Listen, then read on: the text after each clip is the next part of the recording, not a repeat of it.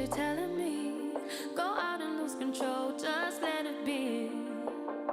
Instead, I'd rather meet you in my fantasies. More and more I get, I wanna feel alive and not regret. Even though it hurts, I can't go back.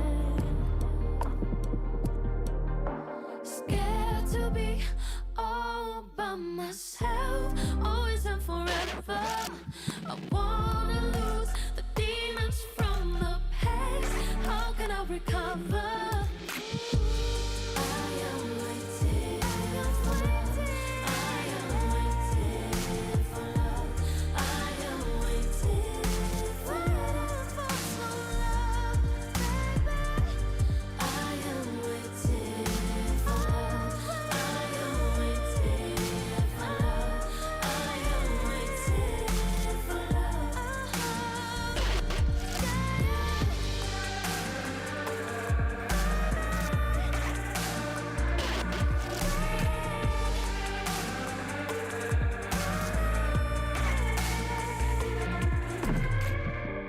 I am waiting for love. I am waiting for love. I am waiting for love.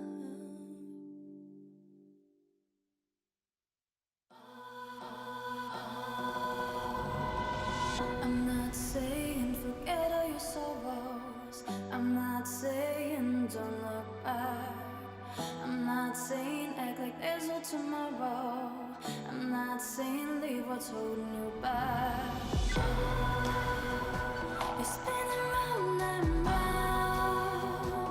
You've lost the ground because you're stuck in the middle.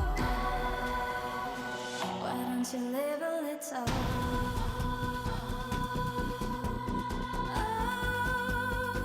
Why don't you live a little?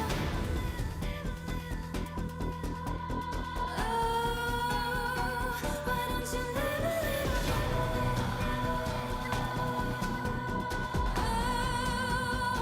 Why don't you live a little?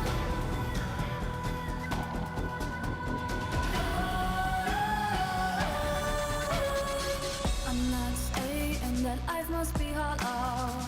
I'm just saying some things won't last. I'm not saying that there's no one to follow. I'm just saying there's more than just one path. You're spinning round and round, and you've lost the ground because you're stuck in the middle. Why don't you live a little? Why don't you live a little? Why don't you live a little?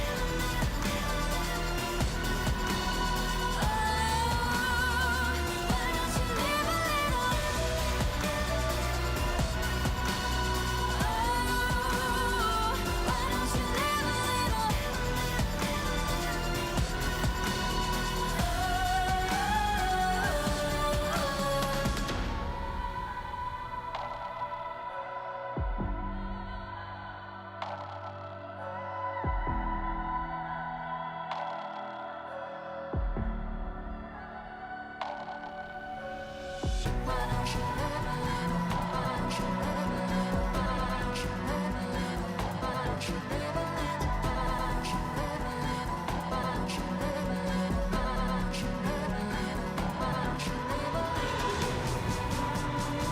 You're spinning round, and you have lost the ground because you're stuck in the middle. Why don't you live a little? Why don't you live a little?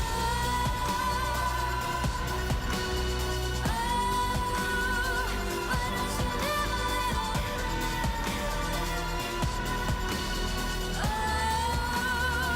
Why don't you live a little?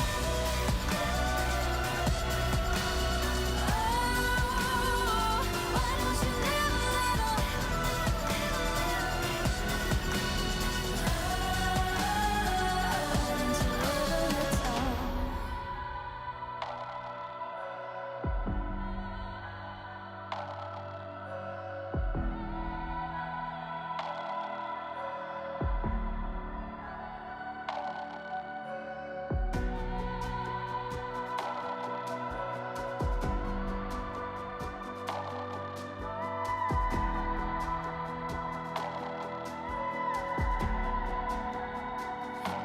you live a little?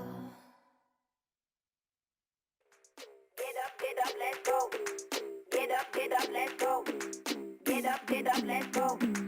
Get up, now let's go.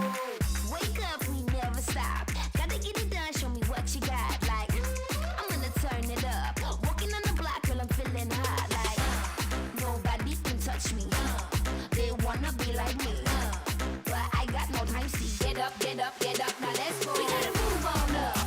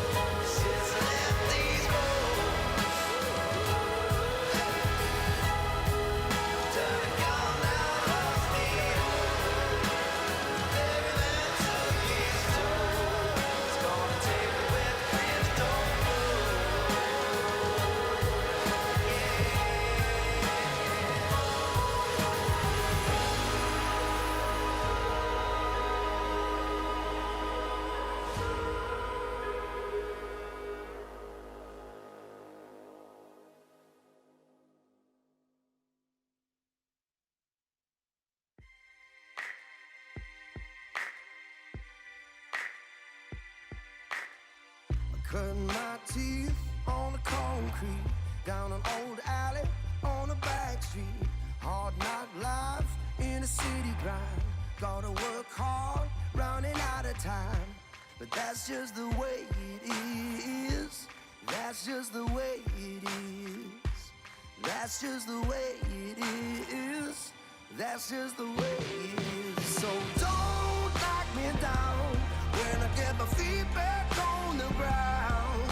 Don't you judge me for my mistakes, taking as much as I can take. So don't knock me down when I get my feet back on the ground. Don't you judge me for my mistakes, taking as much as I can take.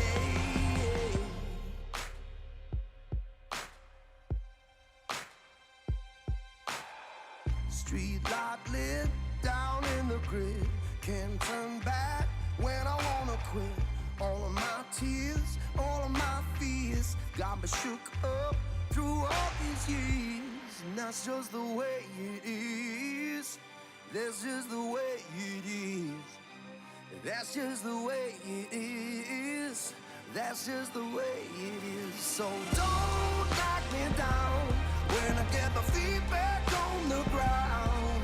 Don't you judge me for my mistakes, taking as much as I can take. So don't knock me down when I get my feet back on the ground.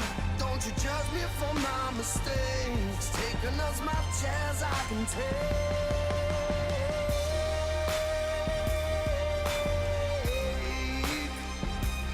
Don't you judge me. Don't you judge me on my mistakes. I said, don't you judge me anymore. That's just the way it is. That's just the way it is. That's just the way it is. So don't knock me down when I get my feet back on the ground. Don't you judge me on my mistakes, I've taken as much as I can take. So don't knock me down when I get my feet back on the ground. Don't you judge me on my mistakes, I've taken as much as I can take. Taking as much as I can take.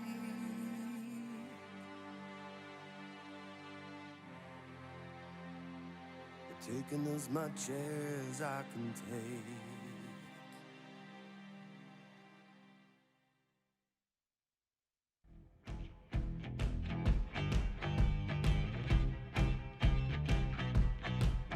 It's that kind of night. I'm dancing with the devil. Dancing with the devil. I love starting a fight. You better hide, I am Jekyll. This place is never gonna last.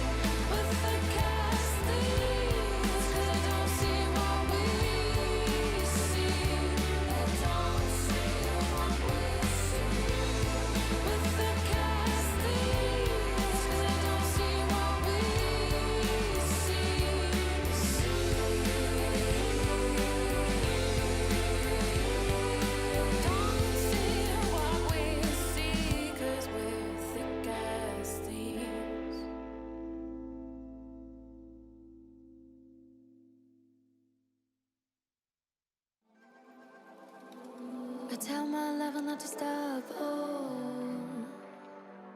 I don't wanna recover. Believe me, I know what I want. I can show you the way. Be tender to me, babe. I feel that you are here to stay.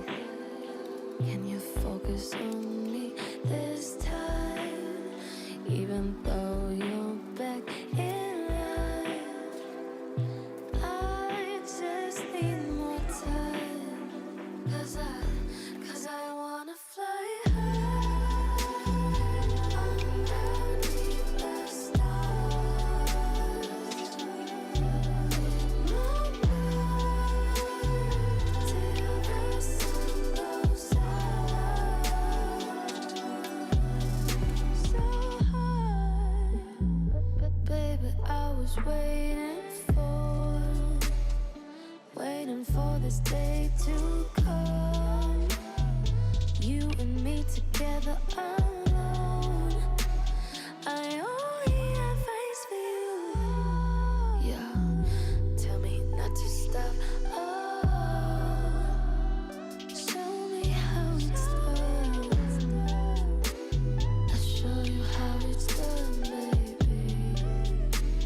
Just listen to me. Believe me, I know what I want. I can show you the way. Be tender to me, babe. I feel that you are here to stay. You just need more time, cause I wanna fly high underneath the stars. Moonlight till the sun goes down. I wanna fly high underneath the stars.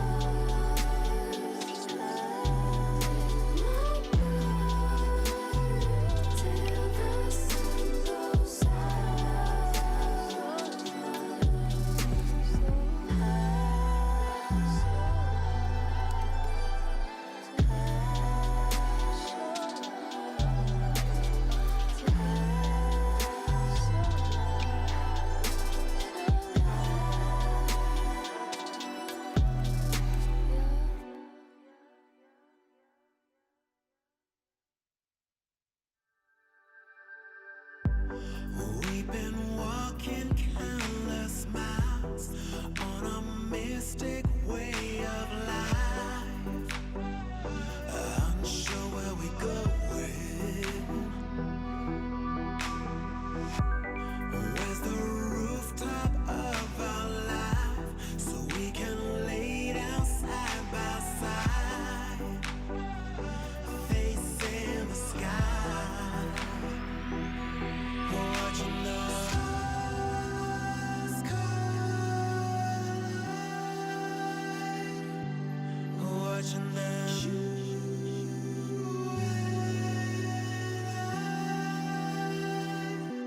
Watching the stars collide,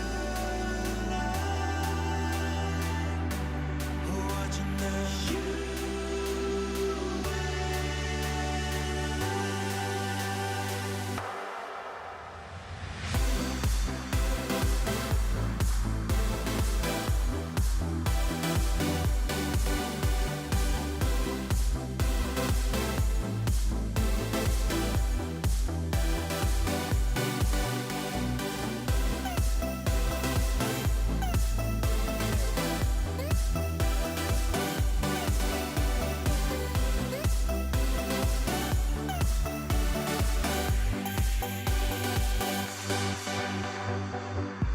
So with every shooting star in this universe so far, I'm getting closer to you. In this endless space and time, you're the brightest star to shine. I sink into your light, watching the stars collide, watching them.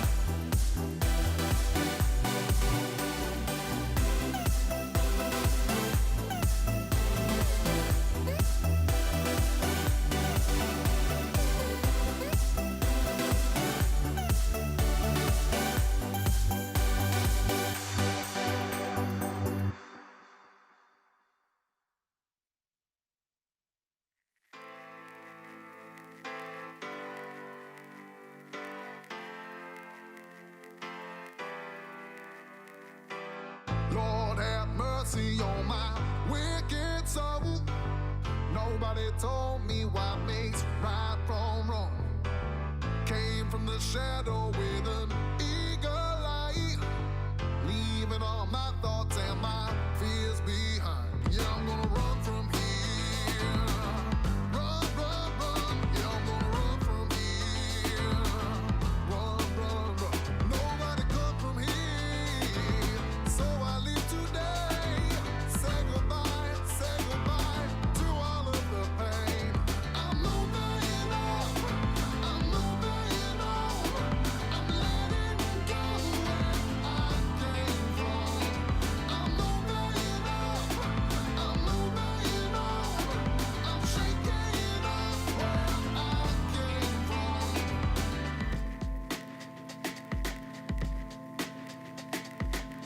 Riding with freedom and I found my way.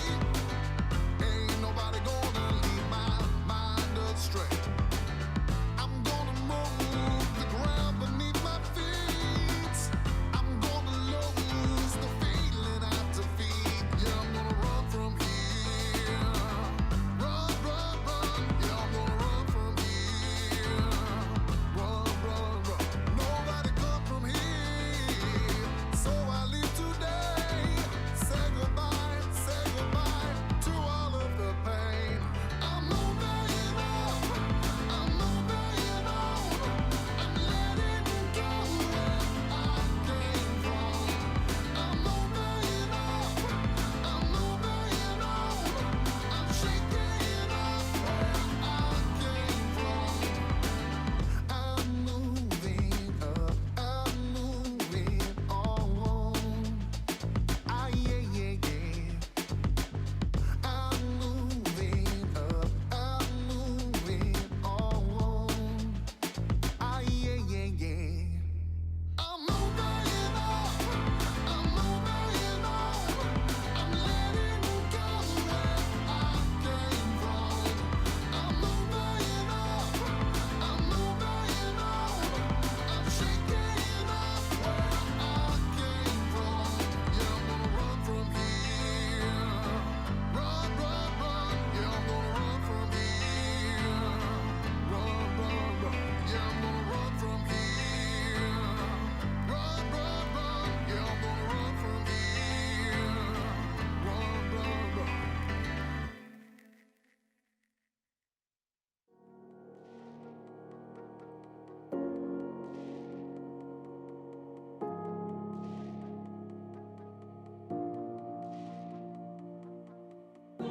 Blow out the candles, honey.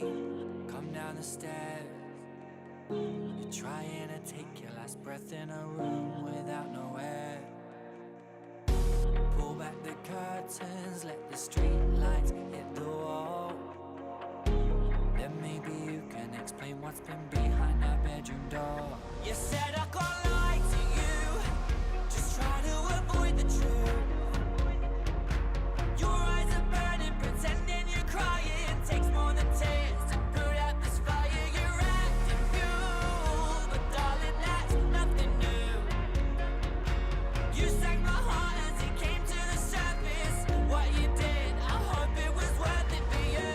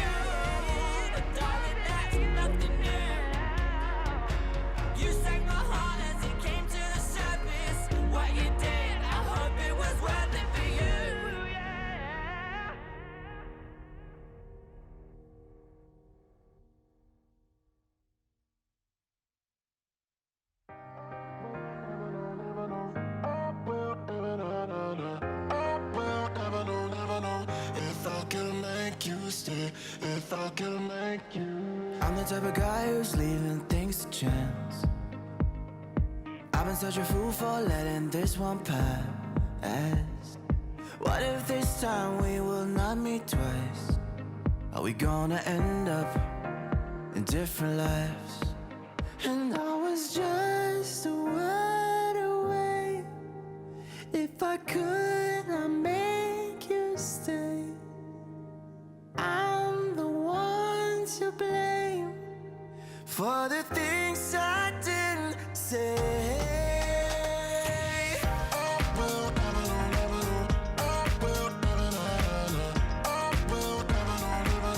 If I can make you stay.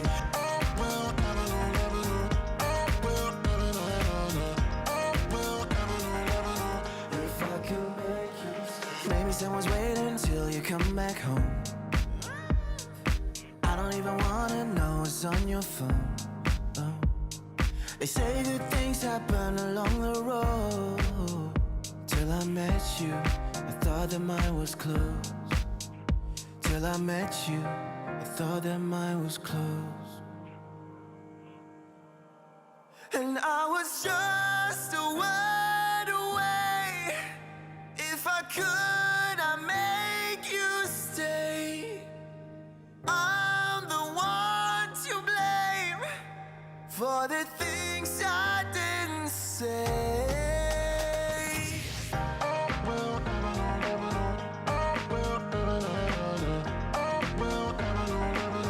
If I can make you stay.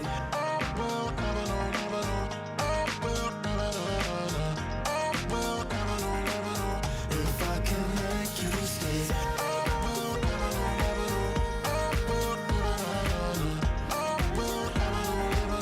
If I can make you stay.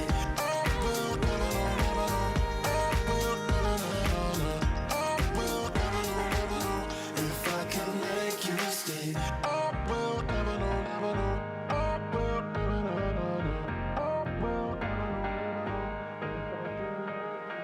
I'm the type of guy who's leaving things to chance. I've been such a fool for letting this one pass.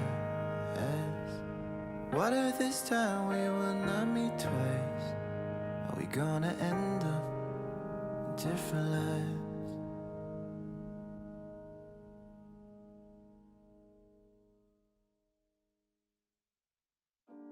I am waiting for love. I am waiting for love. I am waiting for love. I am waiting for love.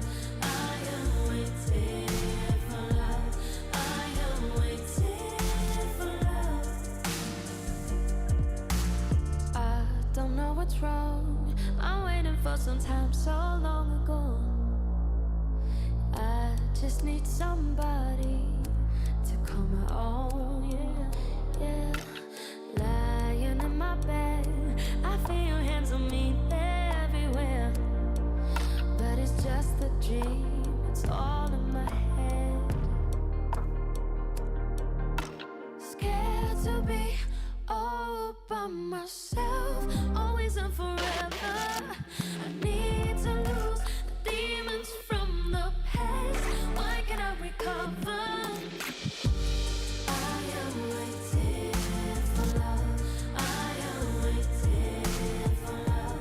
I am waiting for love. I am waiting for love. I am waiting for love. I am waiting for love. My friends, they're telling me, go out and lose control, just let it be. Instead, I'd rather meet you in my fantasies. More and more I get, I wanna feel alive and not regret. Even though it hurts, I can't go back. Scared to be all by myself, always and forever. I wanna lose the demons from the past. How can I recover. I am waiting for love. I am waiting for love. I am waiting for some love, baby. I am waiting for love. I am waiting for love. I am waiting for love.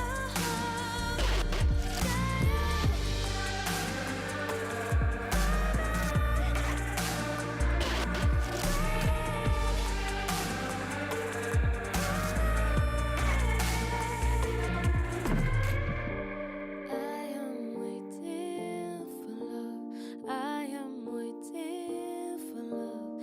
I am waiting for love.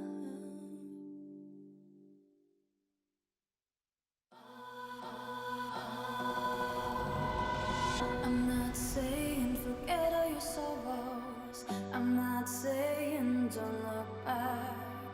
I'm not saying act like there's no tomorrow. I'm not saying leave what's holding you back.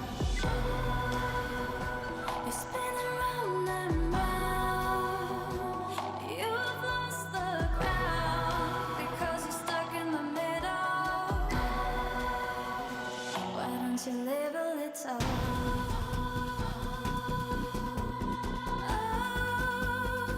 Why don't you live a little?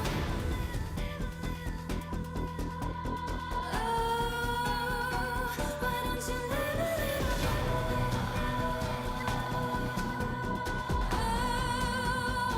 Why don't you live a little?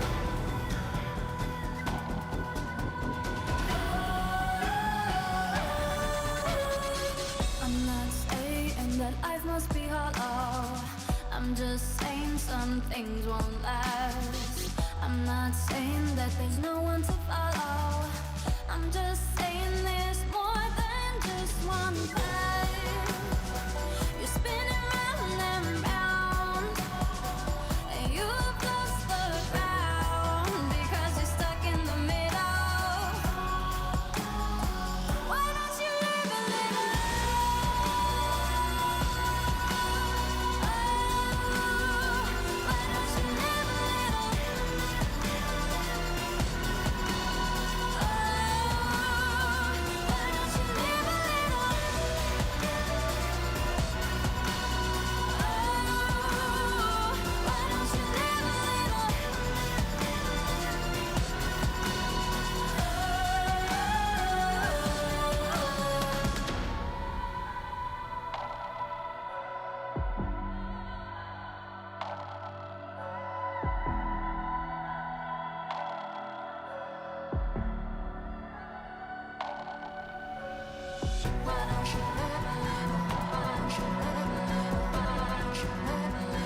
Why don't you live a little?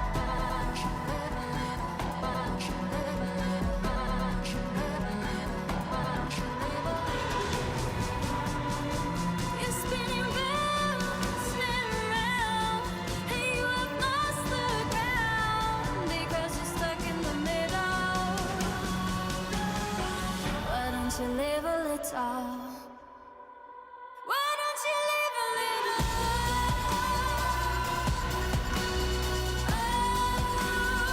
Why don't you live a little? Why don't you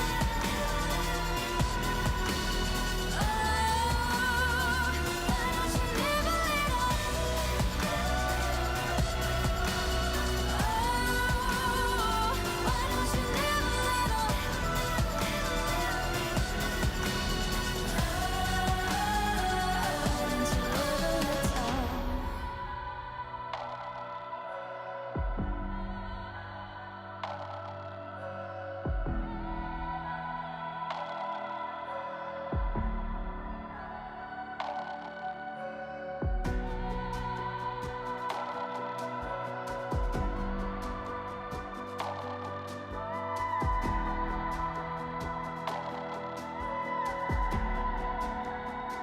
Why don't you live a little?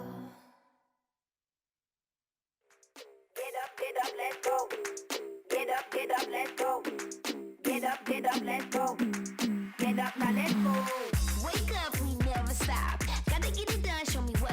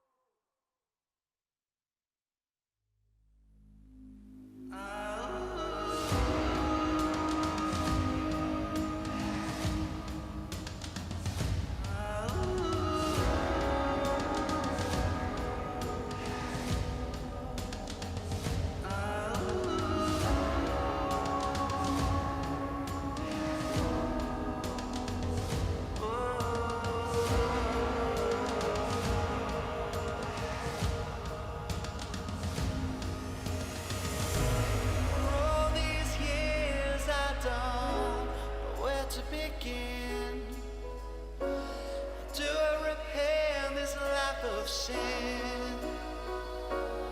Now I've already gone to somewhere I know is waiting for me.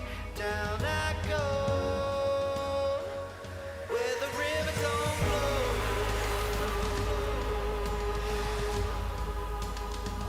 Since I left these bones, done a gun now lost me. Every man took his toll. It's gonna take me where the river don't flow.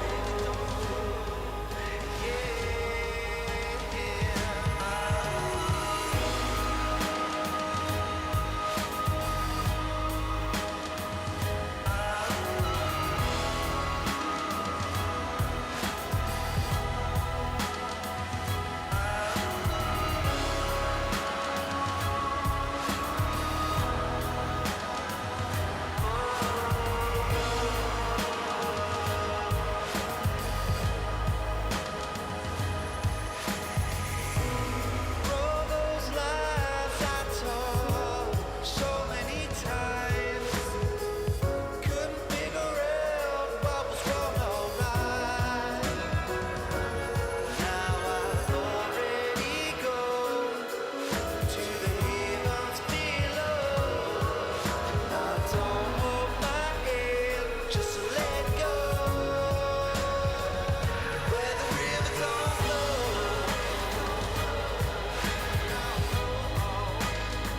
Since I left these bones, down a gone now lost me. Every man took his toll. It's gonna take me where the river don't flow.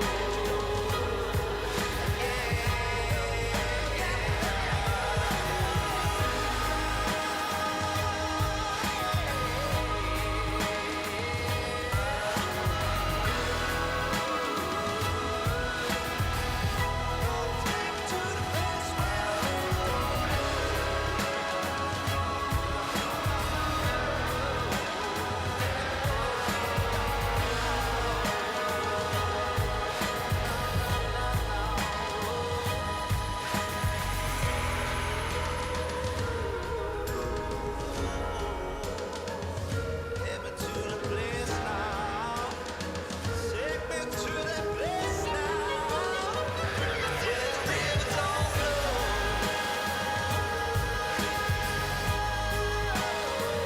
Since I left these bones, done a gone now lost me.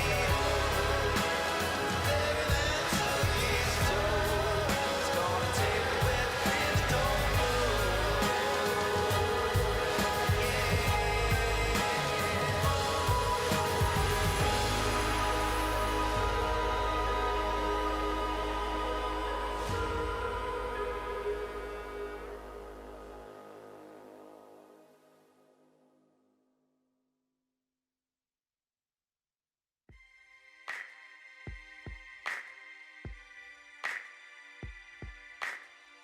Cutting my teeth on the concrete, down an old alley on a back street. Hard knock life in a city grind. Gotta work hard, running out of time. But that's just the way it is. That's just the way it is. That's just the way it is. That's just the way it is. So don't knock me down when I get my feet back on the ground. Don't you judge me for my mistakes. So taking as much as I can take. So don't knock me down when I get my feet back on the ground. Don't you judge me for my mistakes. Taking as much as I can take.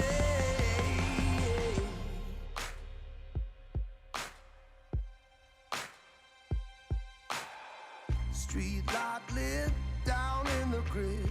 Can't turn back when I wanna quit. All of my tears, all of my fears got me shook up through all these years. And that's just the way it is. That's just the way it is. That's just the way it is. That's just the way it is. So don't knock me down when I get my feet back on the ground. Don't you judge me for my mistakes. I've taken as much as I can take. So don't knock me down when I get my feet back on the ground.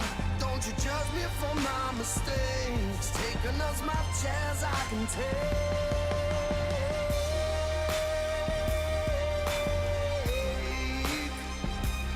Don't you judge me.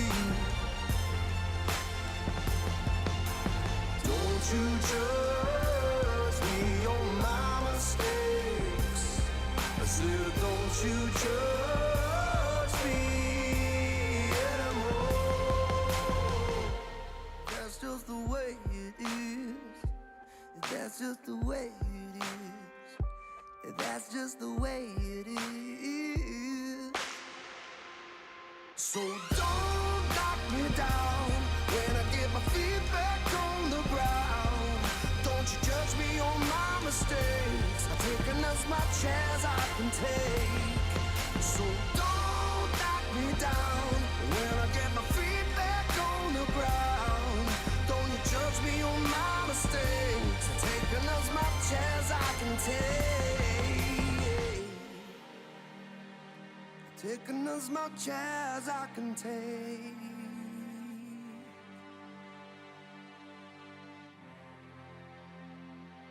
Taking as much as I can take.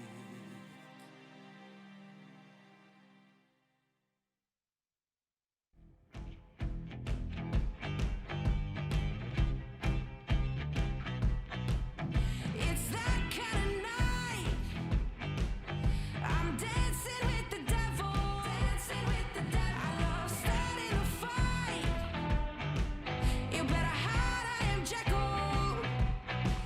This place is never gonna last that long if I'm around.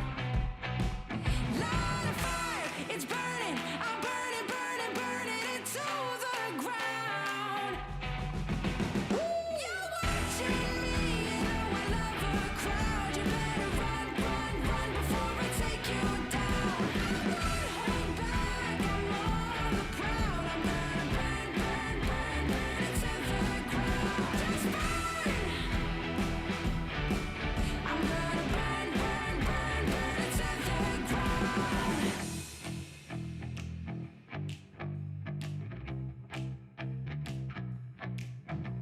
There is no escape. I'm back with a vengeance. I hit like a plague. All sin, no repentance. This place is never gonna last that long if I'm around. Light a fire, it's burning. I'm burning, burning, burning it to the ground. Light a fire, it's burning. I'm burning, burning, burning it to the ground. Ooh, you're watching me, you know I love a crowd. You better run, run, run before I take you down. I won't hold back, I'm on the prowl. I'm gonna burn, burn, burn, burn it to the ground. Just burn. I'm gonna burn, burn, burn, burn it to the ground. Just burn. I'm gonna burn, burn, burn, burn it to the ground. Light a fire, it's burning. I'm burning, burning, burning it to the ground. Light a fire.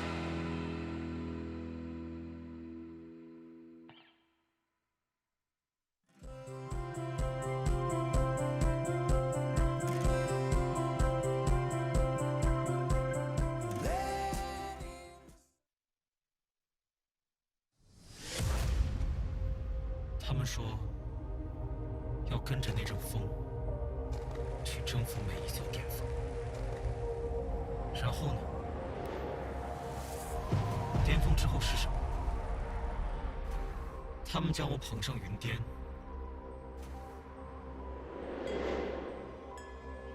也让我从头来过。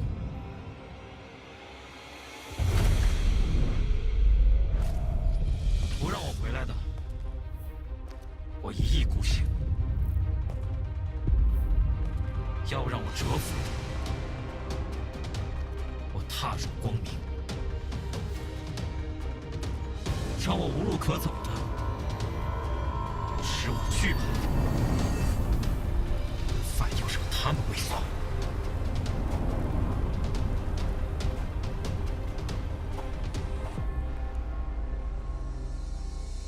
他们一直说个不停，因为他们害怕洪水猛兽，那就比猛兽更凶了，比洪水更滔天。势将到来的，终会成苦；汹涌而起的，终会证明。既然暴风将至，那就去把那些不服的、不屈的、不可磨灭的、非赢不可的，统统化成风。这里是我们，我们就是风暴。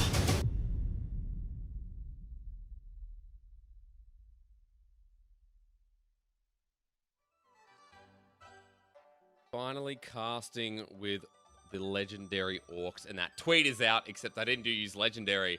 I used the word that starts with S and ends with XE. Ladies and gentlemen, welcome to what is going to be happening very rarely throughout the split, where we change up our duos a little bit, and Orcs and I jump onto the rift together. My name's Hysterics, and I've already told you about Orcs running into today, so it is good to see you. I've always wondered, I've been calling you a Welshman. Am I right? Am I on it? No, no, not even close. No. I'm from north of England, so not quite Scottish, but pretty close. And also, I am actually Irish as well, so you know, you get a little bit the Irish takeover coming in. Not quite as much as Dagda Nasheen though. Well, that's okay, dude. I mean, I was going to say that means half the team is running Irish, so kind of exciting, but it is good to cast with you finally here and running into today, especially. You and I last split had some really big games, and today we can say the same thing. Yeah. But before we get there, a bit of a flashback on yesterday, because yesterday, I'm going to be honest, guys. I'm always honest with you. Orcs, yesterday was not what today is. Yesterday was long, and I almost fell asleep. That's me being real. Yeah, long series, 4 teams at the bottom of the table. TT finally getting their win though. That's the most exciting thing for me. TT able to get their finally get their win on the table. So that was a pretty big thing. But otherwise, you know, IG still struggling, right? And we give them some leeway because this is very much a refresh roster, giving them time to develop. But this was teams at the bottom of the table going head to head. So if you saw the standings yesterday, the top of the table hasn't changed at all. Hey, the TT fans at least cheering that they go into Chinese New Year with a series win. That's all that matters to me. They get off that 0 mark and now only WE. Yeah, dude, not last. A very big deal for me. and you pulled up a really big note that's exciting for me, is that yesterday was, the bottom of the table clash, looking for impactful wins running towards this little break of 14 days that we have. Today is a very different story. It's like who can finish on top of the standings to round out our last couple of days, because guys, look at the schedule today. We, later on, will be looking at LNG versus FPX, a certain mid laner going up against his old team. Orcs, today's matches are great, and even starting with Weibo Gaming and V5, a matchup that I think you and I are very excited for too. Absolutely. I mean, these matchups are big because these teams, the head-to-head can be so important going into playoffs. But that's just talking about like the implications of top teams facing each other. There is a lot of storylines going on between these two teams, you know, and honestly, today feels like a pretty big day for sort of some of those former partnerships. You talked about WBG and FPX, but also Shy and the Rookie. It feels like a theme we've got running on. Oh, dude, you called it. I mean, everyone saw the graphic I put out yesterday, the preparation for you and I casting together. And we've labeled this a very specific day, a day of breakups. Because we've got a lot of people separating, going up against old friends or old organizations. We pitch in our sadness to this one a bit, Orcs, because, like, especially in this first series, you know, our brothers that have broken up, there's a lot to talk about with those old relationships, meaning so much with the time they spent. Yeah, I mean, oh man, look how sad Amumu is getting over all of this. You know, obviously, the big thing for our first series is the Shy and Rookie playing together for 1,449 days. That is just generally a long time, right? That predates COVID, which at this point feels excessive, but essentially this is a situation where they'd been together for such a long period, especially given how short run things can be in esports, and they're now separated, now playing against each other today. Ox, you know, it's sad for me because I was a big IG fan, right? The Shy and Rookie made that organization. And guys, 1,449 days, that was 2017 summer, the very start of the split where the Shy joined this team alongside Duke. Rookie was already on the organization, as you know, and together they achieved stardom in less than a year and a half, going all the way to 2018 Worlds, winning the championship. And I put this in on purpose because I wanted people to feel that emotion that I'm feeling, that all fans of IG or the Shy and Rookie are feeling with them separated for the first time in the Shy's LPL debut. As well, Orcs, like, I will never forget the moment where they won Worlds and showed that love, like a very heartwarming experience. And there's a lot of those throughout because the Shy and Rookie have been great friends. They wanted to be on the same roster together, but unfortunately didn't get to this split. So we're seeing them separated again for the first time and kind of dealing with them having to go against each other another first time for us today. It's still sweet though. Like, it's one of those situations where as much as they're on the teams, that is sad. You know, they're still such close friends, and yeah, you know, we'll get a great series out of it. But it's just that clip is so sweet. Just sort of the bonds you have between teammates, and I feel like a bond of that level is so rare. But, it is. Yeah, really swell to see. It really is when the LPL changes so much, and you know, now that we're at this point, it's a good time to talk about the success that they've had on their own. Right, together they found success through those solo lanes. But individually at the moment, starting with the Shy on Weibo Gaming, I mean, he's been a really core part of the roster. He's integrated well. And Ox, I think this guy has been a star on the roster that has many stars amongst it. Absolutely. And I think, you know, with Gwen being in the meta, this pick is absolutely something that the Shy can take over on. He has been such a relevant threat in team fights, constantly posing issues for the enemy backline, constantly amassing these significant leads. And it's kind of, you know, we haven't always had the Shy being at peak performance, right? We've definitely had some rough moments. Last year in particular was a bit hit or miss. He looks like he is very much on form. And I think with this roster, right, you have Huanfeng who's providing so much threat, but it means even if he's threatened, even if he gets punished, the Shy is there to clean up, there to make sure things go in favor of them. Strong elements coming through for Weibo Gaming. Great to see the Shy on his level, and I think the Shy as well integrating into a roster isn't something I expected considering how dominant of a force he was on Invictus Gaming. But with one big voice, the other on the other side, which is Rookie, deserves a bit of a check-in as well. And Rookie on V5, definitely hitting the same mark and is a priority for V5, especially in that last series, Orcs against top esports. Rookie was insane yet again. Yeah, I mean, we hyped this up as being Rookie against Knight, and I'm just going to be real. Rookie didn't even make it look close. He absolutely showed it was a mid-diff. On form, right? The Victor looked stellar. It felt like he consistently was able to put out huge damage, be a massive threat, and then also bridging that line between getting off all that damage, being close enough to consistently be hitting targets, but still felt like the enemy team couldn't threaten him. Really excellent play. And this is kind of, again, reminiscent of the Rookie that we expected, that flawless player you expected so few mistakes from. And in recent times, last year in particular, again, it felt like Rookie was maybe not quite on as good a form as we'd previously seen, but it really feels like he's hit the ground running with this season. Which is great because for V5, they had a strong roster on paper. We called it a massive upgrade, and the fact that Rookie's not disappointing excites us for this match even more. But guys, as we talk about Rookie and the Shy being on opposite ends, now facing off against each other today, we were talking about this, Orcs, and we were looking at like, well, can we do Rookie versus the Shy? Can we do mid versus top here in a bit of a head-to-head? It didn't make too much sense, and I feel like we can tell a better story here. And the story is in the bottom lane. Huanfeng, you mentioned before on Weibo Gaming, a very strong member who, out of the gate, was kicking down doors. On the other side, I think Photic's been a bit of a surprise for me as well. Yeah, I think the expectation was Huanfeng would be solid, but Photic, as you said, people's expectations were a bit lower, hadn't really sort of established himself and has come in swinging. And I think there's a bit of a difference between how these two have been impacting games. Huanfeng has been really lane dominant, particularly with on pairing up with him. They've been able to accrue early leads, which has sort of paid off later down the line. Photic, on the other hand, not necessarily the most active in terms of how his laning is going, but he's able to deliver in team fights, really rarely makes too many mistakes, isn't punished often, and is constantly putting out damage finding those big opportunities. And it's moments like these for Kwang Kwang, right?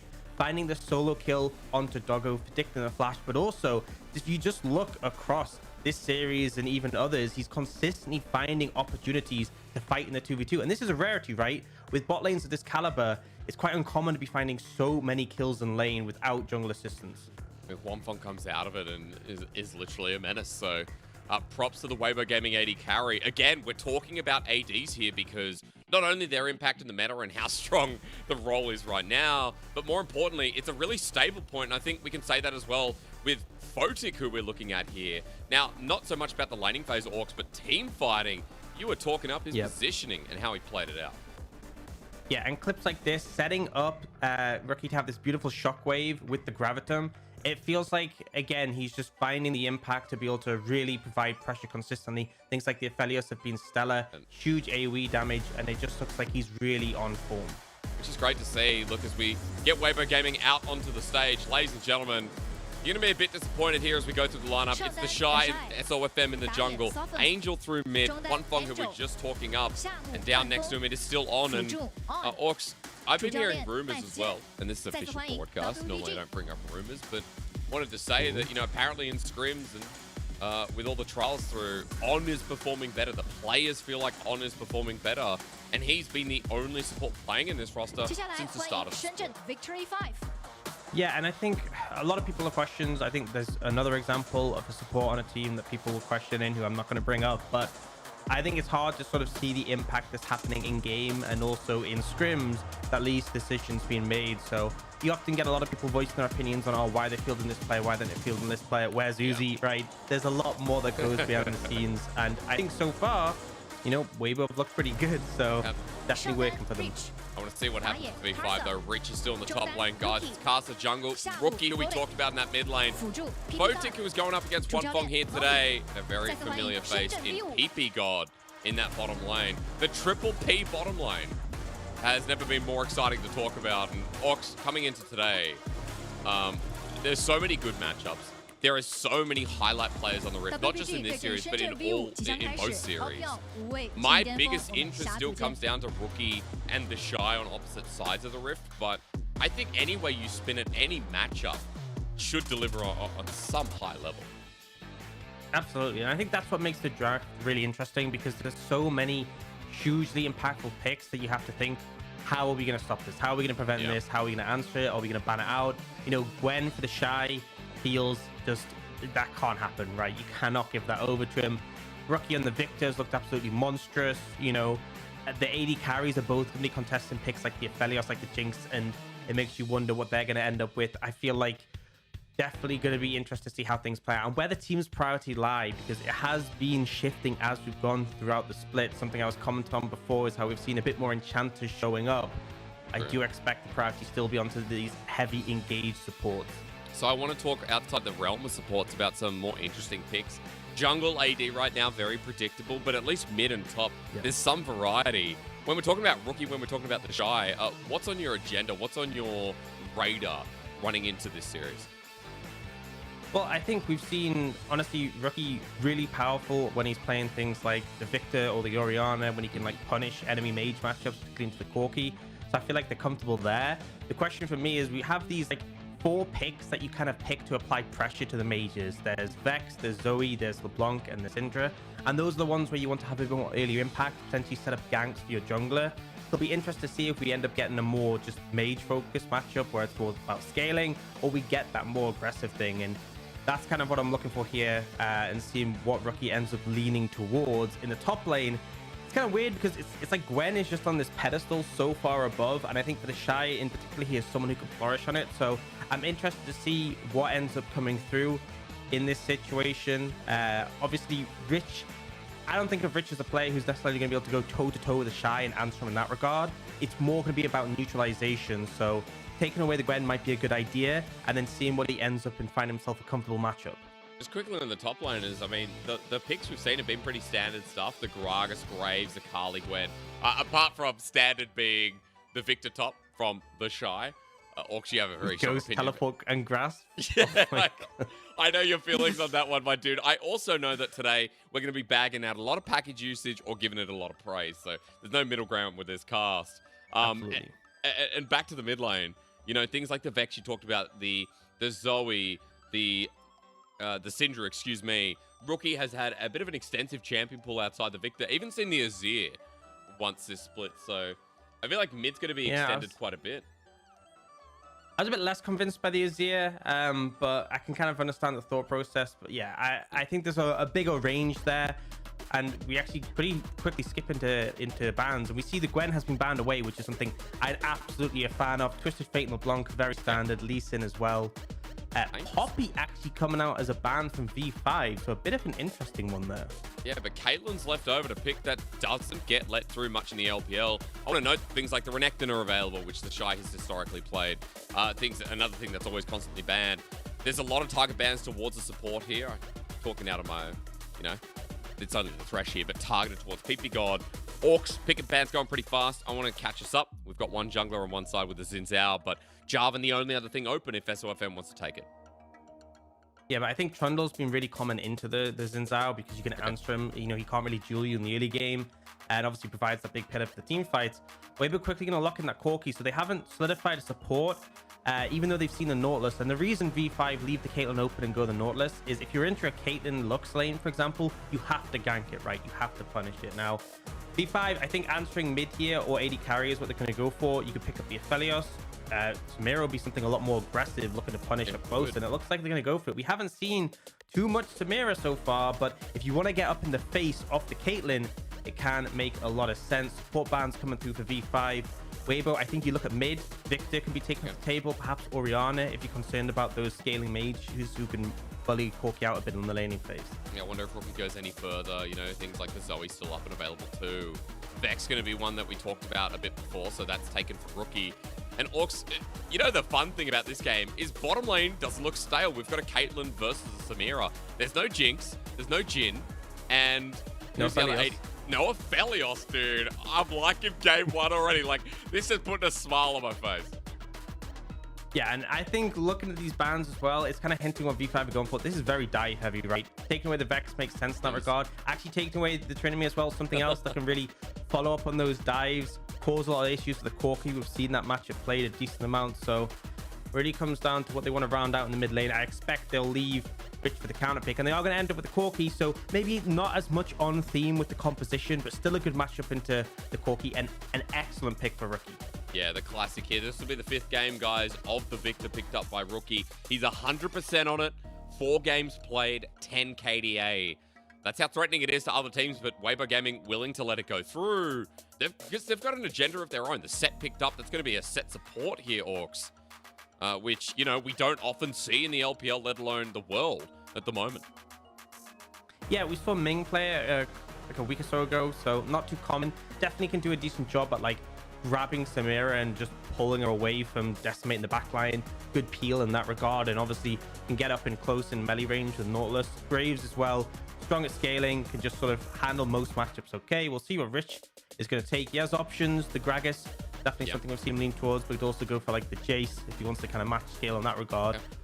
But actually going to go for the Akshan here. Oh, kind of out of left field. We haven't seen too much Akshan. It is something strong in the top lane, but we're getting wild stuff in this first series. I mean, you know what surprises me the most? The fact that Rich would pick up an 80 carry top lane against the Shy.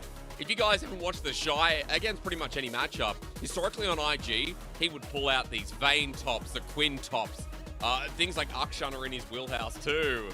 But the Shy pulling out the Graves, and this time around, it's Rich that's the wild one. Rookie probably smiling ear to ear right now, thinking, man, I've got another top laner who wants to play this on a nice edge. So, Orcs, the comps you started talking about, especially on V5 side, you mentioned dive ability. I still see elements of that here, but there's a couple of wild picks that have changed up my feelings towards this Game 1 comp for V5. Well, I think a big thing for this composition for V5 is the range is quite short, right? You're against the Caitlyn, you're against the Corki. These things can just provide so much zone control and so much pressure. Even Victor, who's like, you know, probably the longest range champion out of these, still needs to be a lot closer than Corki or Caitlyn do to deal damage. So I feel like V5, you know, they really need to get up in your face. They need to find that backline access, and that's why the picks like Trundle and Set do a beautiful job of mitigating that. So when it comes to team fights, it's about finding those angles of approach. It's about PP God and Carter getting up in the faces of their opponents. In terms of laning phase, though, it's pretty volatile, right? The top lane matchup can go either way, really. I think the advantage is in favor of the Akshan, but he's not going to be able to push the wave as quick as the Graves. Mid lane, I expect Rookie to come out ahead. Bot lane is a bit more volatile, though, right? Because if Caitlyn can kind of just push the wave in and be comfortable, she's going to be able to harass down the Samira, but we have to see where the junglers show up because it's easy gank setup with the Samira Nautilus. It really is, and I like the way you put that there for the comps, talking about the short range and the volatility of how these fights can go if they can't pull those angles out, especially when going up against a Trundle, repositioning of Graves, things like Caitlyn as well, set there to create space. There's a lot we can talk about running into game one, but folks, we already talked about today being the day of breakups. Welcome in, get your popcorn, get your wine, pull out some crumpets. I don't know what time it is there for you. I don't know if there's a breakfast food for breakups. It's probably something filthy in sugar like Cheerios or Fruit Loops. That's kind of the direction you'd go. Orcs, I don't know if, you know, you've been in a heartbreaking situation before. I think my go-to is for a while. Like chocolate. Yeah, thankfully. Big tub of ice cream for breakfast. Oh, God. But that's truly when you hit rock bottom. Yeah, dude, it's not a good look. There's dishes everywhere as well. But the point is, guys, it's the day of breakup. If I get my words out. A Rookie in the Shy on the opposite ends in terms of team for the first time since the Shy joined the LPL. And, you know, starting off this game, Orcs, let's go through comps a little bit more. Let's go through rune setup for this laning phase. Cast has got lethal tempo on Xin, which, am I wrong in saying that's not as common as I think it is? We've been seeing it a bit more, so it's essentially like the amount of attack speed you can stack up very quickly, because obviously Xin has like the fast auto attack reset and attack speed. It's just a lot of power, right? When you get into those early skirmishes, Trundle running it as well for S2FM. We've seen it come out a fair bit more, you know, since we had those Conqueror nerfs, and since lethal tempo has been so strong for melee champions.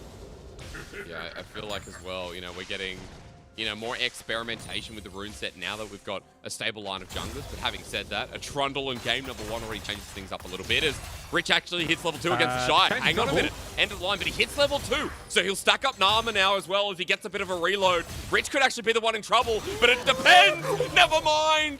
Rich survives with one more auto to seal the deal. Just solo kills the Shy in such a manner. Wow, man. I mean, the Shy had priority initially, was pushing the wave in, but Rich taking these faithful trades, and that's the thing. In that extended fight, the Shy having to reload so often really hindered him there. But Rich, not only the confidence to bring out this pick, right? His role has very much been a neutralizer so far in the LPL, picking things like the Gragas. Confident enough to bring this out, going in for this play, and able to get a solo kill on the Shy at level 2. Just amazing to see. I mean, the Shy gets to a little bit late thanks to end of the line, but look at the damage. The pot saves the life as well. Not even close. Yeah, not even close. Thank you, Orc. Perfectly said. Rich actually back on in it as well. Look at that Avenger Rain come through. My the Lord. Shy, he just burnt TP to get to this lane. This is a horrible start and a big Chad move from Rich, who's beating out the man who had picked the exact same pick to try and win. And look at the dive incoming. Caster knows he's level 3, but does he care? Onto the Shy. Wind becomes lightning, and Rich gets the second kill. I mean, this is such a disaster. SFM's going to come in and see if he can do something. Rich is low, but he's healing up. I think he has to just back away. Yeah. This is a disaster. That's the thing, right? Once the Graves gets a Vamp Scepter, he can just sustain up. He can just heal out any damage he takes. Shy doesn't even have a Vamp Scepter. He keeps getting jumped on and traded on heavily, and Rich is just absolutely decimating him. 2 kills. Vamp Scepter was already picked up. Rich is going to back again. Look at where the wave is for now. The Shy's got a lot of catching up to do, and you know, people have been memeing on this. A classic the Shy start, but it comes down to such a small knife as the PP God has to flash in the bottom lane. On ready for the W, but it's aimed at Photic. Ignite was dropped down here, but Flash burnt by PP God means that bottom lane is out of there. And also down 15 CS Orcs. Yeah, I mean, it's kind of expected that Caitlyn and Samira, unless she can go in, she's having a bit of a rough time. She can't really contest the range. So Wongfong applying the pressure we expect to see when Caitlyn's left open. But On really solid in that engage there. We saw the E to pull PP God out of his dredge line, keeps him involved, keeps him in a difficult spot, and forces that flash in. This is kind of what we expected, right? We talked about Photic being super relevant in team fights. This is why it's interesting we saw this come out from the draft, because Wongfong and On have typically been the dominant ones in the laning phase from what we've seen. They've been the ones finding those 2v2 kills and finding advantages there. So You know, all in all, a little bit of a rough start for V5's bot lane, but Rich. The Shy's going in on that. He just gets double shot again. Bit of dirty fighting from Rich, and he's having a great time in lane. The wave's going to get pushed out. The Shy has to back again. Yeah, this is not going well for him. He's still up in farm, though, somehow. Managed to finesse that one, working pretty well for him. But those 2 kills make a big difference. And the fact that Rich already had the Vamp Scepter is now being matched by the Shy. That sustain is so important, right? Because these AD carries for the champions can constantly look for trades. They have that sustained damage. And being able to heal up is so important. And the fact that Rich was obviously able to take, you know, not even necessarily the best trades. If he just took a trade and then heals up on the wave, the Shy will eventually run out of help. But we obviously saw the reality of the situation was the Shy was just getting decimated. Was and continues to be a focal lane. See the camera eventually panning up. Even Rookie in the mid lane doing so well. Chaos Storm on Angel. Rookie cares not about the 2 turret shots he takes. And Angel walking back to wave, but gets poked out too. Rookie low on mana, but a couple of biscuits in the inventory while Casa tries to hover in. Yeah, putting the threat. I don't think you're able to get Angel here. Tag him. Oh, actually, never mind. Who needs flash and get hit by W? That's not good. Yeah, I mean, that's the thing. You have to flash the W. If you let him hit it, then yeah, you're gonna die. And he just gives over freebie, essentially. No TP as well from Angel, so wouldn't be able to get back to the wave lane quickly. Fortunately, the wave's not in too bad a spot, but this is kind of what we expect, right? Not only has Rookie been absolutely excellent at applying pressure in this situation, but this matchup is favored towards the victor in the laning phase. Carter doesn't miss here, but I mean, you either flash the win become lightning or you don't flash at all. It's just a waste to do it after because he's already connected with that audacious charge and that auto. And yeah, some mistakes coming out here from the solo laners of Weibo, both of which falling down. And V5 definitely appreciating that advantage, but it's still Weibo favored in the bot lane. It is, and feels like there's a lot more emphasis on that bottom lane now. We talked about Huanfeng and On in the opening segment about how this lane has been so strong. 2v2 kills, adding pressure, winning through the early advantage. They're trying to abuse that flash advantage here from On, but he's fallen with now 3 members in his face, and Casa takes the kill. Huanfeng stands strong, clearing out the wave, while V5's jungler is everywhere in this game with 3 out of 4 kills in participation. Yeah, Casa making a huge impact. He's essentially spreading advantage to every single lane. And this was the one lane that Weibo were coming out ahead in, but FM's found him. And Casa's actually gone in for this as well. Huanfeng over the wall. One more shot needs it. Can't reach as he flashes over anyway. A shutdown to SOFM as the dredge line doesn't get him out. Huanfeng with the trap placement again. And Caitlyn, yeah, is 100% the win condition in this game. Yeah, I mean, that was the thing I was going to say is that, like, that bot lane advantage has kind of been made askew by Casa. But SOFM's challenge, they're beautiful. And this is why you pick the Trundle, because you can go toe-to-toe against the Zinzao in this situation. You can drain his AD. We're now... On's looking, but don't think he's going to find anything here. Came from base orc, so he tried to make use of it, but Rookie spots him out. It's going to do some damage on his way back. And Rookie's going to send him back to base. I mean, that's a blue buff fixer who's feeling pretty comfortable himself in the lane. So maybe Odd tries again, I don't know. Yeah, and I think really V5 feeling pretty comfortable on the top side of the map, but it's still the concern is that Caitlyn, Huanfeng accruing a pretty substantial lead now. You see the supports around the Herald looking to fight for this one. I'll trade in the top lane. Well, his little heroic swing ended shortly. The Shy burns a bit of mana doing that, but for Weibo Gaming, moving to clear the wards to start their Herald. And you mentioned Huanfeng, he's on his way with almost a completed item. And look at where Photic's going. Photic pathing towards the bottom side for now. So for Weibo Gaming, committing the members, making sure they get this Herald to get the goal, swinging back in their favor.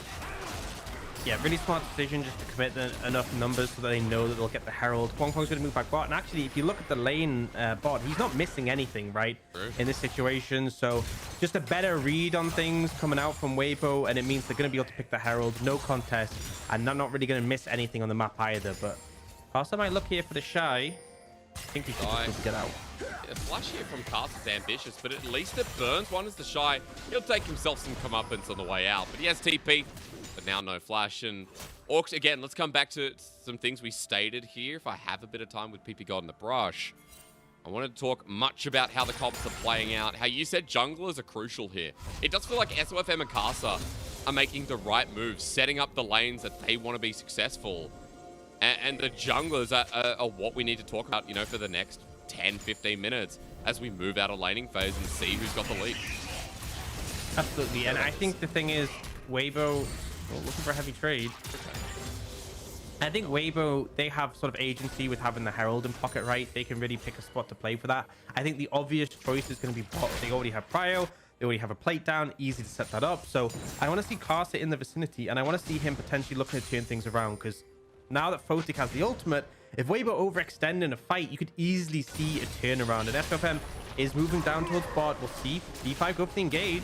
Yeah, will he be there in time? Flash from PP Gold, well blocked by On, but Carson now spotted out with the Haymaker through. A face breaker as well. On! That might actually set up for a return kill because Photic going all the way in, but Wanfong, heavy damage. Yes, he gets it, but Win becomes lightning. Dodged away! Karsa can't get him, and now SOFM's in with the pillar placement. A block from Karsa, but SOFM's right in there with him. And this little rumble is about to take place, but Wanfong can't get the trade-up kill. SOFM goes down in the end. And the fact that their 80 carry still alive on Weibo Gaming's side is huge, as V5 looking to double down for more. And V5 can be so happy with that situation. Yes, it could have been a lot better, right? Photic nearly killing Wanfong, but critically, SOFM goes down. He's not able to throw down the Herald bot lane. They're not able to capitalize, and the trade of kills is perfectly fine for the side of V5. We've got a replay of that situation. So PP God does his best to catch out Wanfong, but On doing a beautiful job of blocking. And the thing is, as a set, you know, even if you go down, you still do a decent amount of damage in return. Photic getting chunked here, and look how close this is, right?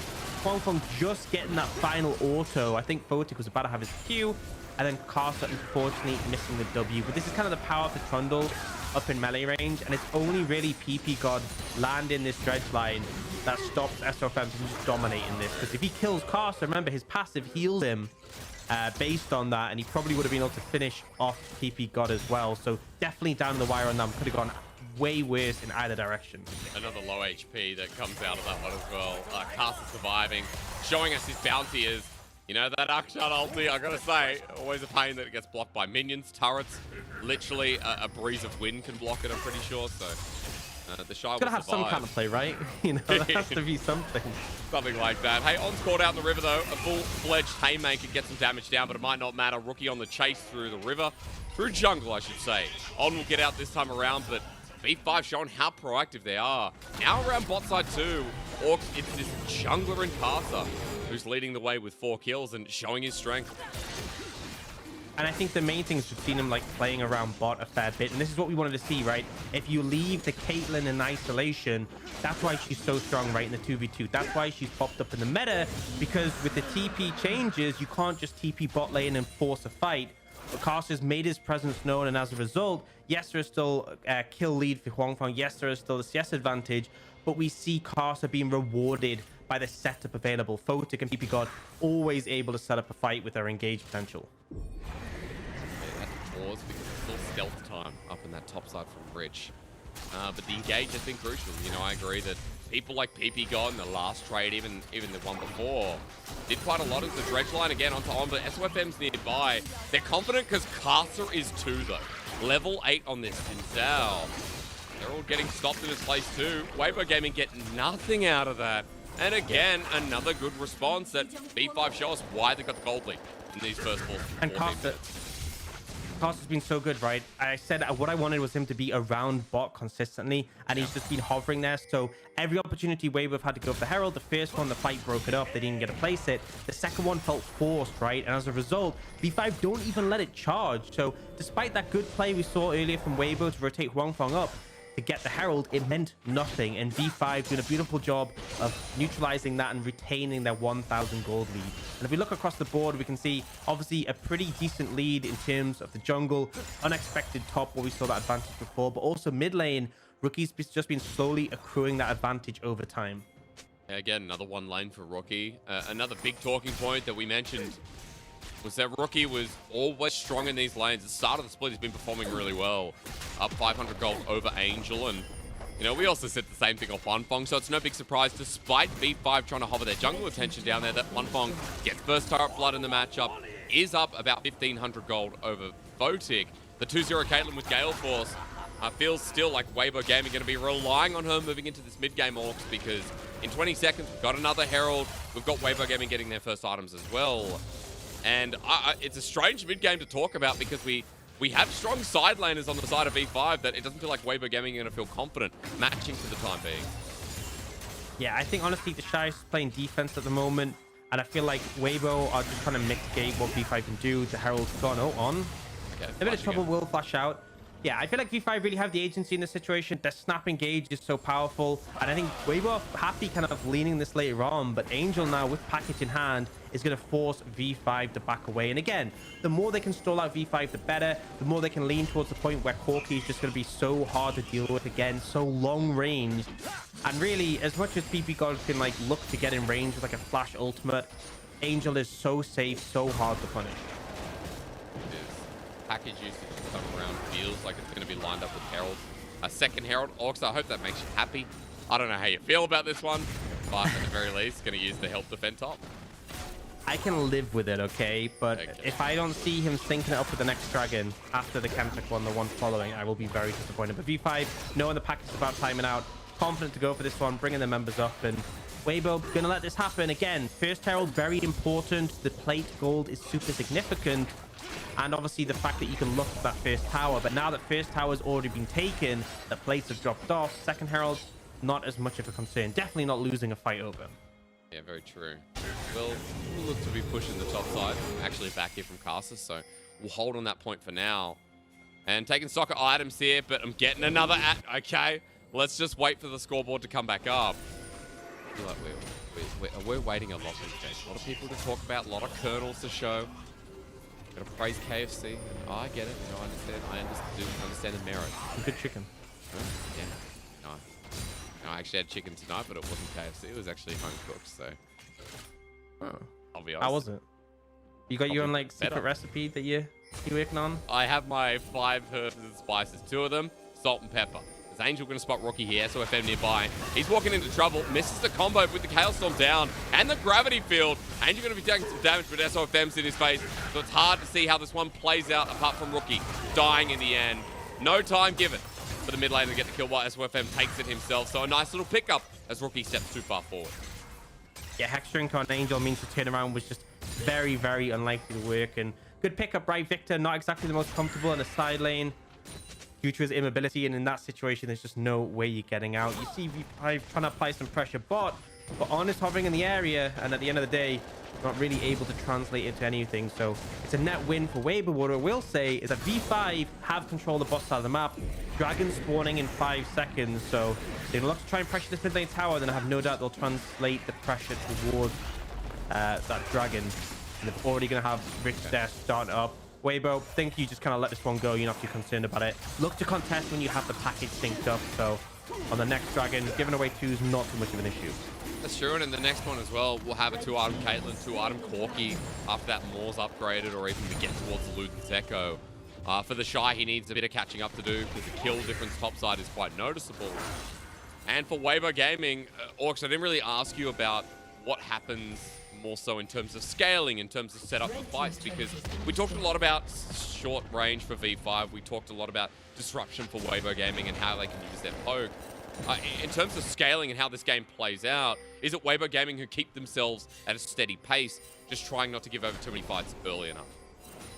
Yeah, I think Weibo are really comfortable with the scaling. You know, I talked about how the win cons for the teams are different in terms of team fights, but V5's dives a lot harder to execute than it is for Weibo, just to play that sort of defensive play style and keep their backline safe. So I think as the game goes on, as Corki starts to one-shot people with his ultimate, it's going to become really difficult for V5 unless they find some creative solutions to that problem. So that's why it feels like the sense of things is Weibo very comfortable just to let things go, give over dragons, you know, give over a tower here and there, just so that they can continue to keep things even actually in their favor by about 1,000 gold. For Weibo Gaming right now, they don't seem keen on giving away the red buff, especially with Ponpong now joining in. Photic late to the party. A jungle fight this deep is disastrous, especially since SOFM dies first. Onto Onin, about to go off, guys. The Haymaker shield ready for him with a heal thanks to Juan Fong, who blocks the last here of the comeuppance. V5 get a good pick. They build momentum again. And it looks like Weibo Gaming are not going to sit back and let it happen. Yeah, not sure about that one, right? You're like, okay, we'll give her over the dragon, we'll give her over the second herald, we'll give her over tower. Red buff, that's where we draw the line, right? Yeah, that's too much, dude. That's too much. So walk me through this, because it was obvious that V5 were willing to fight you. Yeah, I think maybe the expectation was that the Trundle would be a lot tankier, a lot harder to take down. But at this point, like, you look at his itemization, Divine Sundra and his Ramble Vest, you're not that tanky, right? They burst him out very quickly. Weibo instantly recognized that, no, we shouldn't have been fighting this, and back away.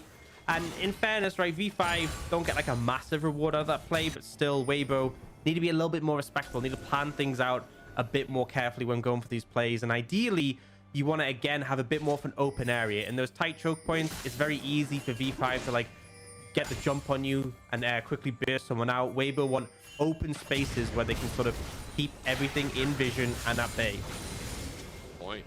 I see a Depth Charge, I see Inferno trigger, Chaos Storm, a Crescent Guard, and even for Rich, right, the Avenger Ring hitting multiple targets. Ability to get some of those sweet resets. But we'll have to keep track of as the game goes on. But for now, the story continues to be that V5 got the majority of the kills. They're now finally even in gold once again as Weibo with the team that picked up 2 turrets in this early game, and V5 yet to pick up any themselves. I feel like that's because there's great wave clear on the side of Weibo Gaming Orcs, that they've been able to defend these ones and delay V5 from snowballing any further than they should. Yeah, it's twofold, to be honest. It's obviously, one is the great wave clear, but also the limited range, right? Like, if you want to take a tower, who's going to hit the tower? And when you look at who can do that, it's obviously a lot of champions who don't want to be that close to a tower when there's a threat of a Trundle Pillar to lock you in a set as well. So definitely just kind of limited by that factor. Now, Dragon at about 1:25. This kind of looks like it'll be the one that Weibo will want to contest, right? You don't really want to give 3 over. That stall point becomes so threatening later on. And they should have package synced up with this. So we'll see if they opt to go for this fight. It's 2 items for Caitlyn, as you said. Corki not quite there because of his sort of detour to pick up the Hex Drinker, but he will have that Mana Mutant stacked up, I believe. And that is a pretty significant spike. It is indeed. I mean, all the components there, and the Mana Mutant, we're about 40 stacks away, even less. So Angel as well making you a happy man because 50 seconds have gone by. Angel's not going to get the package too early, I hope. Sitting in base right now as Angel finally backs away. Wait, he's pulling up the package now. 40 seconds. Yep. So, okay, it's early fine, before it's the fine, drag. Right? Okay. You have it for a minute, okay? So you can use it to apply that pressure early on. You can use it to zone them off, but it's definitely shown the intent, right? Weibo want to fight this dragon. They feel confident on it, and for good reason. So the important thing is that they're early, and that's why picking up this package initially is so important, because now if they get control of the area, it's very hard for V5 to move in through Caitlyn Trap to the poke, and they're starting to put some pressure down already.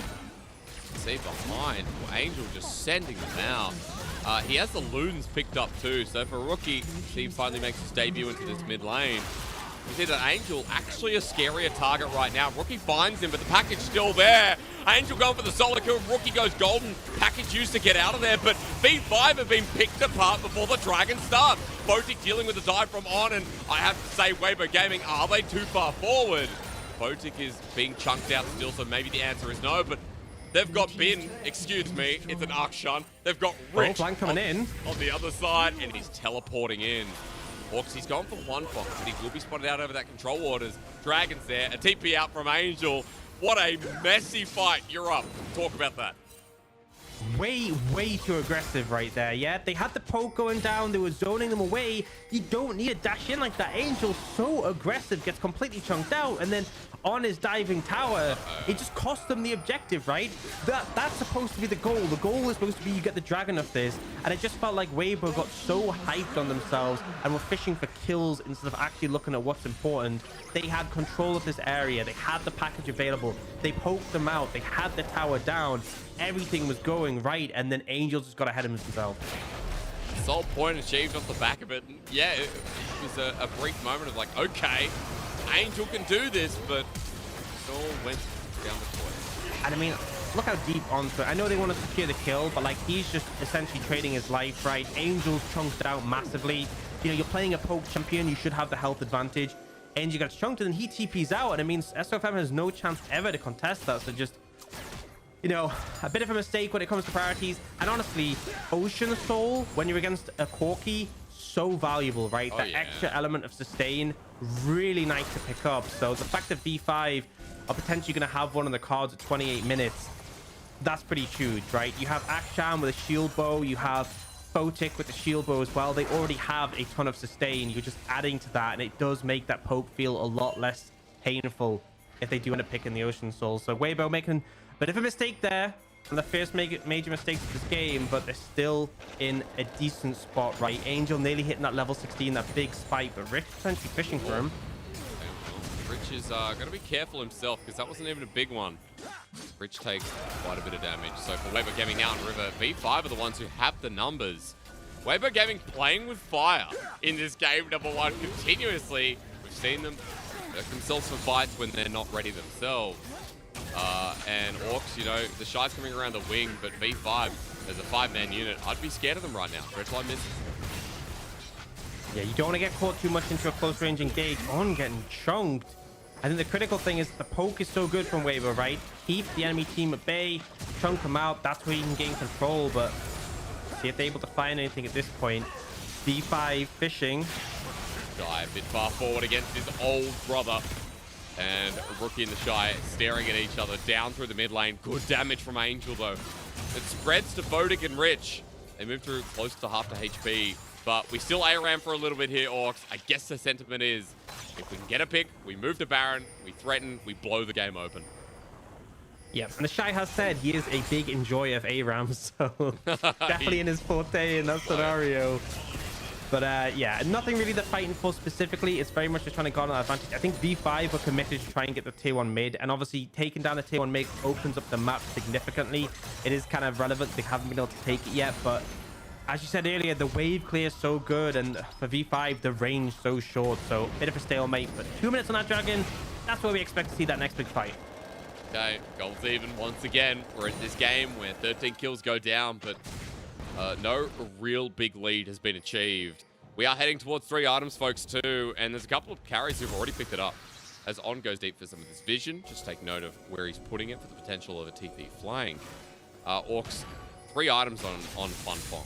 That's what I'm looking at right now, because I see Photic on the other side getting towards the Infinity Edge, but he's not there yet. Actually, Rich has been caught out. Rich has been ultied, and this could be huge. However, On almost dying himself. Comeuppance, easy block. That ulti, I still don't think is very good, but I could be wrong. As for the ultimate, like, sometimes it just feels like it does a million damage, and like, sometimes it feels so useless.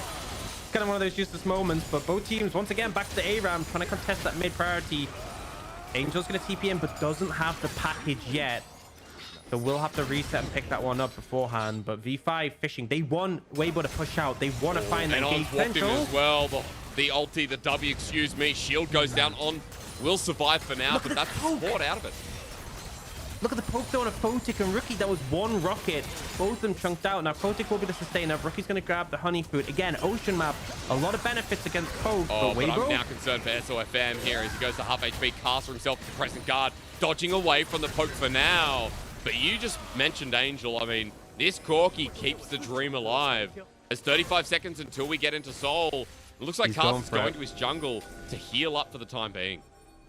The big thing is, though, that Crescent Guard is now down and available. Angel's going to pick up the package. He is level 16 as well, I think I just saw. So, super threatening right now. This Corky is so scary. Remember, oh, he's looking for Rich. He's already used it. He's used it onto Rich as Rich gets caught out here for the time being on the back line.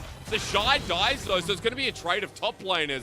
4 versus 4 with Angel and a low HP bar. V5 definitely have the numbers on their red little bar. And Weibo just looks like they might not even contest this one, right? I don't think On has any wards left available.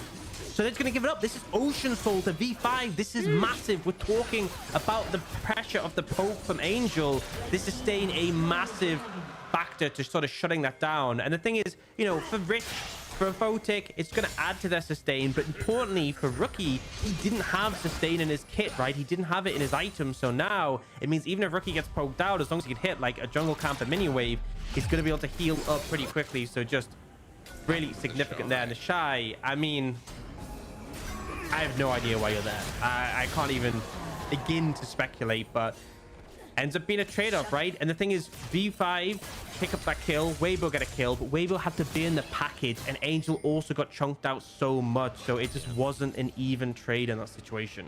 All for Rich, all for this Akshan, and feels so nice as the top laner being like, well, my decision was definitely right. How was yours? V5 now with Ocean Soul. Orcs has already talked about it. against the poke comp, going to make life so much easier. And you talked about liking the scaling here on Weibo Gaming. I feel like Ocean Soul tips the balance to be less even or less in favor of Weibo than we were talking about at even the 40, 50 minute mark. Yeah, absolutely. It means that the poke coming out from Angel just isn't going to be as relevant, right? And that's such a massive factor in the advantage I gave to them. Shy playing with fire a bit because, you know, the ideal for Weibo is they play at max range, they poke down, they harass a bit, you know, use the traps. And V5 are the ones supposed to be fishing for engages, but the Ocean Soul just means they have so much room to do so. And Weibo feeling really pressured right now. You can see people have to play so cautious, so worried about getting jumped onto. Well, Rich playing with his invisibility right now, and for V5, not really worried about taking some of this poke damage. Still defending that mid lane turret. We've seen that this mid tier 1 has been held on for so long, which is such a benefit for Weibo Gaming you talked about. If you God sending for a dredge line, might not have time to talk about all the great things we've seen in this game. Is on in a flanking angle. He's found Rich. He might not be invisible for too much longer as the haymaker through the team, but on is deleted. The rest of Weibo can't use that as the engage starts off. Bow ticket A rank now, ready for the Inferno trigger. The Shy flashes away from the Chaos Storm, and his brother says g'day. For V5, they're still taking poke, and Angel's still a threat. Out of rockets for now. The ulti's there, and One Fong interrupted. Better Ranger wins, and it's just that simple. Man, what a mess from Weibo. Honestly, really fumbling this one. V5 holding strong though, able to secure those kills, and now looking towards the Baron. There were some members poked out, but again, the sustain is there. And it looks like Weibo may not even look to contest this one. The Shy, a little bit too close there. Okay, well, the Shy has decided that he's going to meet with Rich once again. Pete got a friend as Angel. You guys can see it. Despite how bad it's going for Weibo, now with the Baron taken, Angel still brings in some hope with that massive damage. But I'll tell you what, it's going to get even harder than it's already been. Orcs, this is now in V5's favor. That pick from Rich felt like it did so much. As On actually started this long fight. The critical thing is, right, the ult in is just not effective here. And a big thing to talk about is we said the poke is so important. Everyone on V5 was full health there. And also, look at Angel, right? He has barely any ammo in his ultimate. And that's so significant because it really makes a difference of what you can do in a fight. Because the ult is such a short cooldown for Corki. Oh. Yeah, and that's just Wong Fong not looking at the screen. 1,000 gold for Rich. And gonna be a little bit more from there as well. And now with the Baron buff as well after that pick. I mean, it's 5 versus 4. We come back from a replay. On's been caught out.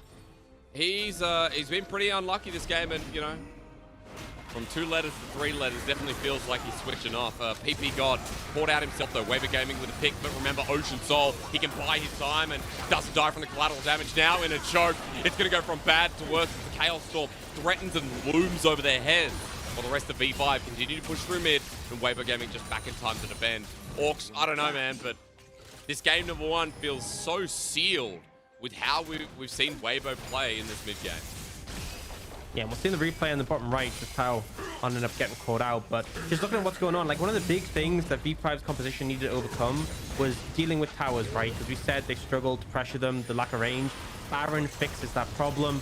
And again, Weibo have to be so scared because if V5 engage, they'll just get absolutely decimated right now. 5,000 gold lead. The poke not really sticking, but now they're looking. Oh no, On with the flash face breaker. Good timing here from Rich as he got his gold, but On's dead again. I don't even think we've seen the Akshan passive because no one from V5 are dying anymore. Rich poked out by Angel and One Fong, and that's a half HP Corki. PP God is going to be looking for the next engage. There's a comeuppance once again on SOFM. For V5, the Baron buff continues to push on in as the engage sets up. This time the Shy dies.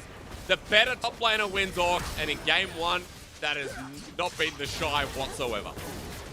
Yeah, Rich being confident on this pick, he's been such a massive threat throughout, right? This Akshan's farmed up.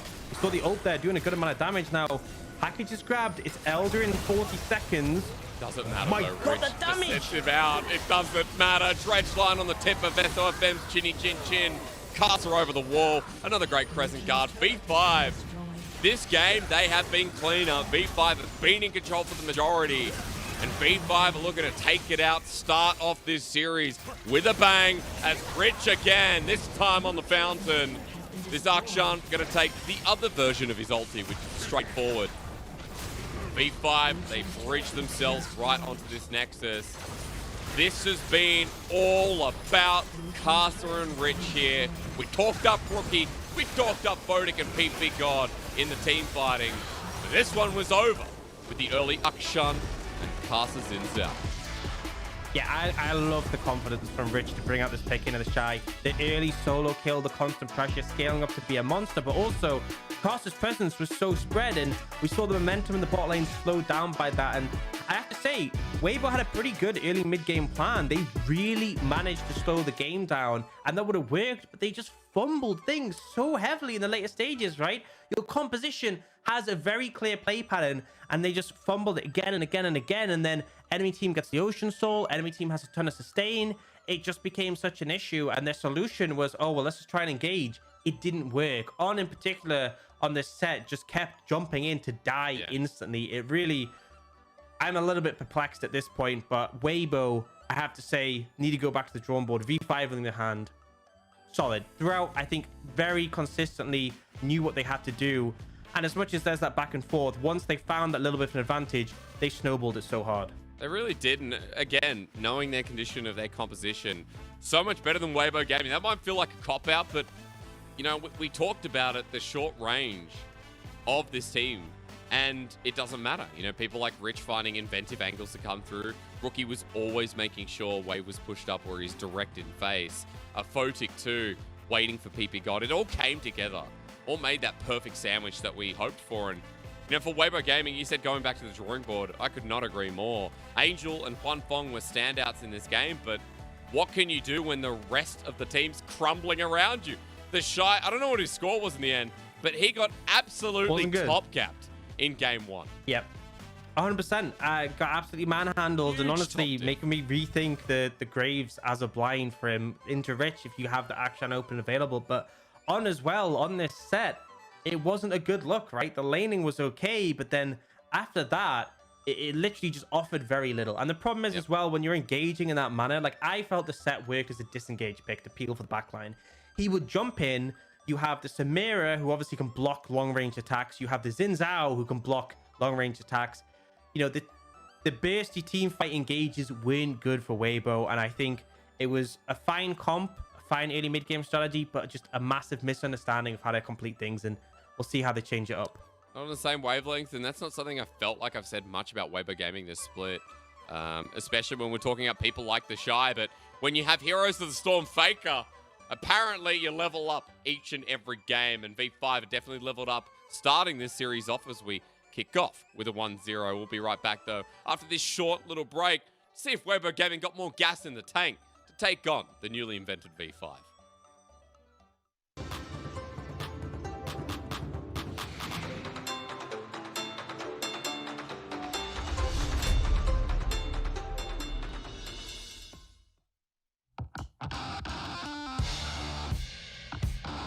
Looking back on 2021, it was a year of honor for RNG.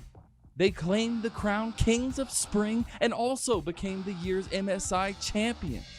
RNG, take down the world champs to become your MSI champions of 2021. However, for BLG, 2021 would not be remembered so fondly. From the heartbreak of the previous year rises a new champion. BLG have revitalized themselves with an influx of insane talent, demonstrating just so since the start of the split. Here we go, it's a little scary. Aki goes straight in though, and they're going to try and take this fight. They will get free to go into stasis as this one happens. Cream got locked up and will be taken down. Doggo! The 8-year veteran leader of RNG, Xiaohu, helped secure the Spring Championship last year through his excellent play in the top lane. But this year, the little tiger returns home to the mid lane, and he's making sure everyone knows he's back in town. It is the year of the tiger, after all.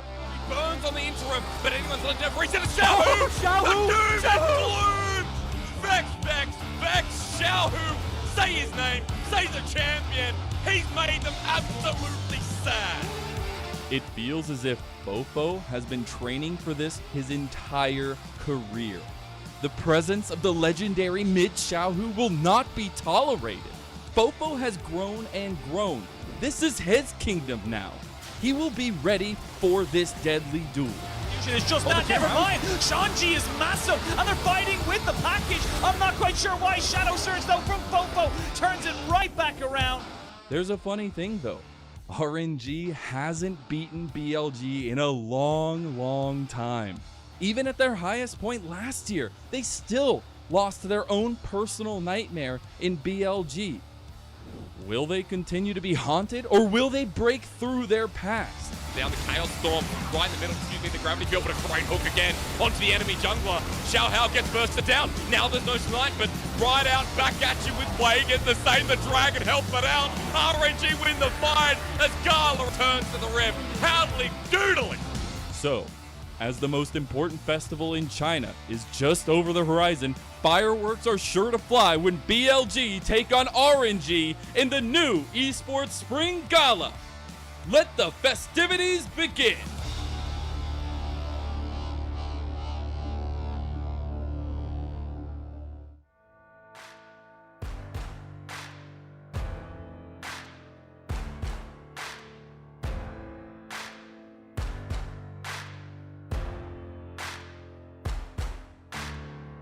Can you hear the voices calling?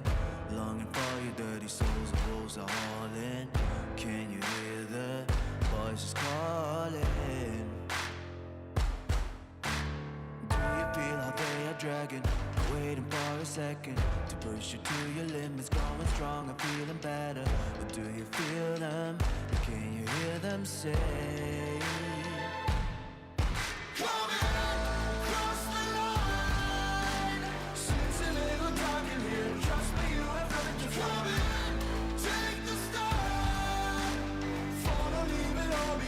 Welcome to the other side.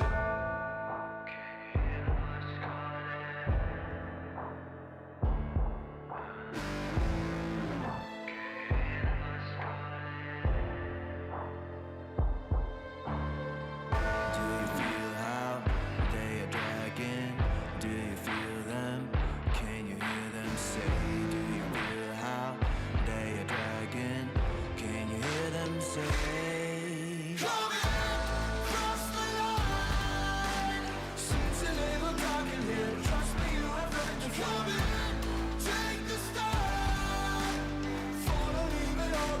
Welcome to the other side. Cross the line. Seems a little dark in here. Trust me, you have nothing to fear. Take the stand. Follow, leave it all behind. Welcome to the other side.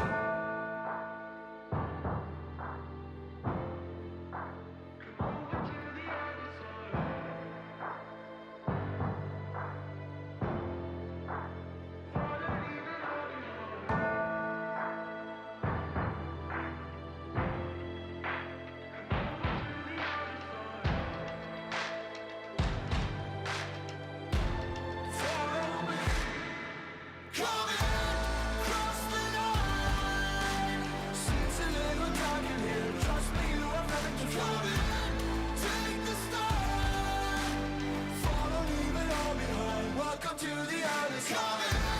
Cross the line. Seems a little dark in here. Trust me, you have nothing to fear. Take the stand. Follow, leave it all behind. Welcome to the other side.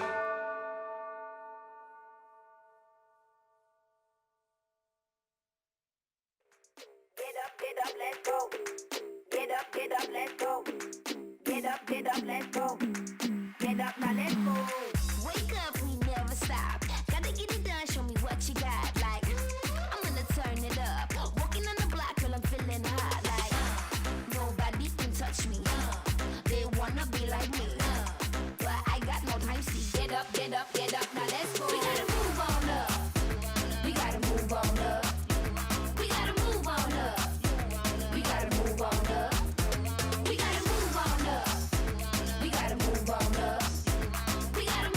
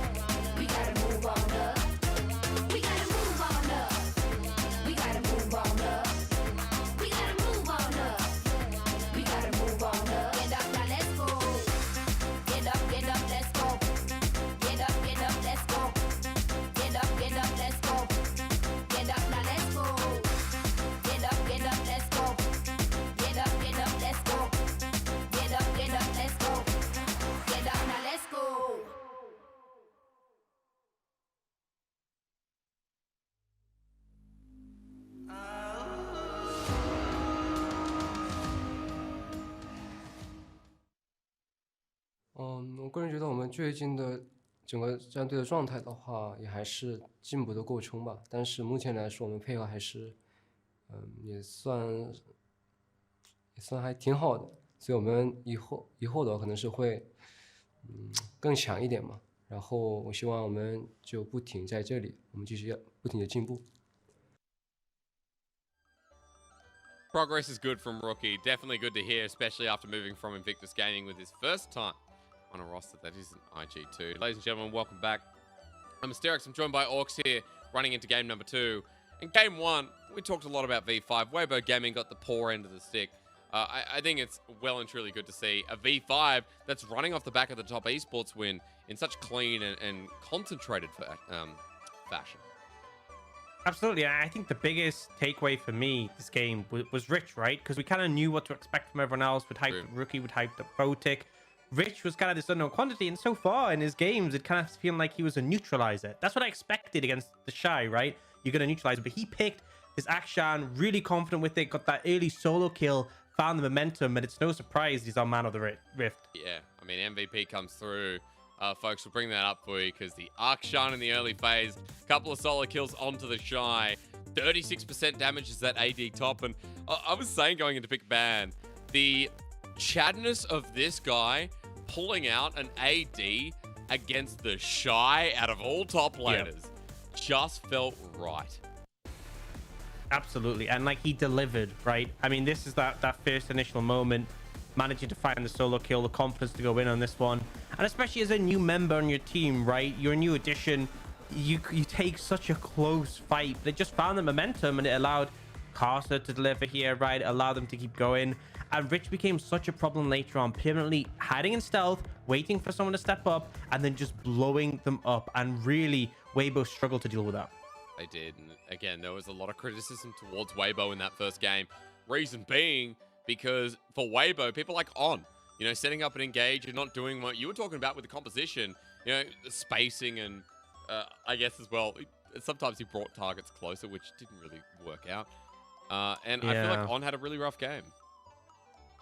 Yeah, it wasn't the best. Laning was okay, but you're laning with a Caitlyn, right? I expect you to be doing fine there. But just in the team fights, it felt like, you know, they were forcing so hard. And it's like, you start the fight, you have the ability to block long-range attacks from both the Samira and the Xin Zhao, and it just means, like, even after the fight starts, you're not doing that much damage. And it easily allows V5 to find momentum. You have resets on the Samira. It's just not the game plan. And I feel like after that third dragon, which they 100% should have been able to take, they had control of the area, they really lost control and they just struggled to get back in the game, and they kept making these decisions that were just really questionable. So, yeah, you know, Weibo, it felt like they had a composition that could have granted them the win, but they just kind of mismanaged it. We'll see if they go in a different direction here. Obviously, the first pick, Caitlyn, did work out for Fong Fong, but other aspects had me raising questions. I think particularly like the second half of the draft, the set not performing too well, and the Graves, you know, the Shy picking it, because we've seen it quite often as a blind pick, but the Akshan able to find windows to outtrade. I think that's the thing, right? If Richard just sat back and just cleared the waves, he would have lost out in terms of priority to the Shy. The Shy would have been pretty comfortable. It's because he found that window to aggress, to trade heavily, that gave him the lead. Well, coming into this game, we're going to see what V5 can do moving towards this blue side, because we are swapping. Caitlyn's going to be banned out by Weibo Gaming, a team that's looking at the prio. And the Gwen, once again, the safe blind, and SOFMZ. Those are the things I'm looking at.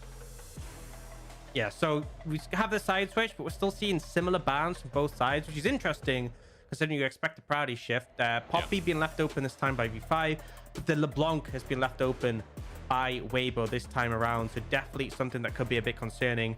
V5 told me the idea of the Jarvan. I do like it, right? You know, you've eliminated the Thresh. There's no longer that safety that can pull you out the Cataclysm. Definitely a good option to pick up. And then for Weibo, you know, maybe you sort of lean towards the Xin Zhao in this situation. I think makes complete sense. But also the Corki often is a good pick into Jarvan, because obviously you can Valkyrie out and use that as a getaway. But instead, go in a complete different direction. Going to prioritize the Xayah here, and then just going to match that up with the Rakan. So a strong bot lane 2v2, and we talked about this. Wong Feng and On like to find power in that bot lane 2v2. They really do, but Orcs again, this draft is defying expectations. Game 1, Jinx completely open. let through. Aphelios completely open, let through. V5 look like they're going to hover it and potentially pick one of them this time.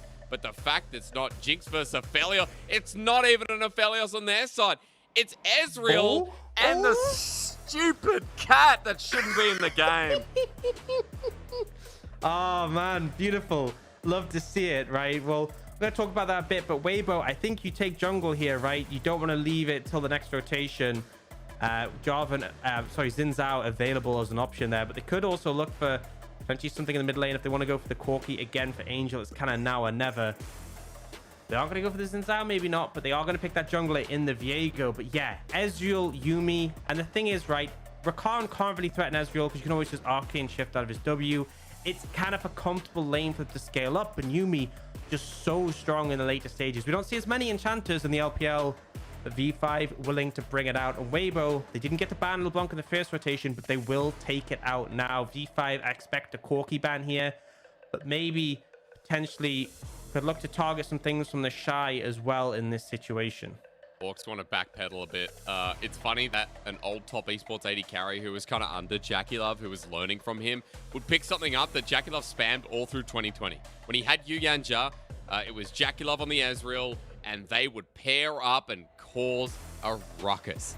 Like, it was amazing to see. And Votic kind of imitating that a little bit here in this game. So I am somewhat excited to see it, despite molding it at a small cat that, you know, no one likes seeing in the game. And Orcs, as we go through the rest of pick and ban as well, I am seeing some similarities. You know, the LeBlanc banned against Rookie.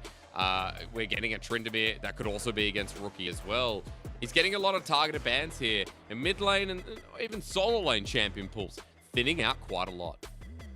Interesting, we don't see the Corki actually banned away. I could imagine Weibo just picking it up in this situation, unless maybe because they have the Viego in the jungle, they want something that can contest priority a bit better.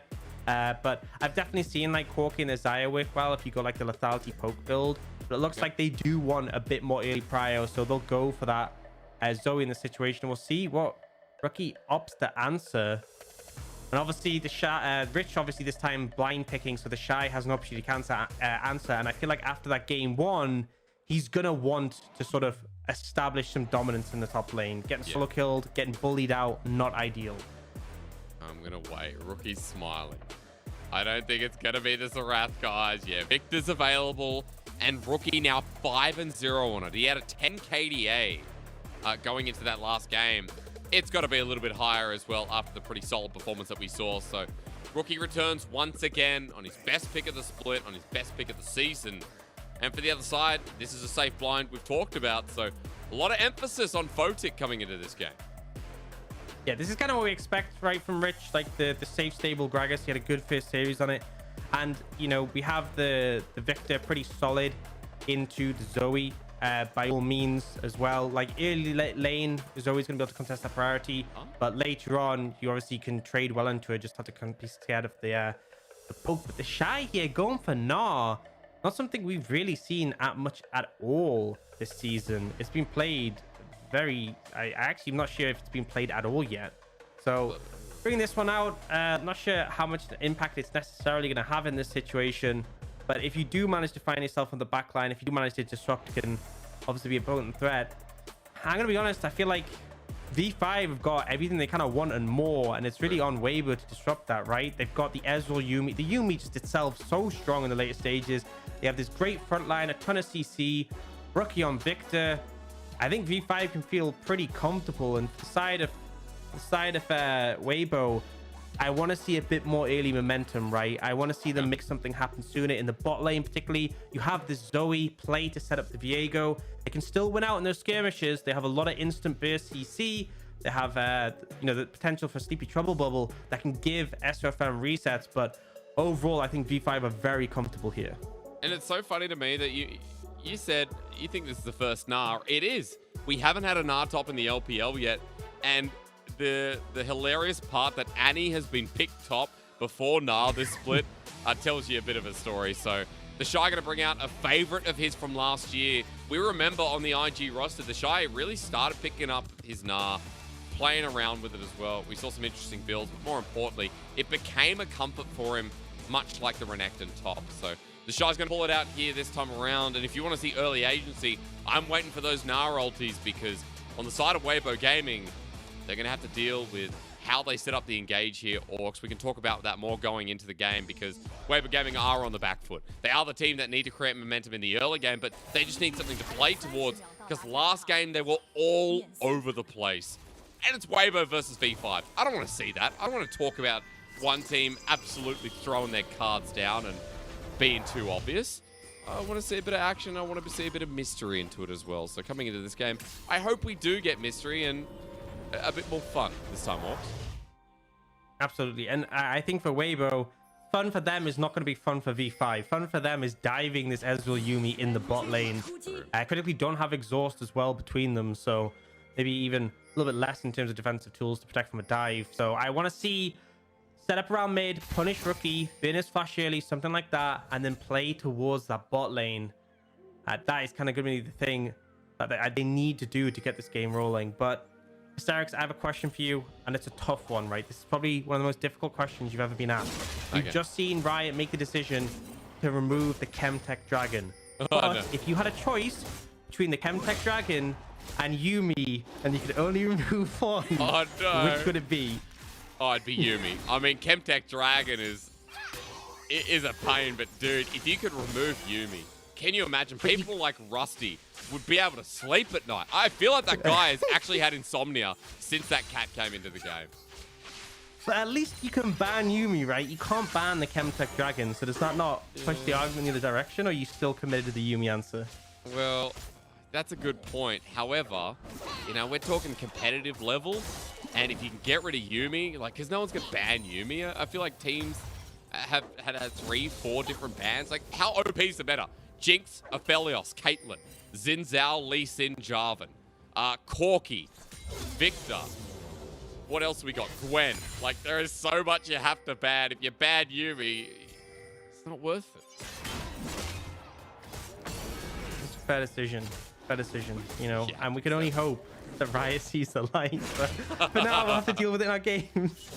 Weibo, banning priority in all three lanes. It's kind of expected, right? Range match up top. The Zoe is able to find that priority early in the mid lane, and Ezreal Yuumi has always been the scaling lane that doesn't contest in the early levels. Now, SFM's looking bot. This could set up for a dive, but the risky thing is there's TPs on the side of V5. I think for now they'll just apply some pressure. I'm not sure you want to go for this one. Probably would be a bit too risky. And remember, people always think of like Yuumi lanes as, oh, we just all in it. It's really easy. There's triple combat summoners for V5. They have heal, ignite, and cleanse. So not always as easy as you think. That's true. They're looking for it, Photic at full HP. They're going to go, but under the turret, the Arcane Shift immediately. Great flash from Photic. They're surviving as On takes the brunt of the damage. With First Blood over to Weibo Gaming. It's a success. Reset for SOFM. He turns into Ezreal. Even Arcane shifts a little bit for Caster, so that wasn't a hard dive at all, I guess. No, managed to pull it off. And one of the questions I still have is maybe the exhaust would have made a difference there, right? We typically see Yuumi plus AD carry have exhaust between them. Might have been able to limit the damage a little bit more, keep someone on the tower for a little bit longer. But Caster wasn't there to cover. No one ends up TPing in, and Weibo, they start things off well, and that's what we need to see. More of that, keep it going. You've already burnt the flash from Photic. PP got down both his combat summoners. Repeat, repeat, repeat. More and more of this. This is what we need for Weibo to win out this early game and come out ahead. What we talked about here, Weibo Gaming making action move. We didn't get really a chance to intro the game, jungle pathing as well. Very busy talking about how garbage a certain champion is on the Rift. And I think as well, like, you know, as we were introing this game, you talked about V5 having very easy tools, right? And I'm glad that those tools aren't just able to get a free early game, a free 15 minutes that, you know, Ezreal picks up his first item, he gets free tier stacks, he gets first strike bonus. Like, it's great to see. And I want to see if someone like Angel can double down. You know, even the Shy, if he has the TP to a turret, can, you know, use his ultimate effectively and get something done for the first 15 minutes of Weibo game. Yeah, finding any momentum and using your solo, and let's say that is big. I feel like probably the Shy is just going to be farming up and trying to harass Rich down, but as much as Rich is burning mana, he's going to eventually recall by a tier right and be able to just sustain up in terms of health. But actually could go towards the AP build. We could see that as well. But either way, once you get some mana on Gragas, obviously your passive keeps you healthy. But it's really Angel being able to move down, find pressure mid. Early levels, quite easily contest priority against the Victor. It does change though when he gets that laser upgrade. We'll see how that pans out. But for now, on moving up, and this is like a really important thing with Victor. If Victor's able to lane unchecked, like in a 1v1, he does well into like a lot of the matchups that people pick into him. Even like LeBlanc, Victor's come to a 1v1. It's about the setup they can facilitate for ganks, right? If On turns up, SFM turns up, suddenly things get a lot scarier than it would be just for Rookie alone. And as well, like, I think Rookie has been unchecked in most of his lanes, and he's Victor at 5-0 for a reason. Able to survive the laning phase and come out quite ahead. CS even there, but yeah, the bottom lane, it's happening, and Angel's been brought down. So here for Weibo, their bottom lane is going all in behind enemy lines. The trouble bubble as well connects. Huanfeng with yet another kill. Casa late to the show, and that's not what we were saying in game number 1. Casa was always there early. Yeah, but honestly, it's beautiful play from Weibo. It's exactly what they need to do to make this comp work. They're giving no room to breathe, and Carter shows up, but it's not enough, right? You get the knockup from On, you force the arcane shift, the cleanse not able to do enough for Photic, and this is just a bigger and bigger advantage being picked up for Huanfeng. And again, this AD carry likes to pull out ahead in terms of the laning phase. The team like to play around him. He is someone who does well in being facilitated, but the execution really solid here. I felt like a lot of teams might have just backed off, gone, let's take the plates, we've zoned them away, but they commit to the kill, and now look at this bot lane advantage. But now the cast are going to try and make something happen on the other side. Well, you hope for V5 because they're running out of so much. Beautiful. Great flash there. The explosive cast matches as well. Nice little duo from V5 to bring something back for this game too.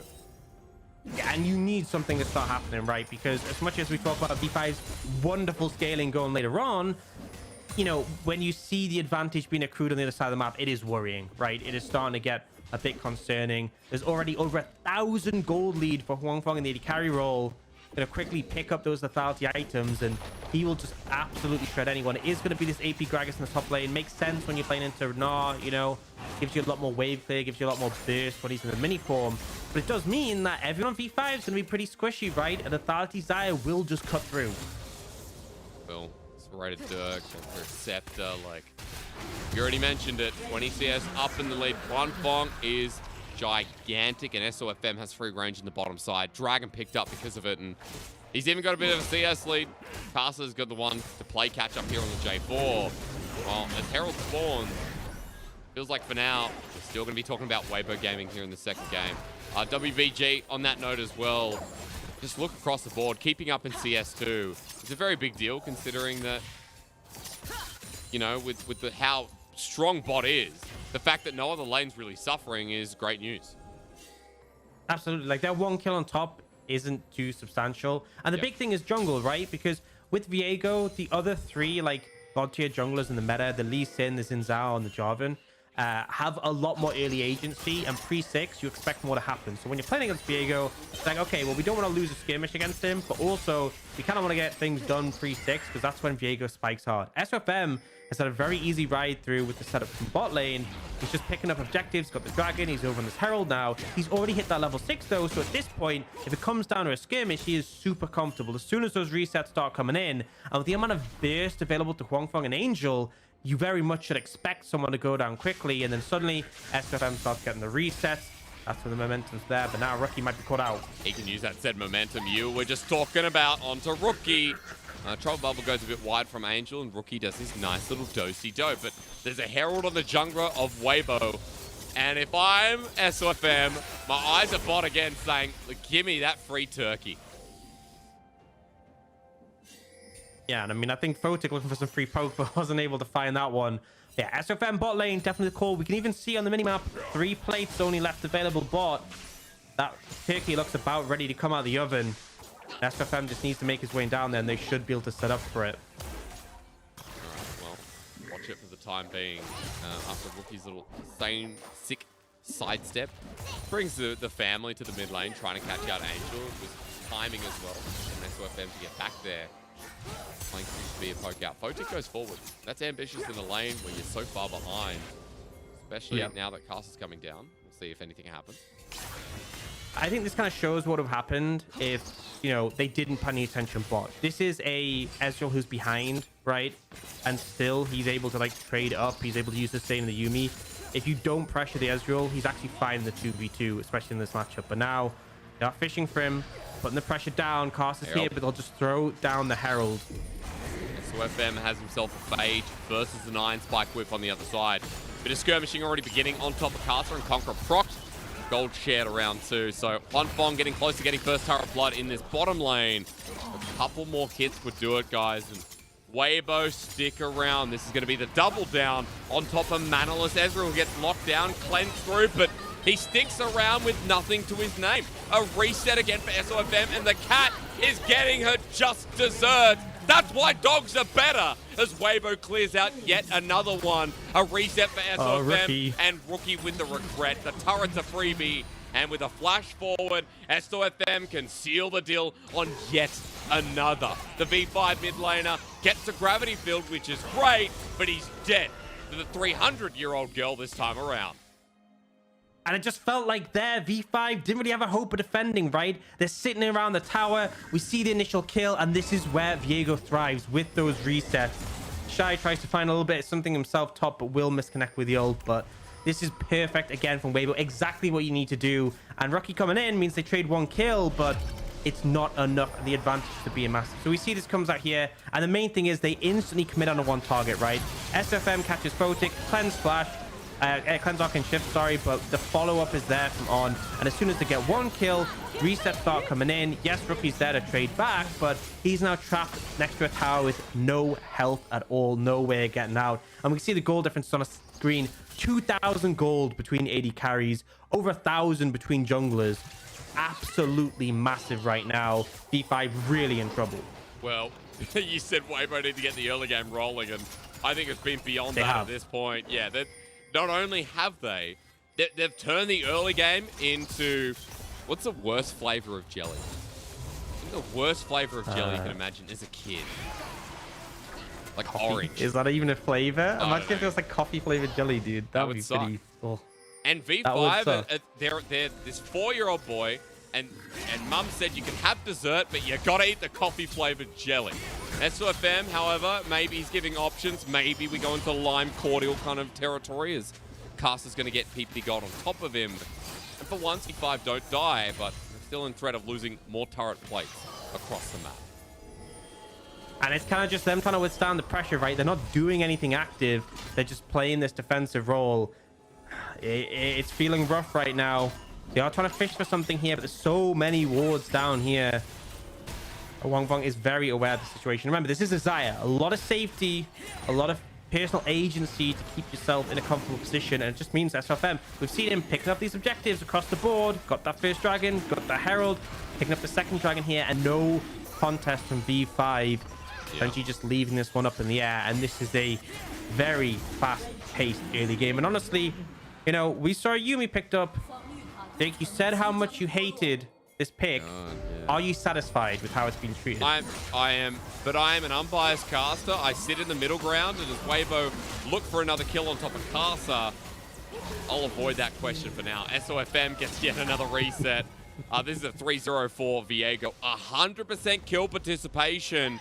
SOFM has woken up. Last game, it felt like he was always late to the show, but this time, man, he opened the curtains himself.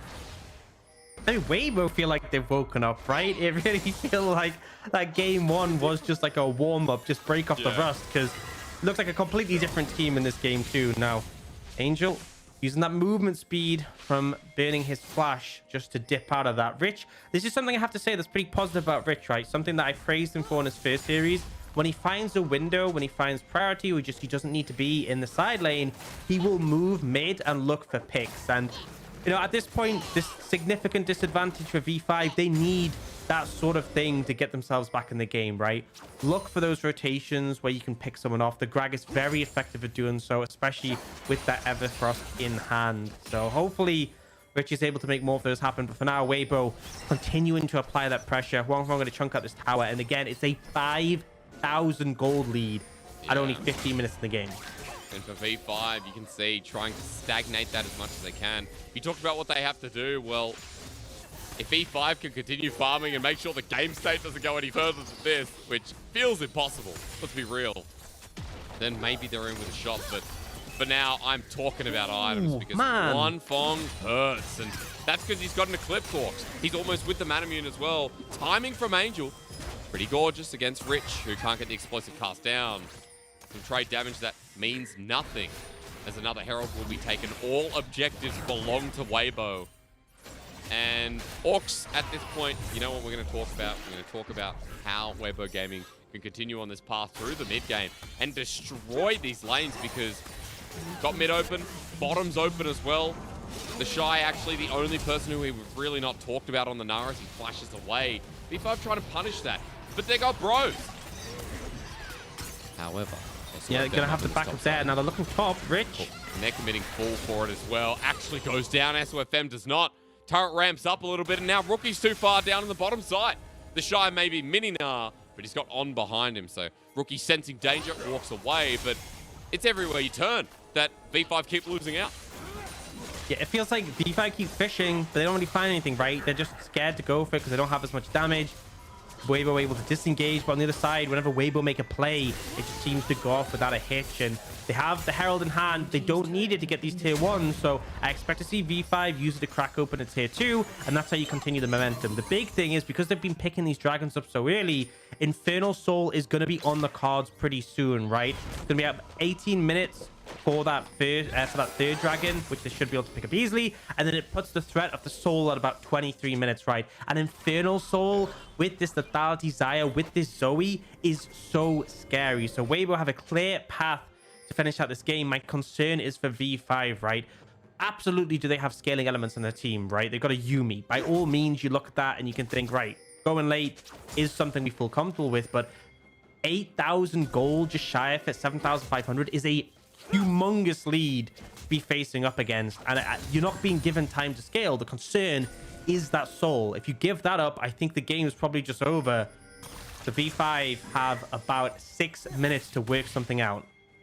Well, I'm curious to see their options here, because V5 hovering in brushes like this has looked like what their options are limited to. Carter around the wing though, and if he gets a flank off, maybe. But Rich also has to get in position. On's being tagged out. Cast is in on top of One Fong, but he still has the ulti, still has time, and Cast is getting desperate. The Yuumi can't even save that as PP God jumps to another target, and One Fong with the flash on top of Rookie. The feathers fly. One Fong getting low, but the Shy saves him until Photic straight through with a true shot barrage. Big shutdown, but do they lose everything for it? The answer could be very momentarily a yes. Angel over the wall. Hello, there's a flash trouble bubble. Bit late to the show too. And even though that goes out Summoner's Rift for V5, they just got slaughtered again. Yeah, I mean, if they were able to get that kill on Huang Fong and get out, even losing a couple of members might have been okay, but they just get absolutely wrecked there, forced away. And it's Weibo with that 8,000 gold lead. Dragon spawning now, and you see Carster's not even heading to the bottom side of the map. He knows there is no way this can be contested. We'll get the replay. And the thing is, they try and go for Huang Fong, but they don't connect with his CC. And there's nothing you can really do to threaten Azai in this situation, right? Has summoners, has the ult available, doesn't have to bin any. And as soon as that reset comes in for SOFM, you know you're not winning this extended fight. The poke from Rookie onto Huang Fong is good. It allows them to get that kill. 800 gold into Photic's pocket. Without that, this would have been an absolute disaster, but at least they salvaged something. Here we go again. The Photic and PP God grouped up. They bring Rich in with the TP. As we go from one replay, we get ready for another. 19 minutes in the game, and Soul Point now acquired. Weibo Gaming, one more to make that Infernal Soul a reality. And the biggest thing right now is V5 trying to get their first turret of the game. Photic stepping up, but will he die for it? On his posturing, and the turret stays standing. A Herald joins in as well. They got it. It's Rich who gets it. That's some catch-up gold, but now they've got to stay top to stop this Herald. Yeah, but they take any win they can get, right? They got a turret. They even got some objective bounties. That's a win in my eyes. Now they are fishing. SOFM is going to be the target. Is he hooked in with the Everfrost? The answer is yes. The ult still comes through, and one responded by Photic. Cast with the flag and drag. Angel now in the wing too. Rich hit pretty hard with the Troll Bubble combination as the Shy getting out of Meganar and the Herald getting its charge. So Weibo Gaming, they'll lose one member. V5 will take anything they can get. Excuse me, not a member, but the turret. And as you said... Can you get another charge, though? I think it can, and it does. Photic can't defend for too long, and now an inhibitor turret almost going down, while Rookie seems to want to trade, but Weibo Gaming just have their eyes on something much bigger. Yeah, they're going to set up the Baron. This is probably the biggest hope for V5 to get back in the game. They're going to TP Rookie in. We'll see what they can do in the situation. Gotta hope for the best. Here for Rich with the Yuumi on top of him. PP God stands idle as Casa as well. Now spotting him out. Weibo Gaming back off the Baron. So again, for V5, you take whatever you can get, and the fact that Baron's not going down, that Weibo aren't challenging the fight, is a win again. Honestly, I think Weibo just make the good call, though, because V5, they're approaching that right. You have the Cataclysm, you have the Explosive Cast, the Yuumi ultimate as well. All these things so powerful when a team are trapped in the pit. That is Weibo's biggest opportunity to throw the game, and they have the restraint to go, you know what, Infernal Soul in 3 minutes, everyone's there on the enemy team, let's not go for this, right? They back away, and critically, they burn Rookie's teleport, so they got everything they wanted and more. They got the teleport from the Victor, no one died, they got out, they reset, they still have Infernal Soul in 2 minutes 30. This has relieved a lot of pressure that, you know, it was the only pressure V5 had, and now Weibo feel even more comfortable. We can look at the items. Death Stance now for SOFM. Really hard for the physical damage to cut through him. And Rich, you're in trouble. Quickness as well. Explosive cast to disengage as he flashes. But the Shy is a Mega Gnar who might not have his ulti anymore. Does a hell of a lot of damage. On trying to get out there. The Chaostorm now churned down. SOFM. He's been spotted out, but he's ready for the target, which is Rich. Another reset comes through as the Shy helps out with that one. And V5 are getting so close in these picks. They're trying their heart out, but it's never enough as the Trouble Bubble hits the Ezreal. Photic with a cleanse through, and every move is potential death. Yeah, and I mean, you look at the items. Angel, Shadow Flame, Sork Shoes, Ludens. It's like the triple flat pen combo. That just means the Zoe does so much damage. It's so scary. And again, when you have this vision control in this area, it's going to be very difficult for V5 to push forward and contest this dragon. You can see them already trying to do so. They know they have to do something. It's feeling a little bit desperate. They're going to look for the Shy here. He's just going to be able to walk it off. A minute 30 on that dragon. V5 have to fight this, right? They absolutely do. They can't just give it up. But I feel like if they do, they're just going to lose. So yeah. Doomed if you do, doomed if you don't. Feels that way, doesn't it? A minute 10. We'll look for the countdown. And we haven't really looked at items this game, guys. We talk so much about compositions coming into this one, and a key touch that Weibo Gaming had to put on this game too. They've done exactly that. They've hit hook, line, and sinker, their conditions. And for V5, now going up against the potential Infernal Soul, as Orcs was just saying, it feels absolutely beyond desperate. Pass is going to have to get a steal here, Orcs. That's what it comes down to. Delay the game out so that Weibo aren't able to blast you with even more damage than they already have. Yeah, and honestly, ideally, I feel like if you wait for the Shy of Mega Gnar, Angel to get a good Sleepy Trouble Bubble, you might just lose. So maybe V5 just need to engage quickly, blow someone up as quick as they can. SOFM! Yeah, caught out. You know what? Photic is going to die, and the cat is out of the bag. A double kill immediately. Ladies and gentlemen, get your horns out. We're going to game number 3. As Rookie gets stunned up as well. Nice touch from Angel. Casa over the wall. Look at the coordination. That blast cone had multiple uses. And as everyone goes down in a perfect 5-0, get the Infernal Soul, get your popcorn, put it back in the microwave, because this series is going to go the distance and give us a bit more entertainment. And what a stark difference between game 1, right? It really feels like Weibo haven't missed a single beat. I think there's that death early for the Shy in top lane. That's kind of it. Everything else has been completely in their favor. 17-3, over a 10,000 gold lead before they take this Baron. Infernal Soul in hand. As you said, this is looking like a done and dusted game in Weibo's favor. Like we will be going to a game 3. And V5, you know, the cleanse not being available to Photic was the big difference maker there, right? He got locked down by the CC. The follow-ups there. As soon as they lost both the Ezreal and the Yuumi, you know there is a negative chance you're winning that fight. You ready to analyze this one though? Because it seems pretty straightforward with Photic just getting caught out. I mean, it's a good pick from SFM, right? He knows the cleanse is unavailable. Goes for the stun off the back of the flash, connects it. And this is the moment I think you enjoyed very much. Personally, when we see SFM go over the wall, knocked it in the blast zone, into the other knockup. Just a fun little moment. Gotta take pleasure in moments like this where Weibo are just crushing V5's life. And, you know, there's one person I want to talk about being at the core of it all. The Shy's been quiet this game.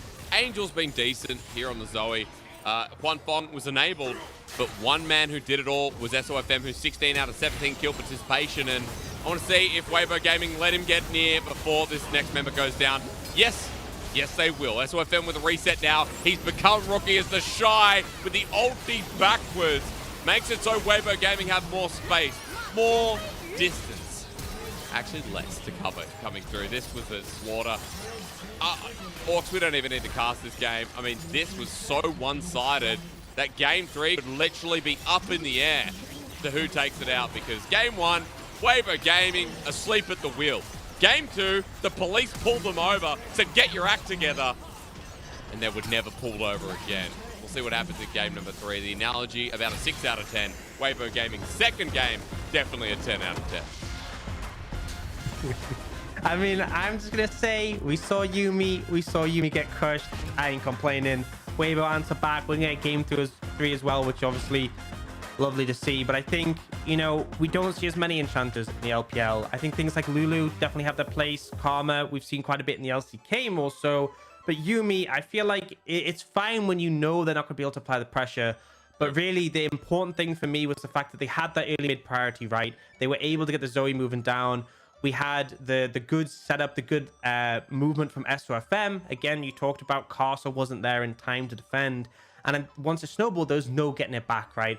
Cat's out of the bag. There's no recovering that. And it felt like the momentum was all in Weibo's favor. So I'll have to see what they do in this next one. I'll go back to the drawing board. But ultimately, I expect to not see another Yuumi. And that makes me a happy man.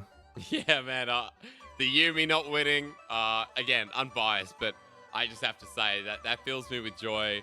I hate the champion more than life itself. And look, PP God. More than Chemtech Dragon, which is crazy, right? Chemtech Dragon is, you know, as the name suggests, quite toxic. But PP God picking out the Yuumi here, there can be nothing else said. If you play that in solo queue, guys, I think we need to have a discussion. I'm happy to, you know, potentially have a one-on-one chat with you. I'll give you 30 minutes of my time and we can discuss why this pick isn't good for your mentality and your future. If you want a career in League of Legends, you know, I really want to advise you against this. I think that's fair. I'm glad that you're willing to reach out and help the community in that matter. You don't need to play this. How about a champion that does, you know, things and can be quite skillful? That'd be fun. You know what? I love cats, right? You know, I've had pet cats my entire life, and even I hate Yuumi. So I think that says a lot, right? Not even a dog lover going against cats. It's literally just the champion itself. But hey, look, you know, the thing is, I'm still gold. PP God's not, and PP God's a legend. So I'm the garbage person saying garbage things about a champion. Don't take my word for it. You've got to be realistic. As a caster, I don't want to get fired, so I apologize for everything I've said. More importantly, Orcs, this one going to a game 3 in very different ways. The fact that Weibo Gaming had that game instills me with faith, because On was a bit more switched on there, and it came off the start of draft where they kind of decided their own fate with the early Zyra Khan. It's something you and I are going to talk about when we come back from this break, because with draft, it feels like a very, very different direction. Going into game 3, there's going to be a lot more to unpack right after this.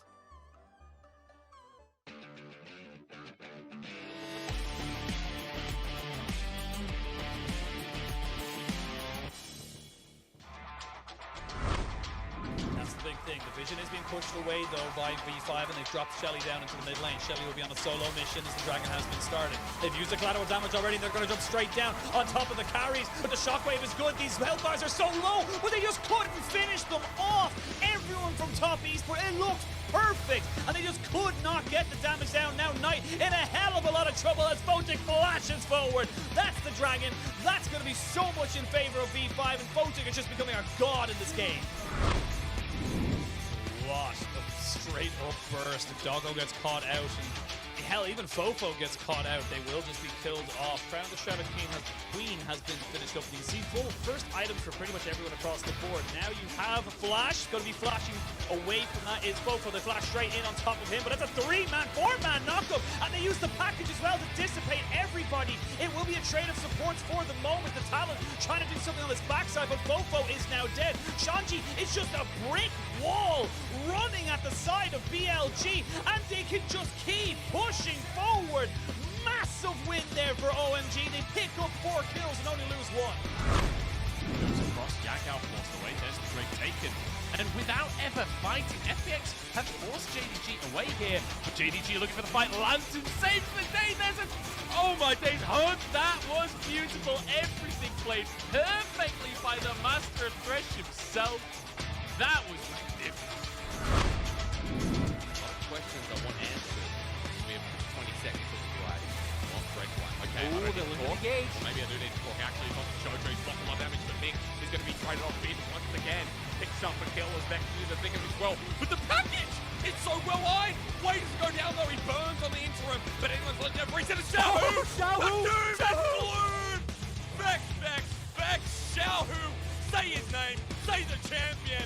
He's made them absolutely sad!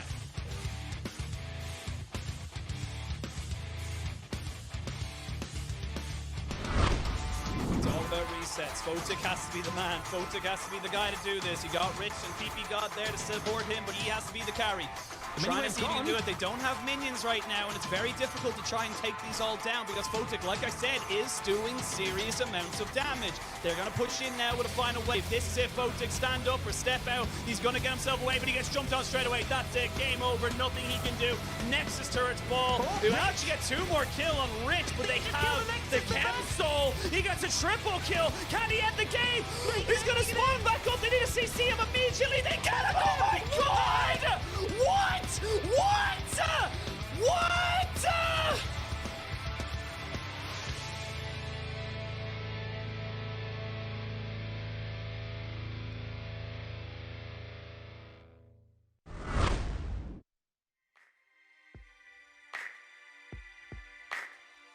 Cutting my teeth on the concrete, down an old alley on a back street. Hard knock life in a city grind. Gotta work hard, running out of time. But that's just the way it is. That's just the way it is.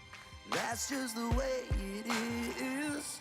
That's just the way it is. So don't knock me down when I get my feet back on the ground.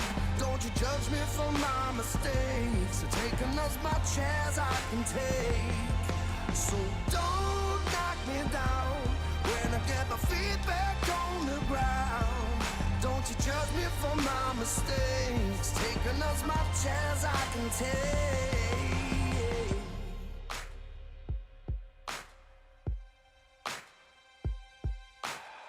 Street light lit down in the grid. Can't turn back when I wanna quit. All of my tears, all of my fears got me shook up through all these years. And that's just the way it is. That's just the way it is. That's just the way it is. That's just the way it is. So don't knock me down when I get my feet back on the ground. Don't you judge me for my mistakes, so taking as much as I can take. So don't knock me down when I get my feet back on the ground. Don't you judge me for my mistakes, taking as much as I can take.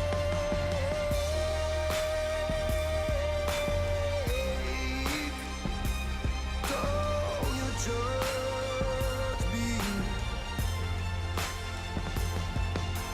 Don't you judge me on my mistakes.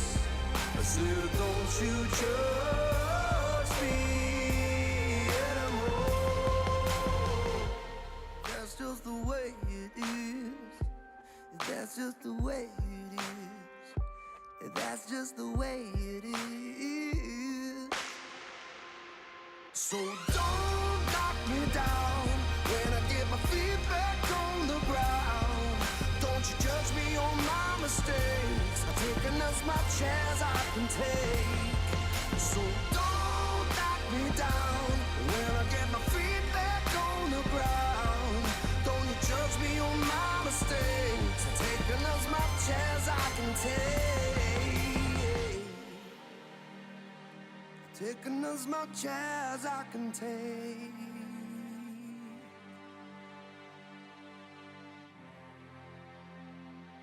taking as much as I can take.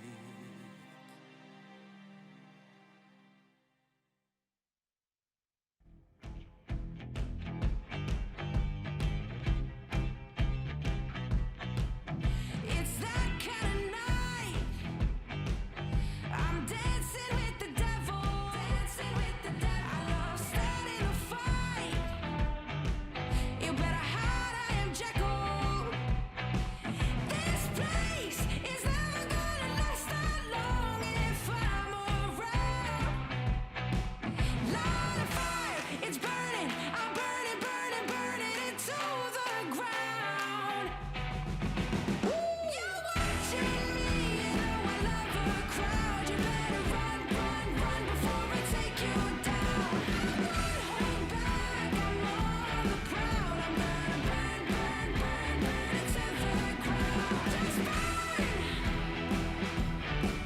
I'm gonna burn, burn, burn, burn it to the ground.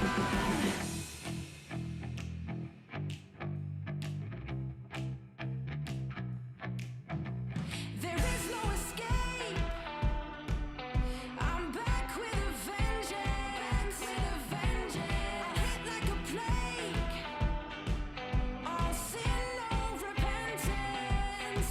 This place is never gonna last that long if I'm around.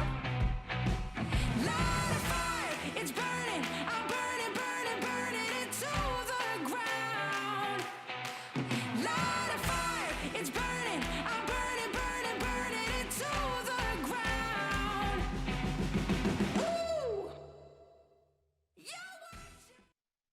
새로운 팀 와서 좀 재밌는 것 같고 전 팀이랑 좀 다른 것 같고요. 좀 지금 팀은 학교에 온 느낌인 것 같아요. 그냥 다 할 줄 아니까 코치가 쓰고 싶은 거 쓰는 느낌? The Shy, very humble. Very humble as a man, saying, I can play all top champions. It's just about what the coach wants in his school environment as well. So very different for the Shy. Jumping into Weibo Gaming here as the newest member. As we welcome you back, Weibo Gaming had a stunning performance in game number 2. I'm Mysterix. I'm joined by Orcs. And coming into game 3, Orcs, there's going to be a lot of eyes on some of these core carries that we've seen throughout the series so far, because SOFM getting MVP was at the core of that raw power in the first 15 minutes of their game. Yep, I had 2 simple steps for the side of Weibo. Go bot, kill the cat. And SFM was instrumental in securing that 90.9% kill participation on this Viego. And once you find momentum right on this champion, it's so hard to deal with. 1 kill in the fight means you get reset on reset on reset. And really, Weibo managing to deliver, and SFM instrumental in setting that up. And I think game 1, we saw Carson be pretty successful. Game 2, SOFM really beating him to the punch. Yeah, it was. And it's good because for SOFM, in that game number 1, it was complete opposite. Castle was always there and SOFM was late to the show. So this time around, SOFM playing like the jungler we expect. Remember that this guy is a world's finalist jungler. He is the core front of what made Suning and Weibo Gaming in the end, as he joined in 2020 coming from Snake. And for me, Orcs, I can't wait to run into this game 3, because Weibo Gaming's draft was completely different to what we expected. Jinx, Aphelios open. Dude, what did we get instead? We got early Zyra Rakan to set up bottom lane. I think what we saw so far from this series is the team with the early agency has tended to come out ahead, right?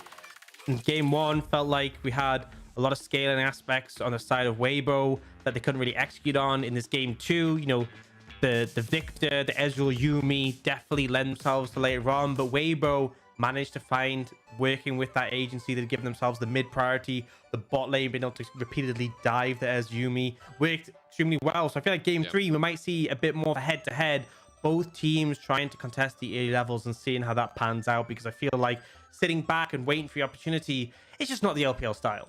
No, it's not. We want to see blood. We want to see agency created through the first 15 minutes of the game. I feel like Weibo definitely played towards what we expect of the LPL. Going into this third game, though, so far, things like Jinx, Aphelios haven't been looked at, so I'm tossing up what we're actually going to see in the AD carry position once again.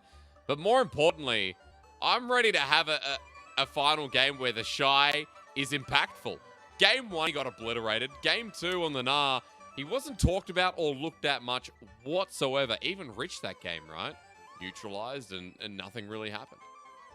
Yeah, I find it kind of funny that we just had the interview where he's like, I can play every champion. It's just what my coach wants. And they landed on Nah in that situation. You know, I don't know how that happened, but either way, he hasn't been too impactful. Rich, obviously, game 1 kind of crushed him. Game 2, you know, despite the fact that V5 went down, managed to sort of neutralize him. So we'll see if things do change up. Now we are back with the side arrangement we had in that game 1, and it looks like Weibo is going back to the bans they had there. V5 did ban Poppy last time, but I'm not sure if that's really needed. See what they opt to go for the 3rd ban, but otherwise this is exact same bans as we had in that game 1. It is Poppy, absolutely will be. 8 seconds till that gets locked in, but folks, remember Poppy, something that you'd expect someone like SOFM to be playing, so it makes sense why it was targeted. Weibo, they're going to lose to Caitlyn this time around. That's what Wanfeng had as his first pick. Let's see if the direction's the same and another 80 carries prioritized. But the Rakan first pick, never thought I'd see the day in 12.1 where we return to On getting first rotation. Honestly, and it kind of speaks to the early agency to a degree, but I feel like there's picks that can't answer it, right? You can go for things like the Lulu. We saw Hung play Lulu into Rakan and absolutely dominate it. It looks though they are going to go for a bit more of a heavy engage option, but I think Nautilus is fine into the Rakan. I think you could even pick Leona up and be comfortable, and they are going to opt for that Nautilus, but more than happy to go into that matchup. Now we'll see if they want to prioritize the jungle or an AD carry. They are going to go for that Aphelios. A lot of players talked about how Aphelios into Jinx. Aphelios has the bit stronger early game, so we'll see that one coming out. And Weibo, I mean, if it ain't broke, don't fix it, right? That's right. And you haven't been denied by V5 of the Xayah. So when we talked about the day of breakups coming through, at least we get some love. The marriage stays strong on the side of Weibo Gaming, and they get a Corki too. So right now, I'm looking at Weibo Gaming just getting some real comfort mixed with control of the meta. And interesting to see the Gragas come out, but this means V5 can now ban away top laners from the Shy if they want. They can ban away junglers, right? Because one of the things, if Weibo starts banning away junglers, V5 get first choice on that 4th pick. They get to decide what they want. They know they're not contesting mid laners, so, you know, it's very limiting for Weibo. Do you ban away things like the Victor? Do you ban away the junglers that you don't want to deal with, like the Xin Zhao, like the Viego? You know, there's a lot of options here for what to ban for Weibo, but I feel like V5 are probably handling things pretty well in this situation. I think Victor would make a lot of sense, in my opinion, but we'll see what they opt to go for here. Maybe even the Vex again. There it goes, banned away. Yeah. That was targeted in game number 1, so we are seeing the similarities. I like that Nah has been banned by V5 when the Shy pulled that out in game number 2. It is a comfort of his, and maybe gives him options in that top lane. While SOFM still doesn't have a jungler, makes sense that the S tier Xin Zhao is taken off by V5. Yeah, at least Jarvan's still available, Viego's still available. Those are the two that kind of the standouts and the sort of the big 4 right now. You know, Weibo did ban that Tryndamere that they're potentially concerned about being a counter to the Corki.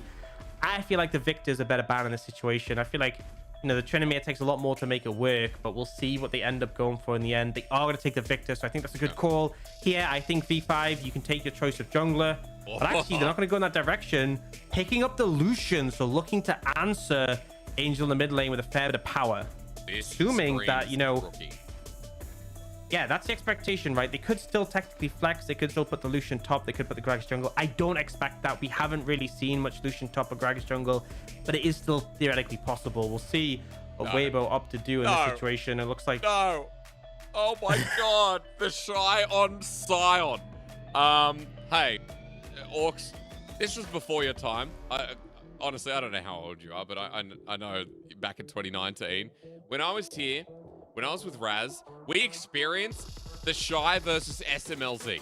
The Shy was on Sion, SMLZ on Ezreal, and in a 1v1 that shouldn't have happened, as Zed Jungle gets locked in by SOFM for the 3rd time this split, the Shy 1v1'd an 80 carry with a minimal health bar. So, you know, I'm ready to experience it all again. I'm ready to experience Weibo Gaming's comp. Orcs, hold your thoughts on that one, because I'm more curious about how they round it out on the side of V5, because Karsa has been a Gragas jungler in many different metas. And even though it's not played at the moment, we are going to see it this time with the Aatrox getting locked in the top side, Gragas jungle, and the Lucian mid. So run me through how this comp operates.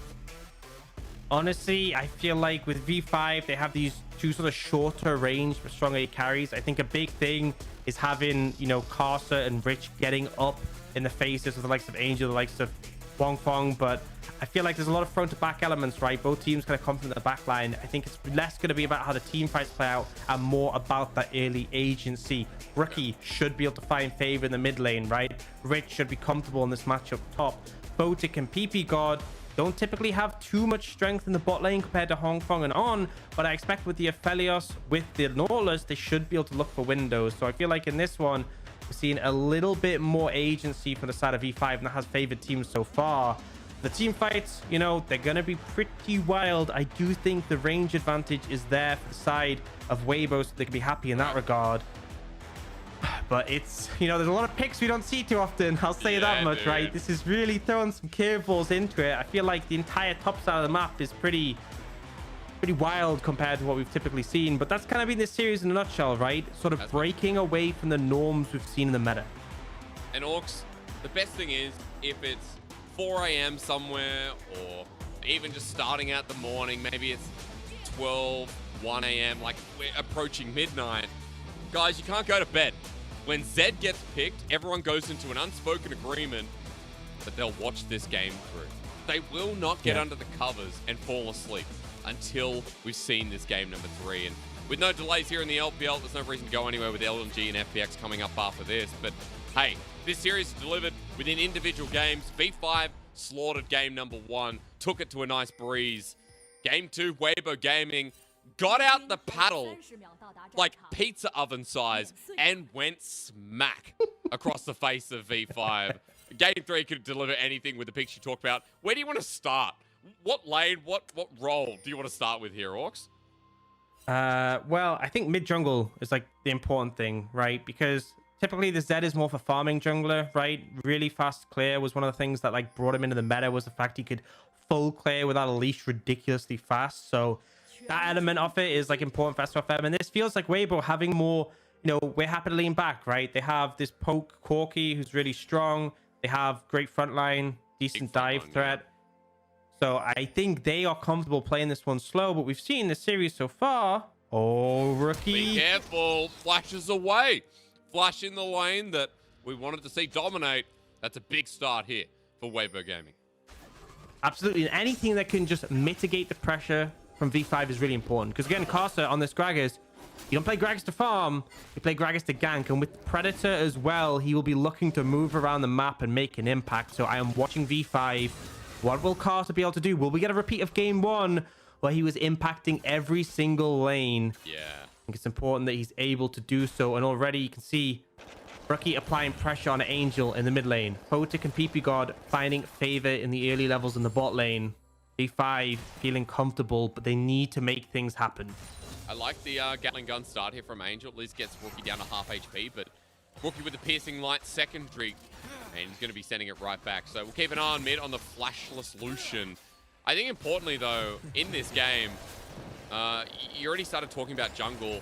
A bit of a flashback for our audience that are old school, that remember Karsa on Top Esports pulling out the Gragas. I think as well, when Karsa came to the league, you know, forget Top Esports, RNG days, where Karsa was such a big tool to find wins with this individual pick. Like, this is a massive one for him. And I expect big things of him returning to the Rift with one of his pockets. Oh, beautiful. Really nice stuff. Came through there, was eating my banana. I have to apologize. Didn't know Karsa was going to go for that one. Angel without any summoners. Karsa burns his flash for it as well, and I feel like that's worth.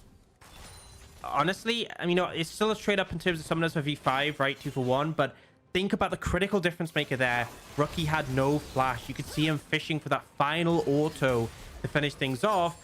Didn't have the ability to gap close any further. I do have to say, though, Karsa finding a beautiful angle. Like you saw without the vision, they had no idea who's there, but also Angel thought he was safe. His jungler's on the top side of the map. He's got a ward there as well. You don't expect to be ganked. So Beautiful gank by Karsa, but just not able quite to find it onto Angel. But he is low. No teleport. SOFM looks to punish Rookie here, though. Wait for that relentless pursuit to come out. Remember, that's how he gets away from SOFM at this point, is the wave getting help to be pushed out. And Angel now getting a bit of assistance so he can back safely. Mid will be farmed up and Rookie will be in a bit of a lead with CS2 though, because that's a huge wave. So I expect about 10 CS here in the early game. Orcs and, you know, Karsa doing his job, already heading towards the bottom side. V5 finding themselves in a decent position. I'm excited to see how we capitalize on mid once again. Yeah, I think that's the thing. No summoners now available for Angel. Rookie can continue to trade. The big thing is that Angel opted for the exhaust, the extra combat summoner, to keep himself safe. It's now being burned, but on top of that, you don't have TP to get back. So as you said, pretty big advantage being built up. And SOFM doing the right thing to help him push in the wave. But this is kind of like the game plan for Weibo. Just mitigate pressure, look to scale up, look to ramp. And we'll have to see if they're able to do so. But now that we see SOFM heading bot, so if V5's bot lane go in, they could get caught out. And remember, Wangfeng and On, they like to fight in the early game. So could potentially bait something here, could set something up and find an advantage. Zaya doesn't have too much mana. Wangfeng low, and for Photic as well. Be a little bit low now, moving towards half. SOFM, thumbs in the air. Thank you, SOFM. And as Style of Me moves away, it'll be V5 absorbing the wave. We haven't talked about top here in this game, Orcs, but at 5 minutes in, it's happening how we expected. The Shy's on Sion, Rich is on his comfort in Aatrox. Like, you know, we will talk about them when they join a fight. Yep, they're just kind of beating each other up at the moment. The Shy getting his recall stopped. And actually, the wave's in a bit of a bad spot here for him. Does have the TP to get back in, so it's not too much of a concern. But something to credit SOFM for is he went mid to help shove the wave in. The reason he was bot, you know, potentially for a counter gank or to defend from a 2v2 all in, but mainly because the wave was pushing away. So he's basically, whenever his lanes need assistance, he shows up and defends them. As I'm saying that, he needs to defend mid right now because Angel getting chunked out. I just love how Karsa's back in the same old spot. Rookie with the culling already used. 20 CS in the lead. Angel will get about 5 more here after crushing the wave, but Rookie close to getting that first plate as well. A double shot was needed. He tries to walk up. Next wave will do it, though, as Karsa walks on through himself. So continues to be the focus here in game number 3, folks. Rookie diff is something we've talked about before, as the Shy ulties into Rich. He doesn't walk away from the Infernal Chains. He walks through it. Yeah, obviously blocks that CC. That Yang forces the ult away from Rich. Rich probably is going to have the TP back in, but Shy doing a lot of work to ensure that his TP is matched by Rich in the situation. Now, Photic, you might be in trouble. I think On not going to risk this one. Knows, yeah, there's teammates on side. Photic should be safe. What you want to see, Photic just holds his ground, knows that the rest of E5 are moving down.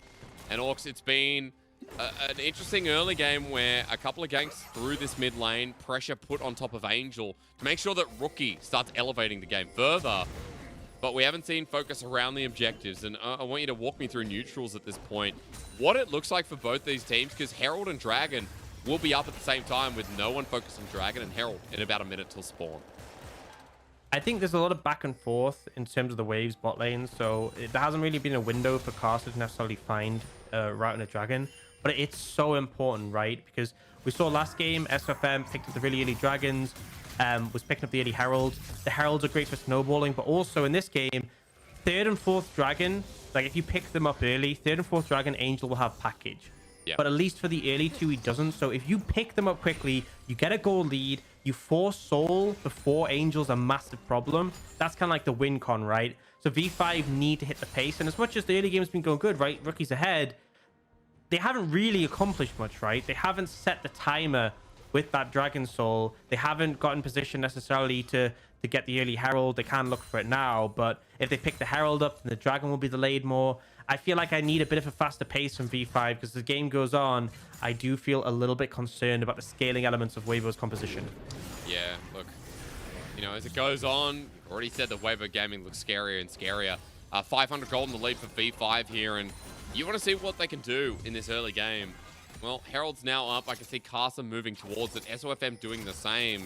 And as I scan across the rift, I can see that no first items being picked up, but we do have level 6s well and truly there. Supports is a big one for me, Orcs, because both On and PP got level 5 here. And it is actually Weibo Gaming who are moving their bottom lane up first. And they got the package as well on Angel, so B5 going to be difficult to contest this one.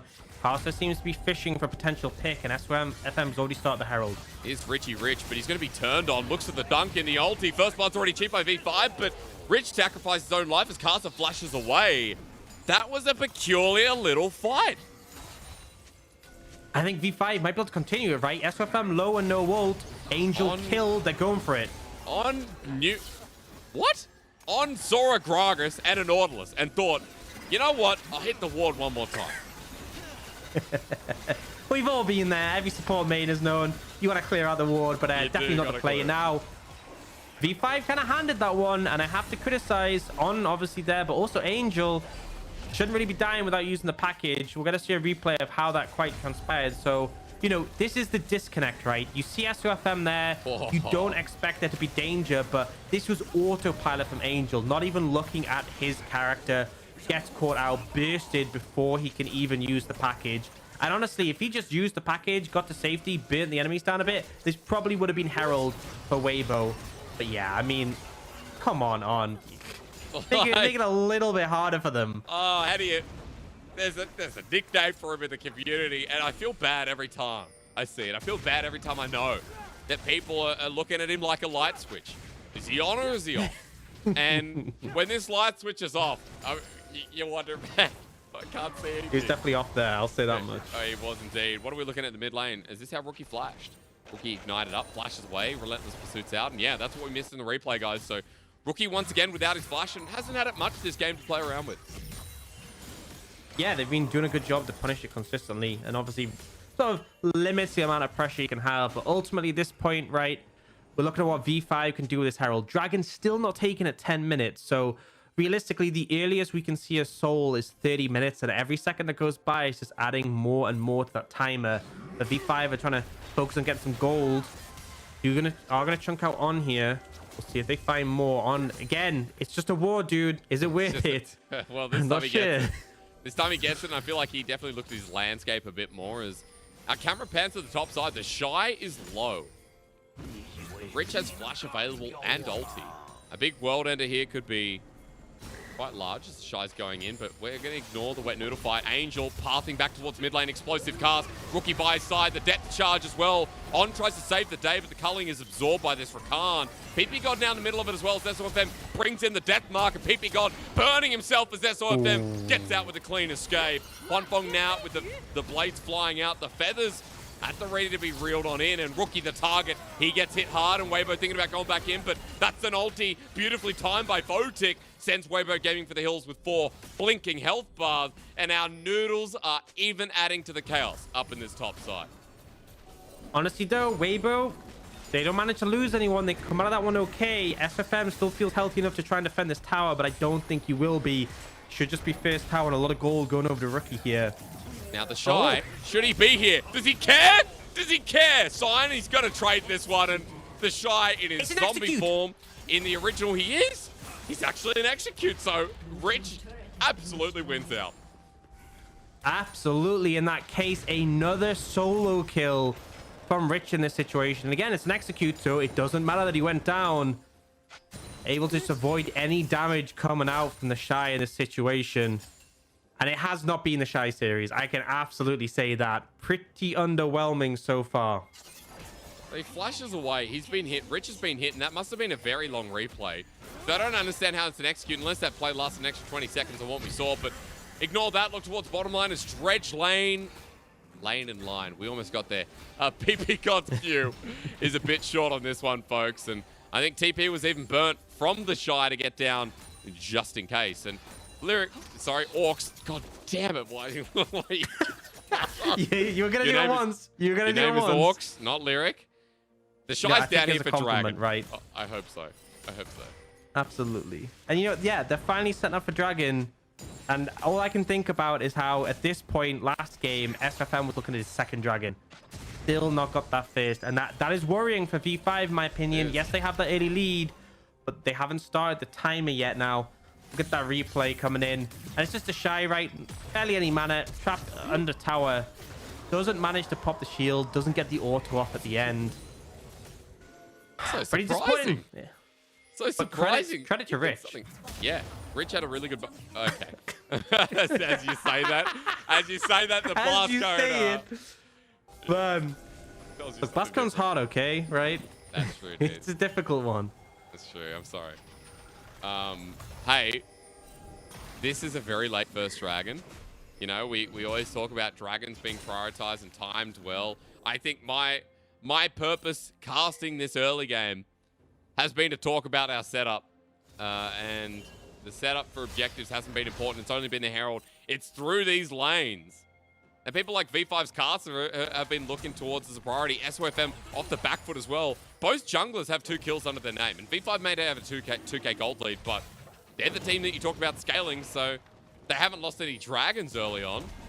And V5 need to keep the show moving faster than it's been going.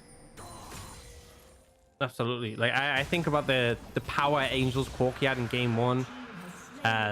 You know, even with the sort of sustain that came out to mitigate it, the poke was obscene. And it's the fact that V5 definitely have tools, you know, to get on the back line later on. But it's going to be difficult, especially if you're fighting around those packages. So I'd have liked to see earlier dragons. They do finally pick it up, but at this point, we're looking at the next dragon coming in at about 19 minutes. Dragon after that, 24. Dragon after that, you know, pretty late in the game at that point, getting really substantially far. So it's, you know, it's not the best win con for V5, but at least they have picked it up now. We'll see if they can chain them together. Herald spawning up in a few seconds. Looks like SOFM might be looking for Rich here. Yeah, I don't think he'll pushing against the Shy, and SOFM still not spotted out. Hippie got on the back line, and you can see this ward from Weibo Gaming that spots out the rotation from the support. Weibo not going to get Dredge Line in here. SOFM was on the precipice of it as the Shy has met Rich once again. What an exciting fight. Rich still feels pretty confident here, and no one's really hurting that much. I guess the Observer's just going to wait until the rest of V5 come up here and see if the Shy wants to meet with more. I think he's a bit tanky at this point, though. Kind of hard to sort of pick out and kill. To the other side, Weibo picking up a free tower. They'll absolutely take that one, right? And this is kind of the thing. This second Herald, you're not getting plates. Towers are easier to take out at this point. So as much as V5 are going to be able to pick this one up, the fact that Weibo just get a tower for free is absolutely fine for them. They're not too concerned. See if V5 can make this dive work. You're right. The Shy is a lot tankier than meets the eye. And as Herald goes down here for V5, that might help them break it out, but Rich at half HP. The Shy wave clearing pretty easily, and he hits Rich once again. The world at a pop. V5 making the dive happen, but On's here to mitigate. PP God gets knocked up with the Herald getting dropped down, and this will get the charge in, but Weibo even bringing the Z up to the top lane. Yeah, they were there to sort of defend, stall as much as possible. They'll still lose the tower, right? But they keep the Shy safe. He was trying to look for the knock up onto Rich on the tower, try and turn around the kill. But even so, right, you got the Herald, but it's a 1-for-1 in terms of towers. And this whole time, Huangfeng was kind of just clearing waves solo. He's gonna find the rookie. Carling, all right. I like how you said the rookie with being on the team with the Shy so much. Just makes you feel it. Becomes automatic at this point. But yeah, right. Again, 1,000 gold lead for V5. It's fine. Still feels a bit slower than you definitely like, and it starts to make you think about how these team fights are going to play out when it comes to it, right? Huangfeng very safe in the back line. Angel very safe, very long ranged, but you have the Gragas, you have the Aatrox, you have the Nautilus. Have to kind of see how they sort of shape the dynamic of these team fights, because if you just run straight at them, if you try and run through a Scion or the CC from the Rakan, could have a rough time looking for a play. Voting, who flashes away. The death mark popped as well, and SOFM gets him. That was On who carried that to the end as Rich has now teleported in. On's going to be tagged up in a second. The dunk avoided with the grand entrance and escape. And for Weibo Gaming, they're the ones finding picks. Gold almost even again. And V5 are struggling moving into this mid game to get a chance to balloon the gold lead further. And this timing is flawed. I'm going to hold that thought because it looks like we might get a bit more action. We'll see, though. If you got maybe overstepping. Okay, well, Weibo Gaming have them in a choke. Scion ulti comes through on top of him. The Shy sending him outward. PP God a target at this point as the body slam away from Casa. Rookie sees his old teammate running into them and backs away too. So for V5, almost getting choked out once again. The critical thing here, right, is that Weibo play happened about a minute and a half before the dragon. So all the ultimates are going to be back available. You can see Deathmark coming up, Quickness coming up. But Photic burned both summoners there. No flash, no heal. Not going to be available for that dragon fight. So very scary, especially as we see Angel has just picked up the package. So package for Angel, gold lead is about even. No summoners on your Aphelios. I think Weibo can take this dragon fight. Huge, man. The fact is, Weibo are 19 minutes into the game, and they're now even in gold, dead even at this point. We already talked about V5 need to accelerate here. Lucian mid with the Aatrox as well. Strong mid game, but against the Corki with package, it's going to be a different question. Now, for Angel, I don't think he has it available. I see his movement speed on the minimap. Doesn't look too fast. No, he does. He actually does have it still available, so Weibo gaming in the river first with the Corki with a big one.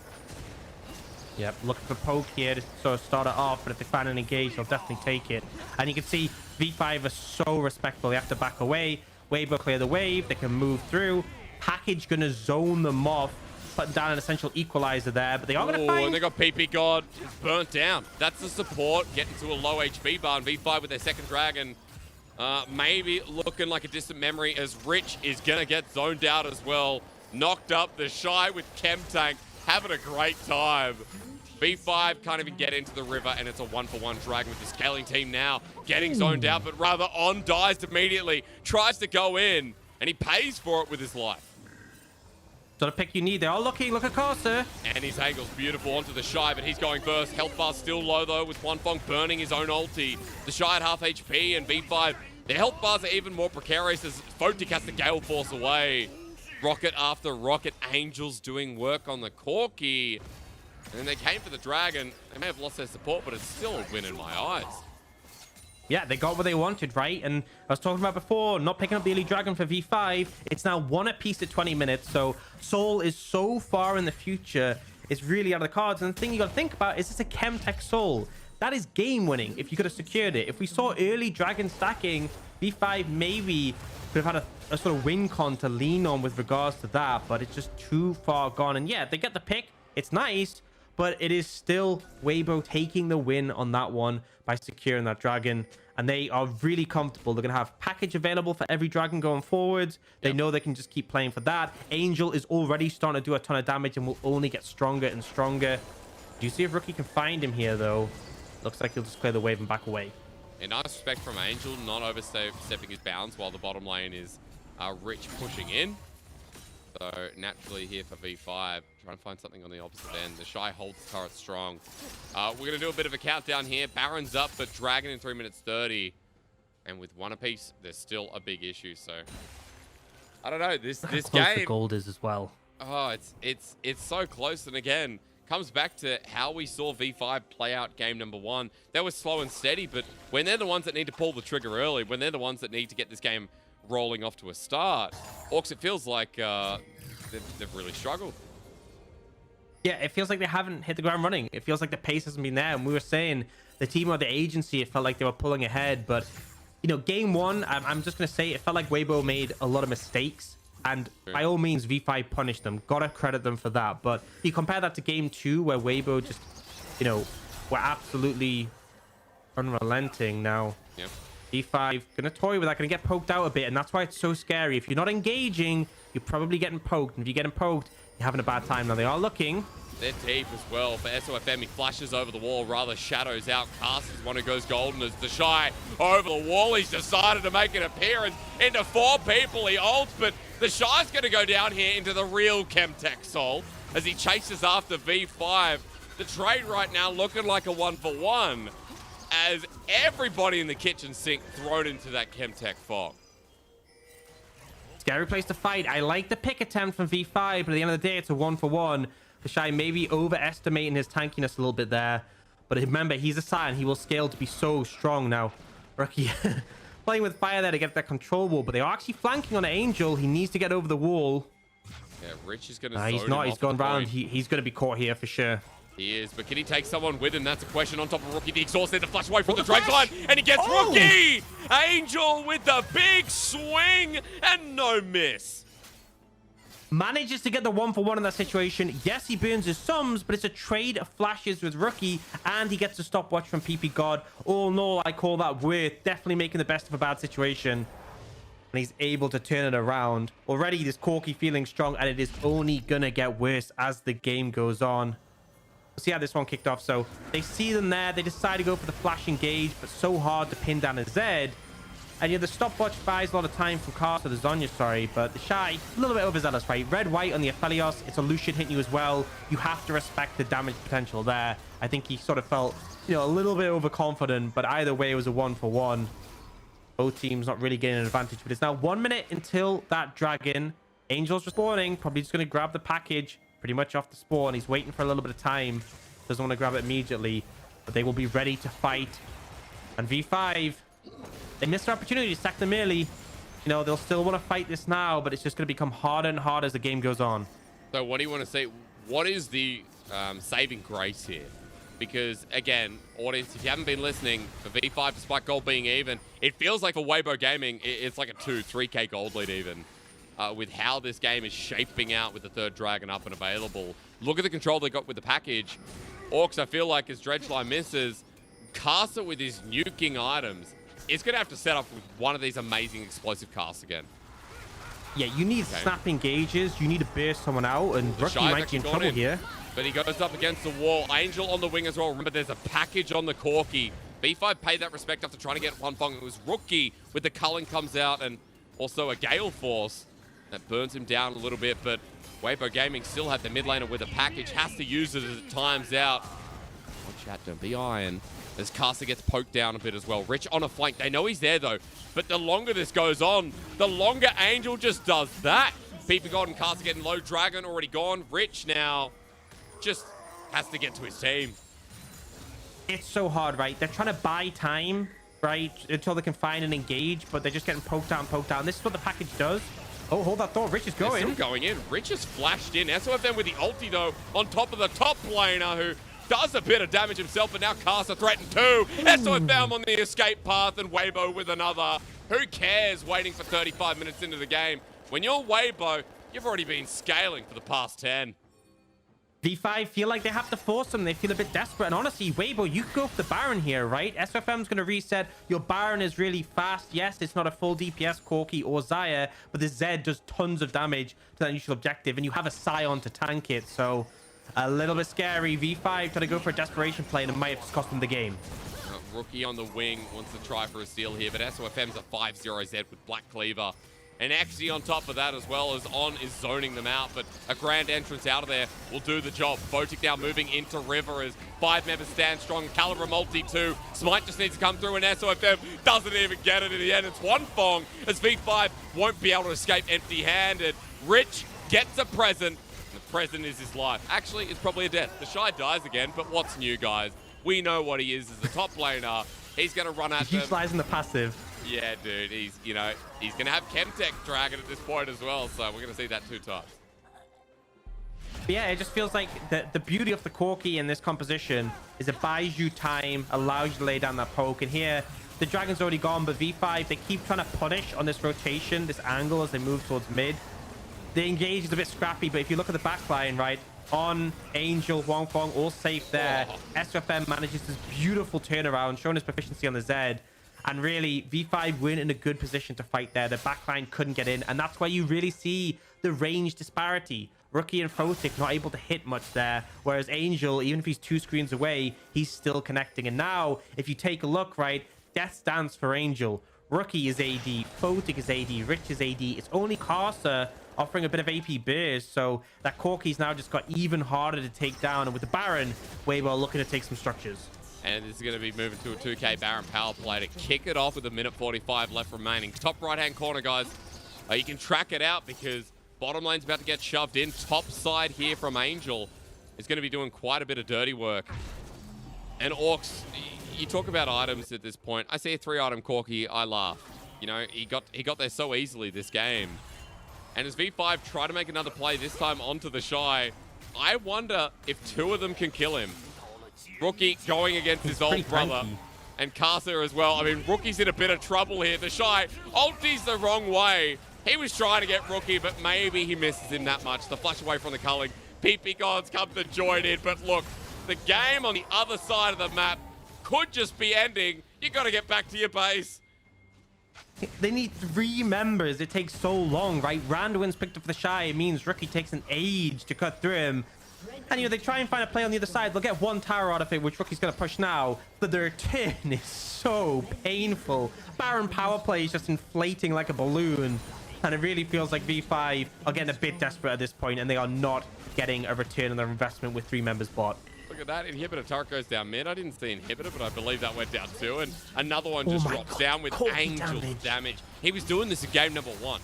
I feel like we're coming in, we're talking about the Shy versus Rookie, 80 carry versus 80 carry.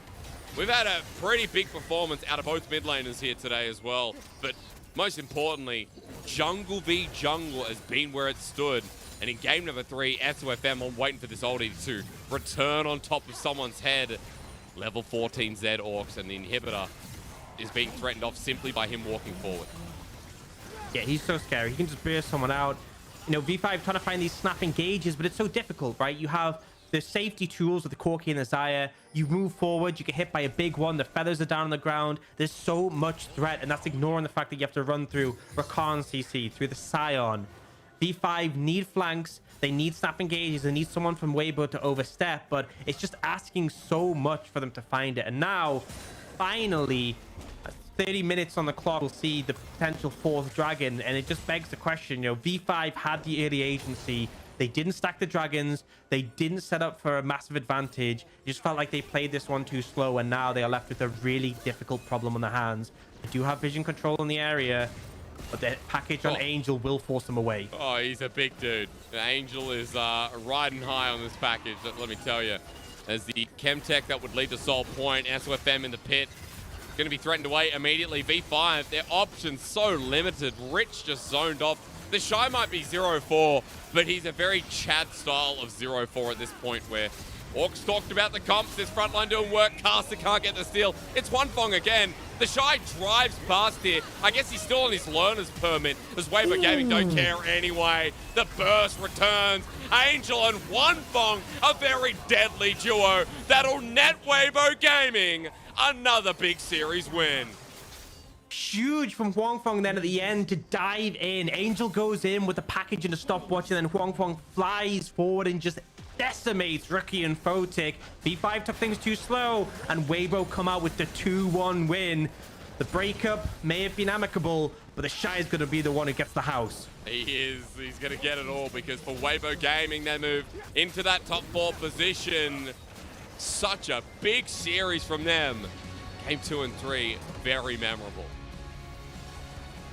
Absolutely. And, credit to V5. Obviously, that game 2, putting up a decent performance.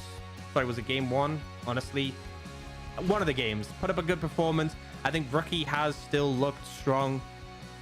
What's that game 1? Yeah. And Rich looking positive, but it just wasn't enough. And I feel like when they pick a composition like this that has to, hit certain timers, they found problems. Game 1 as well, it really felt like it was Angel who made the mistakes, and this time they kind of refined it. And you notice that Angel wasn't going for these super aggressive plays where he's diving forwards. There was more restraint, and I think that's how they improved over the series. There was more restraint. There was more coming out from the side of Weibo, just saying, okay, this is how we win. And they managed to do it pretty convincingly. So big positive for them. Definitely not convinced by the Shy's performance today, but I think the whole team as a whole looked positive. I think there's a lot of positives to draw from Weibo Gaming today. I want to talk about SOFM again quickly. His jungle games in game 2 and 3, he was on point. The Zed jungle looked so controlled.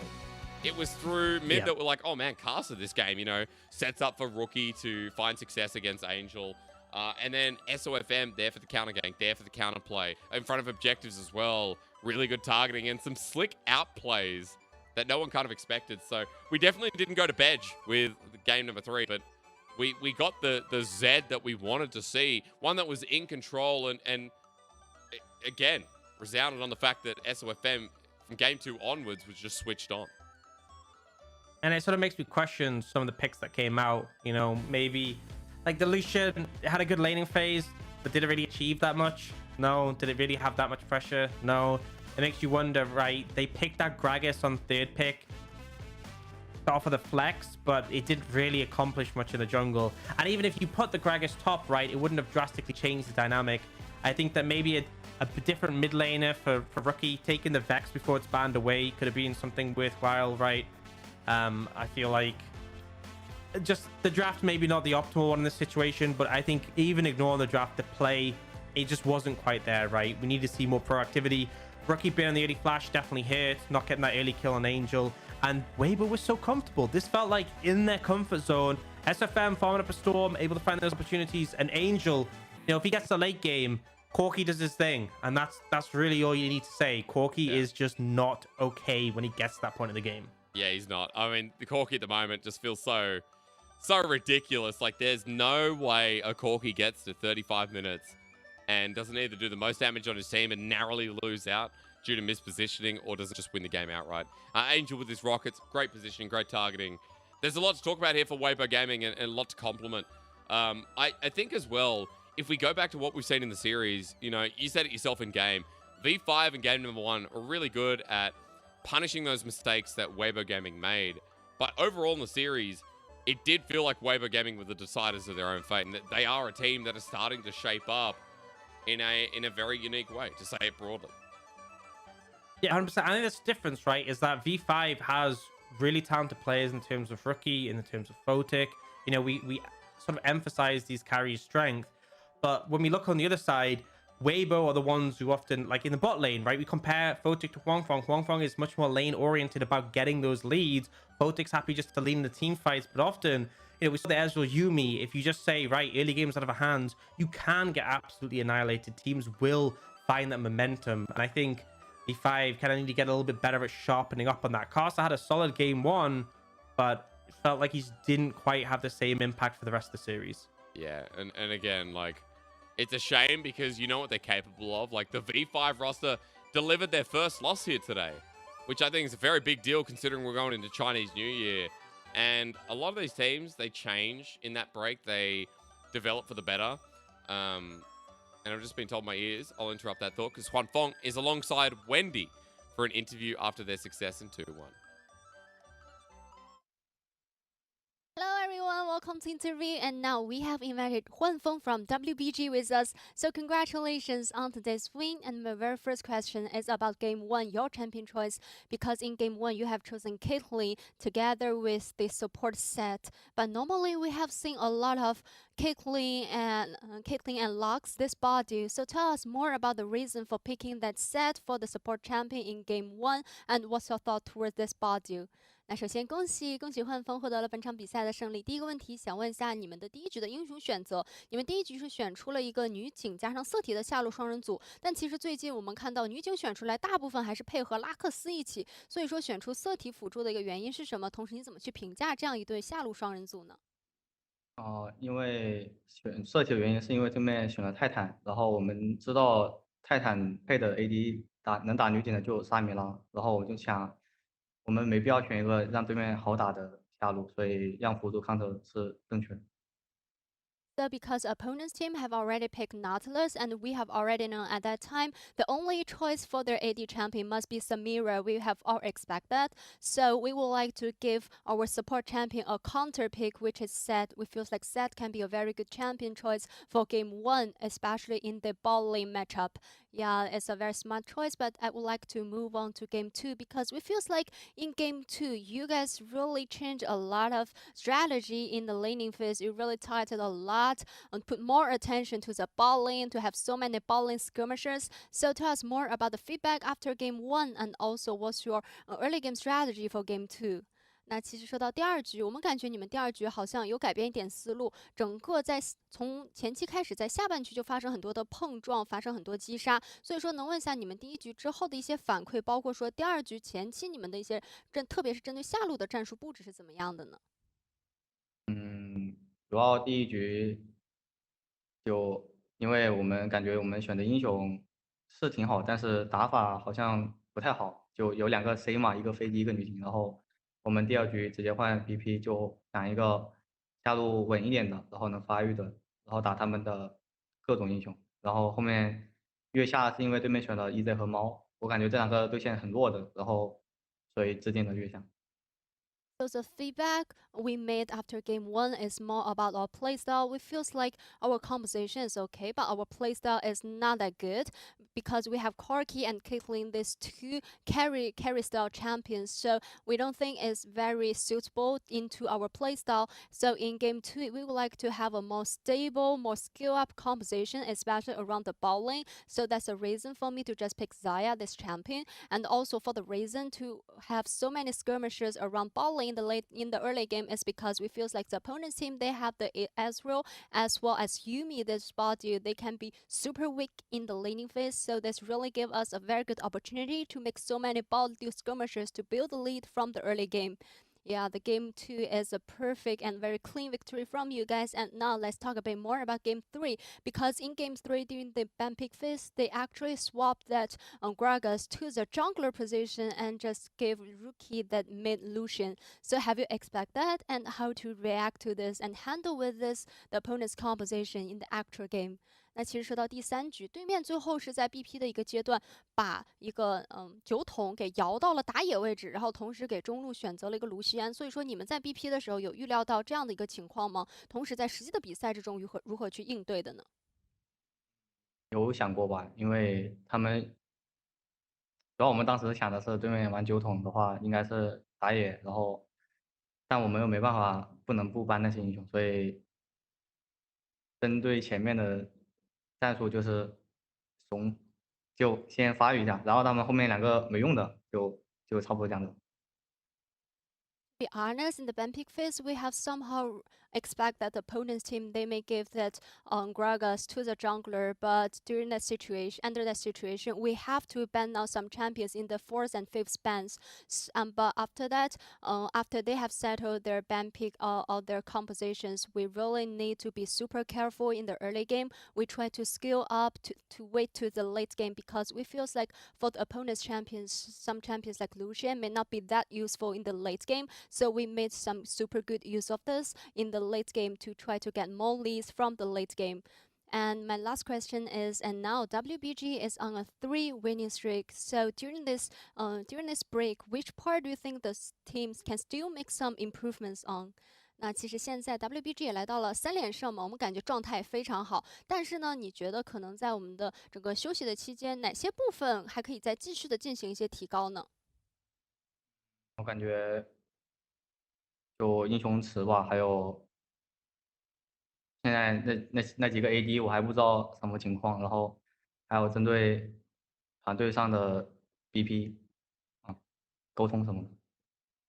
So I think the part that we can still make some improvements on is mainly the champion pool, especially some AD champions. I really need to work on with them, and also I think the team's communication, and also some very detailed parts in the ban pick strategies or the ban pick phase. For this part, I think the whole team can still make some improvements on. So thank you for the sharing and congratulations again. 再次恭喜你们，也新年快乐。新年快乐。Back to you guys. Happy Chinese New Year. Thank you to Wendy and Juan Fong. It's a good interview when you see that Juan Fong is saying things like I need to improve my champion pool and how I play them. We need to improve communication. Like, it's like, all right, well, Weber Gaming apparently just need to improve all over. At that point, you still look at the success of game 2 and 3, them understanding their composition there as well, Orcs, and knowing that, you know, SOFM at the helm of it, who is our MVP, by the way, gave really good direction to a team that needed it after their loss in game number 1. Yeah, I mean, you know, game 2, putting that presence down onto the Yuumi, really powerful, managed to sort of chain those things together. And then this game 3 on this Zed, farmed up a storm, and then had the fancy moves in those skirmishes, in those fights where the comp was maybe still waiting to scale a little bit. He was finding opportunities to keep the gold even, to threaten the enemy team. So bringing out a bit of a signature pick for him, not seeing the Zed as much as in this meta, but confident, even drawn a ban in game 2, and it definitely paid off for them. Yeah, it did. And I'm glad it did, because for SOFM, he's picked this before, hasn't had many tools to work with, and hasn't been as successful, but here he kind of created them himself as we get a bit of a montage moment from all the SOFM slick plays on this Zed. And Orcs, you know, it was a fun game watching him just walk over someone's rift. Every play was like a fadeaway. 100%. It felt like, you know, enemy team has so many CC, so much CC, so many tools to lock you down with like the Gragas and the Nautilus, and he's just dipping out, in and out, really hard to deal with. And I mean, I love this final play, by the way, just in general from the team. One from coming in with a huge amount of burst, but they just all are firing on the same sort of page, all working so well in unison. And I think credit to the whole team. But yeah, SOFM stepped up in a matchup there's some question marks about, right? Especially after the game one, made it look convincing. Yeah, I'm glad it is, because a 4-1 team now. I'm just looking at the standings. For a Weibo Gaming after that, they should move up into the top 4. Weibo get that victory. V5 have their first series loss. Unfortunately, Leaguepedia, it hasn't upgraded yet. Come on, guys. What's going on? But Weibo, yeah, they'll have 4 wins. And I'm going to quickly look and see. They will be in line with RNG.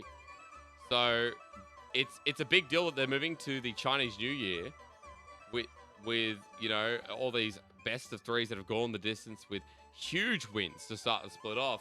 A good little look for Weibo Gaming, but Orcs, we're going to take a break. When we return, it's LNG FPX to round out the night, a matchup that should be just as exciting, if not more, right after this. FPX.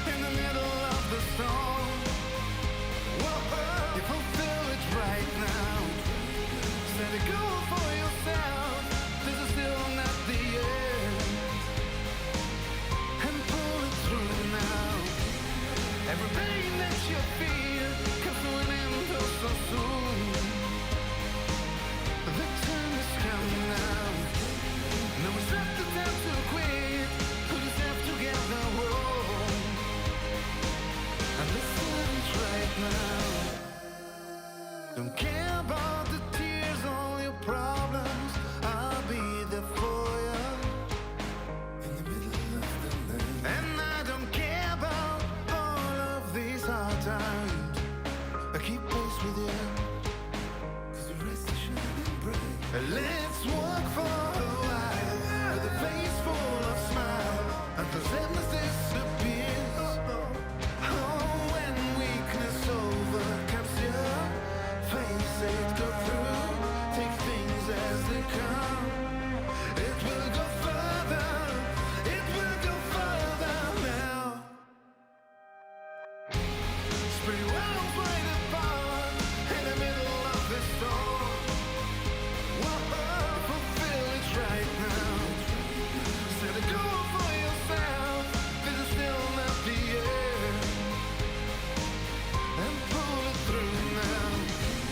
And the pain that you feel comes to an end so soon.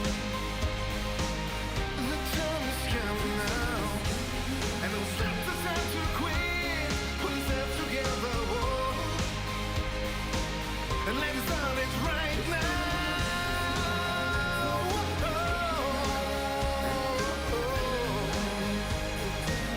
The time has come now, yeah, yeah.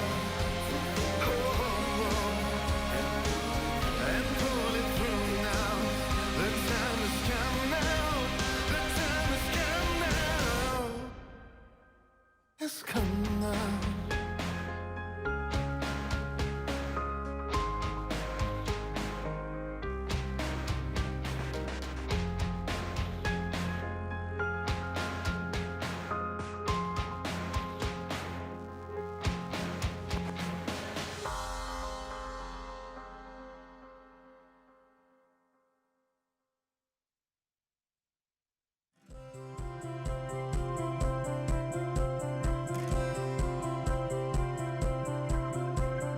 Let in the sunshine, feel it on your face. Gone are the gray skies, clouds are blown away. Time is on our side, with a dandelion wish. We dream our cares away. Let the summer sun shine. Let the summer sun shine.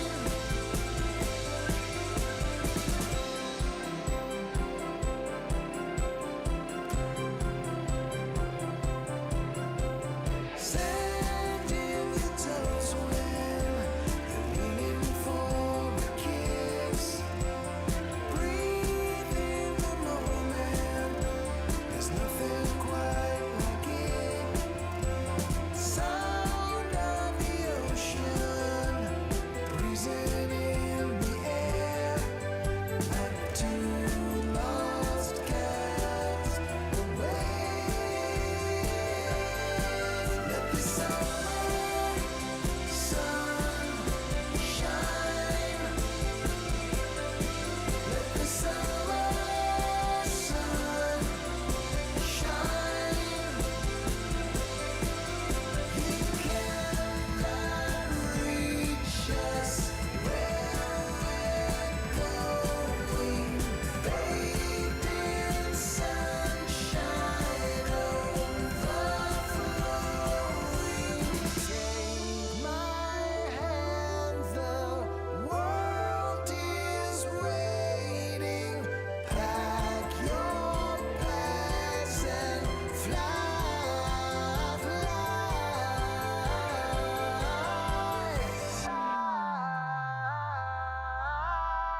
let in the sunshine, feel it on your face. Gone are the gray skies, the clouds are blown away. Let the summer sun shine. Let the summer sun shine. Let the summer sun shine. Let the summer sun shine.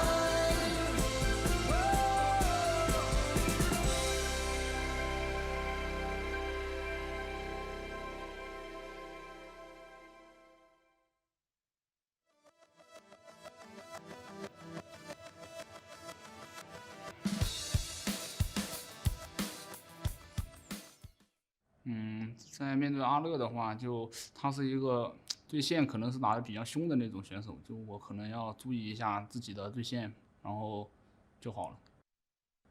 就硬币哥他平常在日常生活中还是挺照顾我的嘛，然后就接下来一场比赛，我可能也会比较照顾硬币哥吧。Shallow talking about Doomby taking care of him in his daily life. Well, I hope that, Shallow can return the favor. Not sure how that would work here in this game. Probably in a negative connotation, guys. We welcome you back to the LPL. My name's Hysterics. This is Orcs, who's going to be running me through LNG versus FPX. A pretty hype matchup because, as you know, both these teams towards the top of the standings. Actually looking as well, as a reminder, FPX 3-1, LNG are 4-0 Orcs, so we do have another top of the table standings bash to get out of the way. And I think the thing is, I don't want to discredit LNG in any way. They have played well. They have looked good. It's looked like, a walk in the park. I think everyone can sort of see the high-level play that's coming out for them. But I have to say, when you look at who they have actually played against, the teams they have faced, don't really make a convincing argument for this having been a hard run of form, right? Ultra Prime, Rare Atom, IGWE, all these teams are in like the bottom 7. If we went into playoffs right now with the current standings, none of them would be in playoffs. So yes, LNG have definitely played well, but this is a test for them. That's right. For LNG, the first real matchup, and again, no discredit to those bottom tier teams, but especially teams like Rare Atom, Ultra Prime, definitely making their way up. But FPX are a team that have surprised us out of the gate. So for LNG, we need to kind of look at what's made them strong within these series that have been a given. And I know that sounds rude again, but you guys know what I'm saying. Orcs, run me through what LNG have done so well, because I still think they've been clean enough, especially in the last WE series. For sure. I think mid-jungle has been such a massive factor. It's expectation for this team. Tarzan, Doinby together.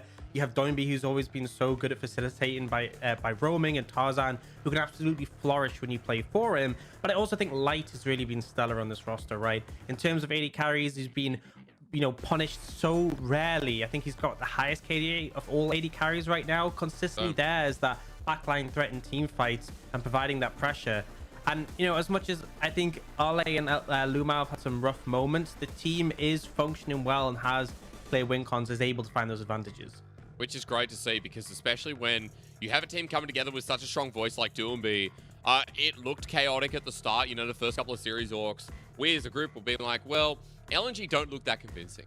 But the last couple of series have made me change that opinion, have reinstated the belief that LNG are a top team, and acting like it is, is something that I thought might happen later in the split. But the fact is before Chinese New Year, and LNG have come together like chalk and cheese, better than I ever thought they would before week 5.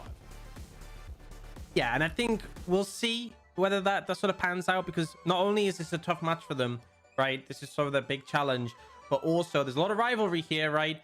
Doinby on LNG up against his old org and FPX. We talked about breakups at the start of the day. This was a big one. Dude, one of the biggest breakups I think we've seen in a while. Doomby was FPX. You guys know that when we talk about FPX, your first thought would be Doomby and then TN. And there's no Doomby there anymore. He found so much success on this roster, and I want to run you guys through a bit of a history check. I love doing these because for any new LPL viewers, Doomby was the success of this team. It was ingrained. He's flying on his own now, but on FPX, Orcs, look at how much success that man instigated. And I think everyone's aware of the World Championship title, okay? No one's a stranger to that. But top 3 in the LPL in 5 different splits over 3 years is pretty insane, right? FPX's best run of form has been with Doinby. And obviously, Doinby's best performances of his career have been with FPX. They've been synonymous up until this point. And now, we can see all that history, but with the separation, it leaves us asking, where are FPX now? Can I just say, it's crazy to me that top 3 in 5 different splits is a stat that he only had on FPX. This is not Rogue Warriors Doomby. It's not JDG or QG Reapers Doomby. That is just on FPX. 5 different splits when he was on that team from 2019 all the way up to 2021. We're talking about 6 splits in total, Orcs. So that's how dominant FPX were. Am I counting right? Yes, I am counting right. That's how dominant they were. And, even winning the World Championship to boot is a very big deal. So Doomby made that team into something great alongside with everyone coming together. And now for LNG, you can see the same kind of thing. But with FPX, when he left that team, I felt like there was going to be a gaping hole. I felt like FPX were going to stay into Ash. But that's why I use this opportunity to quote Albus Dumbledore, very famous man, as you all know. because phoenixes burst into flame when it is time for them to die. Maybe I should get the voice. Reborn from the ashes. Now, Albus Dumbledore said this about Forks, but I can say this about FPX because Orcs, this team's good. Oh my god, your name sounds like Forks. I mean, they've looked solid, right? I think the main standout for me and for a lot of people who've been in the bot lane, they've really been performing well. But even outside of that, when it comes to team fights, they've looked solid as a whole. Jallahu is also really fitting in the top lane. And I think that's where really the strengths of this roster lie. Side lanes, and then when it comes to those skirmishes, comes to those team fights, they're just convincing. You look at them, they're all on the same page, they're able to deliver. You have critical moments like, I just love this, watching it again and again, hung with the ult timing to interrupt the quickness. But yeah, I expect this team to perform well at this point, and they have been a convincing team that we expect to see at the top of the table. The problem is, though, there is some shortcomings, and I think right now, the biggest thing is the Baron, right? I've got a couple examples here. So this one ends up being, a Baron secured by the Thresh. This one ends up being another bit of a coin flip as well, where it just gets secured. Could have seen it get stolen away. And then this is the one from their series against JDG where they actually threw a Baron. And I think this is kind of showing a recurring issue where FPX are a bit over eager to start the Baron, and it comes down to these 50-50 moments that have, so far in the season mostly gone towards them, but we saw against JDG went the other direction, and then they lost that series. I love that, from Demacia Cup starting this year, we saw, FPX are this team that really want to try and flip these Barons. They want to play super aggressive on it, and that carried all the way through. That identity didn't change. We're here in week 3, the midway through, and FPX still had this tendency to go for it. So how many burger flips can fit into one broadcast? That's a real question. Because moving forward, with FPX, we've got a lot to talk about here with the new team, but nothing bigger than the jungle debut here today. Ladies and gentlemen, alongside Tarzan, who is going to be our focus on LNG, going up against him today for the first time with a big welcome back to the LPL is Clid. Now, people will be like, oh, Clid's from the LCK, another import. That's true, guys, but also remember, Clid started on Newbie Young. He was promoted to QG Reapers in 2017. This guy built his foundation in the LPL. He was on that JDG roster in 2018, some of that should have gone to Worlds, but EDG with a huge nope sent them packing. And then Orcs, domestically, we know he went to LCK. We know he went over to SKT, did pretty well there, and finally got his chance to go to Worlds. And I think the interesting dynamic between these two is Tarzan has also always been revered, right? And he's also always been really strong in the jungle, but hasn't really had the results to reflect it. Hasn't really managed to capitalize and get that big win. Whereas Clid has a really decorated history, but there's been some criticism in the last year or so towards him. And as much as I think he had a strong Worlds performance, actually in the same group as Tarzan, there's still a bit of question marks. I think a lot of people look at Tarzan as one of the best junglers of the current era, but still looking to secure that title. And we have some nice clips just hailing from Tarzan's time back on Griffin. Look how vintage this looks as well. It's only 2019, but that was 3 years ago. And Tarzan had some really nice performances. And starting with this jungler, it feels like his LPL performance has been better than I'd say, his LCK. And he's brought LNG together, a team that didn't feel like it was going to be even mid-tier at certain points, into the fruition of Worlds last year, Orcs. Yeah. I mean, that was such a big turn of events, right? Even going into late into the season, there wasn't this expectation that LNG would be able to deliver that well, but able to find it. And we have some clips from Clid, obviously very storied jungler, very decorated as well. QG Reapers, you guys remember 2017? That's what I'm talking about. This was his debut split up against WE. And QG came off to a bit of a flying start with the help of this jungler. And with Doinby as well. That's right. He's someone who knows Doinby quite well. And then we get a little bit later with SKT and how this guy became so big. Sorry, a couple of clips mucked up there. But Orcs, it's amazing to see him back in the LPL. I welcome him back because I was so keen on this guy, making it to Worlds in the league. Potentially, this will be the start of his run and his success here on the new FPX lineup. Yeah, and we got to see how this dynamic goes, right? We have the Korean mid-jungle for both sides. Clid and Gory, the newcomers. Tarzan, Doinby, been here a little bit longer. Well, in Doinby's case, a lot longer. But yeah, I think there's a lot of sort of talking points on where we're going to focus. Obviously, for FPX, the bot lane has been so instrumental for them. Also, Xiao Lao I'm hyped to see how he goes up against Arle. Arle not necessarily had the best split so far, but Xiao Lao you know, considering he was someone who was subbing in summer last year, and you know, looked good in fairness, but now very much deserving of this spot starting on the roster. I want to say that, you know, when Nuguri was having issues in the roster, remember guys, if you haven't seen the LPL documentaries, very worth a watch. I feel like I'm definitely going to be setting up to co-stream one of them. Wow, that sounded like a promo.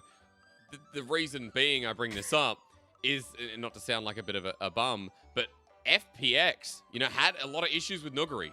Remember last year, guys, if you didn't see the doco, Nuguri issues with communication, and it's not outside language barrier. They brought Xiao Lao in, and it brightened up the team quite a bit. And now for Xiao Lao he's in a position of power where he is performing this well, going up against Arla, who Arla hasn't had a great start. But let's talk about that in a bit, because FPX are bringing their roster on the table. A couple of SKT members on FPX in the top side. Xiao Lao it's clear debuting in the LPL here today. Gory, who, hey, I remember Gory as well from the LCK. And in that bottom lane, it's LWX and Hung, who've been a big focal point for FPX. A lot of people admiring his play, and I think particularly showing, you know, proficiency on enchanters as well, and engaged, of course. Bot lane, really a driving force for this roster. Cannot emphasize it enough. Orcs, Stake as well, big coaching staff member, has previously been on RNG. Has been someone we've talked about in the LPL for many, many years now, but seeing as though we are in LNG's arena, they get to come through the cool tunnel. We're in Suzhou, a beautiful garden city in China, as Arla, Tarzan, Duanbi, Light, and I'm going to see Lumao. Yes, I am. Do not say it, guys. Do not say it, chat. I don't care how badly you want Iwandi. We're gonna respect Lumao here today, and hopefully he has a good performance. Yes, we're gonna see, and I think, you know, Light has really flourished when it comes to performing these team fights, and I think this bot lane dynamic is gonna be, you know, there's so many things to talk about honestly in the series. I feel like there's so many aspects where it's gonna be hyped to see how they pan out, how the draft goes, who's prioritizing where, who manages to find that early agency, who's looking to sort of scale up. Lot of heated matchups in this one, and you know, it's storylines as well. As we said before, going to be facing against FPX for the first time, now no longer on the roster. Big sneeze that comes with it as well. I want to see him go up against his old roster and, you know, try and bring a mid diff. On the other side, Gory, you know, going up against Duanbi is big news, because Gory's been a slow starter to this split. And when we were talking to, I believe it was Lyric who's talking to Atlas a little bit, you know, talking to some fans as well about Gory. Gory's been someone who hasn't been about the laning phase, it's been about the team fighting. His laning phase has been getting better and better, but someone who dominates the laning phase at the moment is Duanbi. So I truly wonder how he's going to hold a candle at the moment when one of our best mid laners is in prime form and is coming together with one of the best teams who are undefeated. Yeah, I remember literally, I was speaking to Chronicler about Gory, and he said, yeah, you know, he's really what he can offer at a lane. Don't expect too much from in lane. Starting off the split, him against Xiaohu. Xiaohu solo kills him level 2 as Victor into Corki, and I'm like, guess he wasn't joking about that one. But then they still managed to perform that series. Gory still managed to bounce back, and I think, you know, you really have to shut him down quite heavily to ensure he doesn't have too much impact. And I feel like his play style is kind of personified very heavily by how Corki plays at the moment, right? Not the most lane pressure, but you get him out of lane and he will take over the game, and Gory very much feels like that's how he functions. So we might have his work cut out with him, making sure Gory stays down. But either way, if Gory's able to get out of the laning phase, as you said, I think the Corki pick's going to be something we talk about here today. For Duanbi at the moment, I'm seeing things like Galio. I'm actually going to pull up the stats and see what LNG have been continuing to play, because it does feel like there is a focus on this mid laner, and Tarzan Duanbi once again creating a jungle dynamic. Like, he's been the Victor player, the Rise player. We've seen a Corki out of Duanbi, but, you know, things like the Renekton are still popping up. So a bit more flair on this mid laner, where Gory at the moment feels predictable and could be exploited here running into game number 1. And honestly, I feel like, you know, we've been seeing a lot of the Corki. It's not really been that point where it's getting banned in the first rotation, but it's still heavily prioritized in the first 3.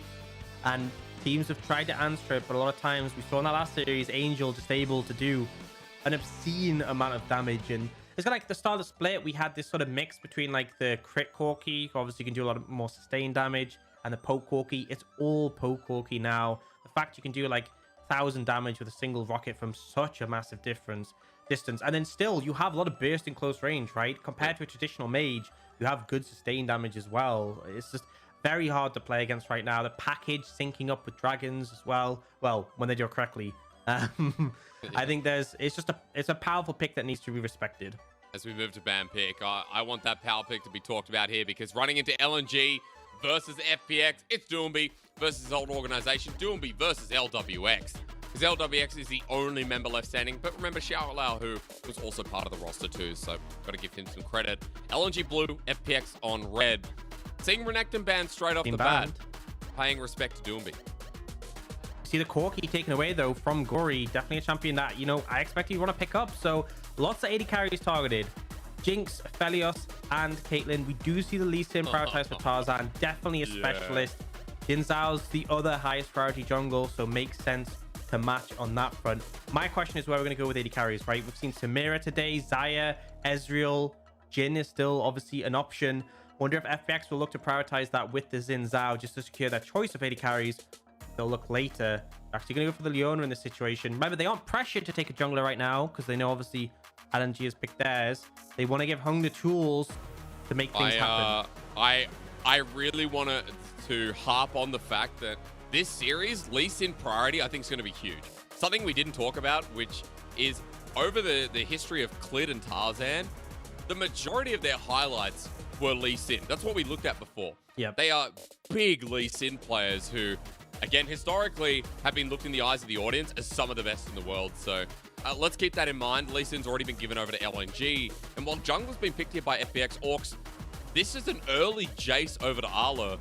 And they're not even looking at maybe getting the bottom lane rotation in. AD or support, what's it going to be? Yeah, so I think if you want to answer the Leona, you could now, but they're more concerned with the fact that if more 80 carries get banned, FPX get first choice. So they take the Varus, something we've seen a little bit here and there, but the Jace is interesting because, you know, Jace scales very well. Arle's been playing a much more scaling playstyle. He doesn't necessarily have the best early game, but he'll farm up a Storm and be a monster later. But also, it's a good matchup with the Gwen. So this is basically Arle saying, yes, Gwen's open, but you can't pick her in this situation. I already have this good matchup. FPX, I think Kai'Sa would have been a little bit risky. The range disadvantage could have been a problem, but I like the Jin pick. One of those 80 carries, not quite as high priority as the ones we've seen banned, but very good with the Leona. And now for FPX, you can start to ban away supports. Braum, something that always synergizes really well with the Varus. Thresh as well is open and available. You can definitely target there. Or mid lane options, maybe you want to thin away from Doinby, but I think support would be the bans I'd want to throw. Because looking on the board, I mean, Lumao's played a lot of Lulu too. I think that's something worth considering, that for Lumao, his best champions this split have been the Thresh and the Lulu that we've seen. Now, hit or miss for the Lulu, but the Thresh definitely something I like that you're bringing up against the Leona that can play it away. But for now, we're just getting rid of Doomby's champion pool. The Victor's first off the menu. The Gwen safe blind that we were mentioning before. I'm excited to see top lane matchup. I can't hold it because Arla going for the Jace. I hope that Xiao Lao counters with something spicy. Yeah, honestly, like the Jace actually can punish the Gwen quite a bit. So, you know, that's why I felt like they picked it, but they still ban it because they still don't want to have to potentially deal with that. Xiao Lao, who has been on form, Arle struggling occasionally in the laning phase. I feel like Graves might be the next ban for LNG, something that we've seen picked a lot into the Jace. We'll see if they go in that direction, or they could look to potentially threaten mid laners. Actually going for the Camille away from him. Braum banned away, so not the Thresh. That's still left open and available. See what FPX up for here. I think top laner makes sense unless you have a mid laner you really want to prioritize. And that Graves, not too much of a surprise. We've seen this Graves Jace matchup quite a bit. Can really go in either direction. Jace definitely with more kill potential, but Graves happy just to scale up and out sustain the poke. I feel like we've got similar champion pools across the board, right? Even Gory and Doomby are looked. We got Ryze, we got Victor. The difference is the Corki priority for those two mid laners. So, guys, in this series, in our pick and ban, we are going to be talking a lot about priorities and the picks that are favored, right? The Camille banned away, the Gwen as well from both these top laners. The Ryze was just talking about when Gory still doesn't have his champion, and when the Corki's banned away, Doomby Ryze, 400 CS hack Orcs, it's happening. Locking that one in. And the ability to roam and influence the side lanes, right? The ability to lean into Tarzan and help him out. Now, did see Luma play this Alistair before. It's a fine matchup into the Leona. Definitely able to disengage it. And also means that you have that engage potential. The Thresh offers all the safety, but you want primary engage, and that's what it'll offer. Now we get to see what Gory's going to pick out here. A lot of options, but you're not going to be able to have the Corki or the Victor, and I expect him to pick something that scales fairly well, something that can facilitate. But he is toying with the idea for LeBlanc. It would set up Clid to be aggressive. Would it set up the pick potential? On. Because we get the Orianna in the end. Run me through FPX's comp, because I understand the scaling here, but I want to know more about how it all comes together. Yeah, their team fighting is honestly just excellent, right? They have the power of the Leona, and the Xin Zhao can buy so much time on the front line. There's great backline. You have the shockwaves coming down, the long-range ultimate from the Jhin. I feel like they're pretty comfortable in that regard, and all three lanes aren't necessarily like hard winning, but they're fine in that manner. For LNG, I feel like they need a little bit more early momentum. Jace can absolutely run away with the game. Goimby has the ability to move earlier, right? And you have strong tools to set up fights with light on the Varus. So I expect a bit more to come out of them early. There's also the potential for the 1-3-1, which can open up, especially if Jace is ahead. Okay. But I think overall, when we look at the side of FPX, theirs seems a bit easier to play, right? Xin Zhao, Leona with an Orianna on your team, you know, and then 280 carries in the back line. That just screams easy team fighting. You know what screams, you know, old FPX to me is LNG's team comp. And we're going to get confusing here, crossing over names. Doomby going up against his old team with rather organization, with LWX, the only person left in the mix. Shallow, who one series played with him, of course, and Scrims too. But guys, the point of this series is to see who's rising to the top. EDG undefeated, sitting strong. LNG right under them. The exact same win rate coming through. They're tied first. LNG are a top team right now, quite literally. And FPX sitting 6th, 3-1. If they win this series, they will move all the way up. Potentially even towards second or third. Not first, ladies and gentlemen. Second or third. I got ahead of myself, but Doomby's running a very FPX style comp. You've got the Rise. You've got an aggressive jungler. You want to see tempo bring in the LNG composition orcs. You want to see how they get to these side lanes, or if they can play out one of the 1-3-1s. I got the same questions for you, and I want you to continue talking to me about these comps as we go on in. Because for LNG, being undefeated, if they win this series, I won't be wrong in saying they will hold on to first. They'll topple over EDG for the time being. And we were getting the lights there, orcs. We're getting ready to go in. So why do I not see League of Legends on my screen? We're building the hype. That's what we're here for, right? Oh, yeah. This is Doimby against FPX. Gotta hype it up. And Lee Sin for Tarzan. Doimby on the rise. Two very much signature picks. And that's the big thing we need to talk about here, right? It's always been, when we look at LNG, we're like, what can the mid jungle do? Definitely with this composition, Doimby spreading his pressure around the map is instrumental to them coming out ahead. Him being able to play for Tarzan on this Lee Sin, the fast, bursty damage available in the early game, the skirmishing power, that's what we need to see them rely on and get the ball rolling. And if they do, they have strong tools to keep the momentum. My concern is if they go up against FPX in the later game team fights, it might get trickier, right? It's not completely doomed. I'm not sitting here and saying LNG's composition falls apart in the late game, but FPX are definitely going to feel more comfortable there. So emphasis on LNG to make things work, and I think this is a comp that suits how we expect them to play. I think especially if we look towards that Realm Warp, we look towards Tarzan's early influence, especially going up against Clid today. If you're just tuning in, Clid returns to the LPL after 3 years away. Went to SKT, went to Gen G, found success, Worlds 3 years in a row. And long vacation. Well, last time we saw him, he almost debuted Worlds for JDG. But he was so close, he was denied by EDG. This is a very big year for Clid to return, especially since FPX was waiting for him for a while to get out of quarantine. They had Gory, but not the other part. And those are syncing up issues that we're questioning early on in the split. They haven't really been there, but even more so now with Clid joining in, it's going to be a big deal. Orcs, what do we miss in the bottom side? We missed an early move up to get a ward. Yeah. So that's GG. Nice little sweep there. Clear the vision out. Give yourself an absolute advantage there. But yeah, so early levels, look at the lanes. You know, it's expected. Top lane, the Graves just has so much shoving power because of powered autos. Really has so much value. Mid lane, Orianna can do a pretty good job in the Rise. You know, level 1, just cue the wave and the empowered autos you get. And then bot lane, Alistair isn't a champion at level 1 unless you like run into melee range of him. So overall, FPX expected to have that early prio, and there's upsides to that. Absolutely, it facilitates cleared, but also Tarzan's looking for a gank. He knows that there's exposed laners he can potentially punish, right? Especially mid lane. Rise can obviously easily route a target. Guarantee you land that Sonic Wave. It's good they have that vision because Gory will spot Tarzan. He doesn't want to let him know that he spotted him, but he did move a bit too far back, so Tarzan guesses the case. Real priority there, Orcs. You can see the whole river from FPX just trying to spot out Tarzan. They know he's towards the top side as pings go down, so as Clid has that information, keeps Gory safe, keeps Clid in the know, means he can clear bot pretty rent-free right now. As Tarzan just goes back to his blue buff, so early advantage. Shala, who should have the same information and the same comfort after picking out this wave, not to overstep his mark. Yeah, he can just reset, pick some items, potentially advance up there. I think he has enough for it now, just about. And then we'll be able to obviously sustain a bit better against the Jace damage. Has picked that up, so definitely this is kind of like how the dynamic goes between the Jace and the Graves. The Graves has obviously the ability to push waves really easily, sustains well. With his first item being the shield bow, but the Jace is very bursty, right? If you miscalculate and he gets to do 100-0 you, he can do it, but as long as you play it safe, you should be all right. And Jalo, who knows he can sustain up, so he'll go for heavy trade. He wants to ensure that Arle has to reset, right? He doesn't want him to stay a bit longer, get a better back than him, maybe pick up a Dirk. But we're already seeing, you know, the aggression pulled out though. Shallow and Arla, two top laners we talked about coming into the series. And you and I were actually going to do a bit of a segment on them, but decided not to in the end.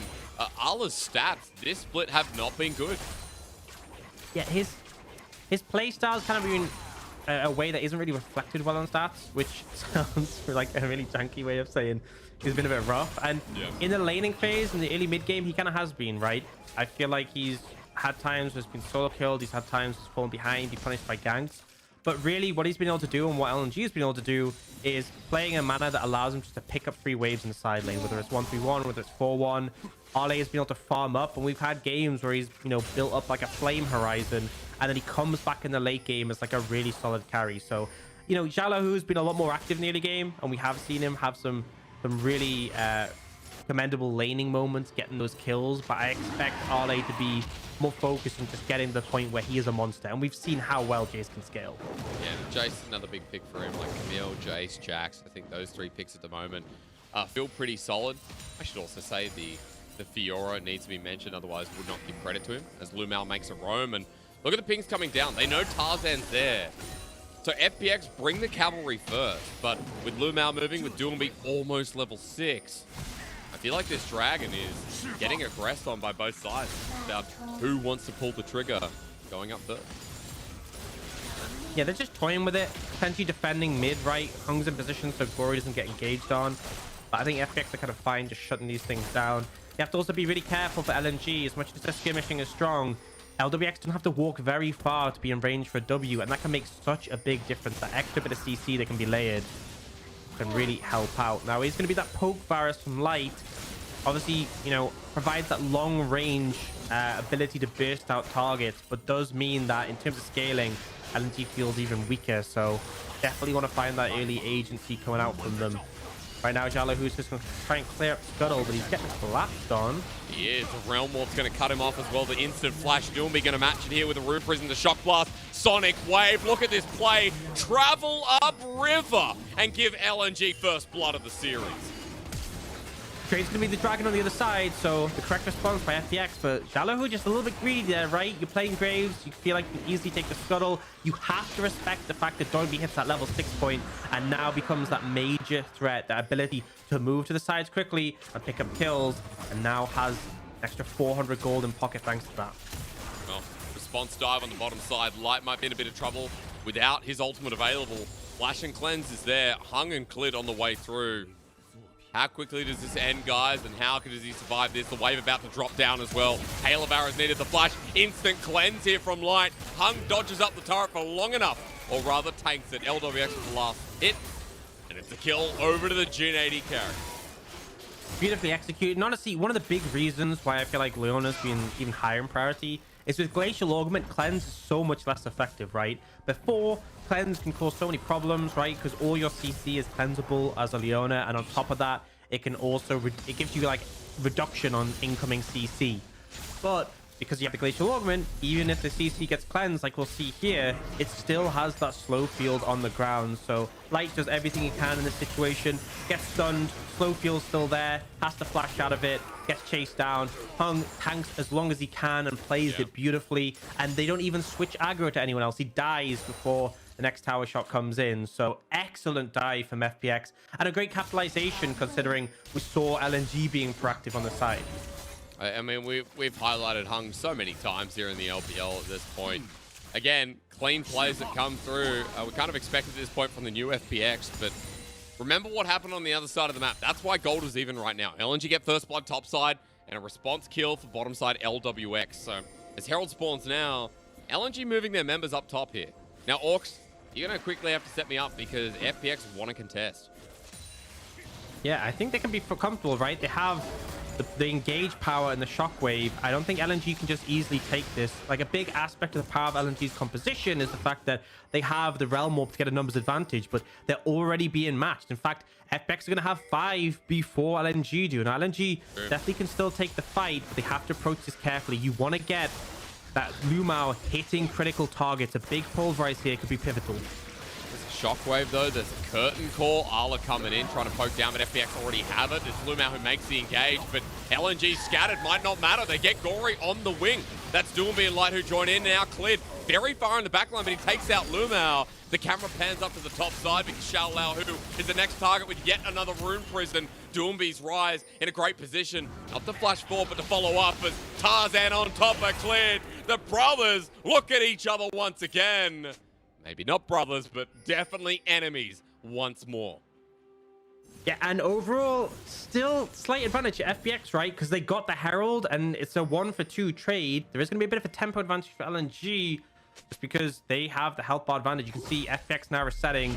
LNG can push their waves in, garner a bit of an advantage there, but you see how this one pans out. Gory just absolutely caught out here. The CC chained onto him. Not really much you can do. Doesn't even get a chance to use the shockwave. Yeah. But on the other end, we see Clid making sure they trade back, right? Gets the kill on a Lumao. And so much time is burned here chasing him, so they can't really do that much to capitalize. After this, they do push in their waves. They do get a reset, which is nice. But with FPX coming from base, there's no real advantage garnered in this situation, and Herald in pocket of Clid. So that's the critical takeaway from this. FPX have Herald despite the gold deficit, and we got to see where they can place this down. Well, Tarzan's heading to the bottom lane, so it won't be there for the time being. I'm trying to spot Clid on the map, and he's actually on top of Gory at the blue buff that'll be given over to this Orianna. A shame he didn't get to use the shockwave in the last play, especially because it might have changed the landscape a bit more. Doomby picked up that kill too. It's important to note this Realm Warp Rise is feeling himself on this pick, and he's in a very good position. Orcs, I think this might be another dive. Oh I think it might be Shallow, doesn't have the shield TP bow. response though, TP response, that's a big deal. Shallow instant clears the wave. That brings Gory's teleport up towards the top side, so only an ulti for a TP, you'd still call it. Okay, would you call it worth?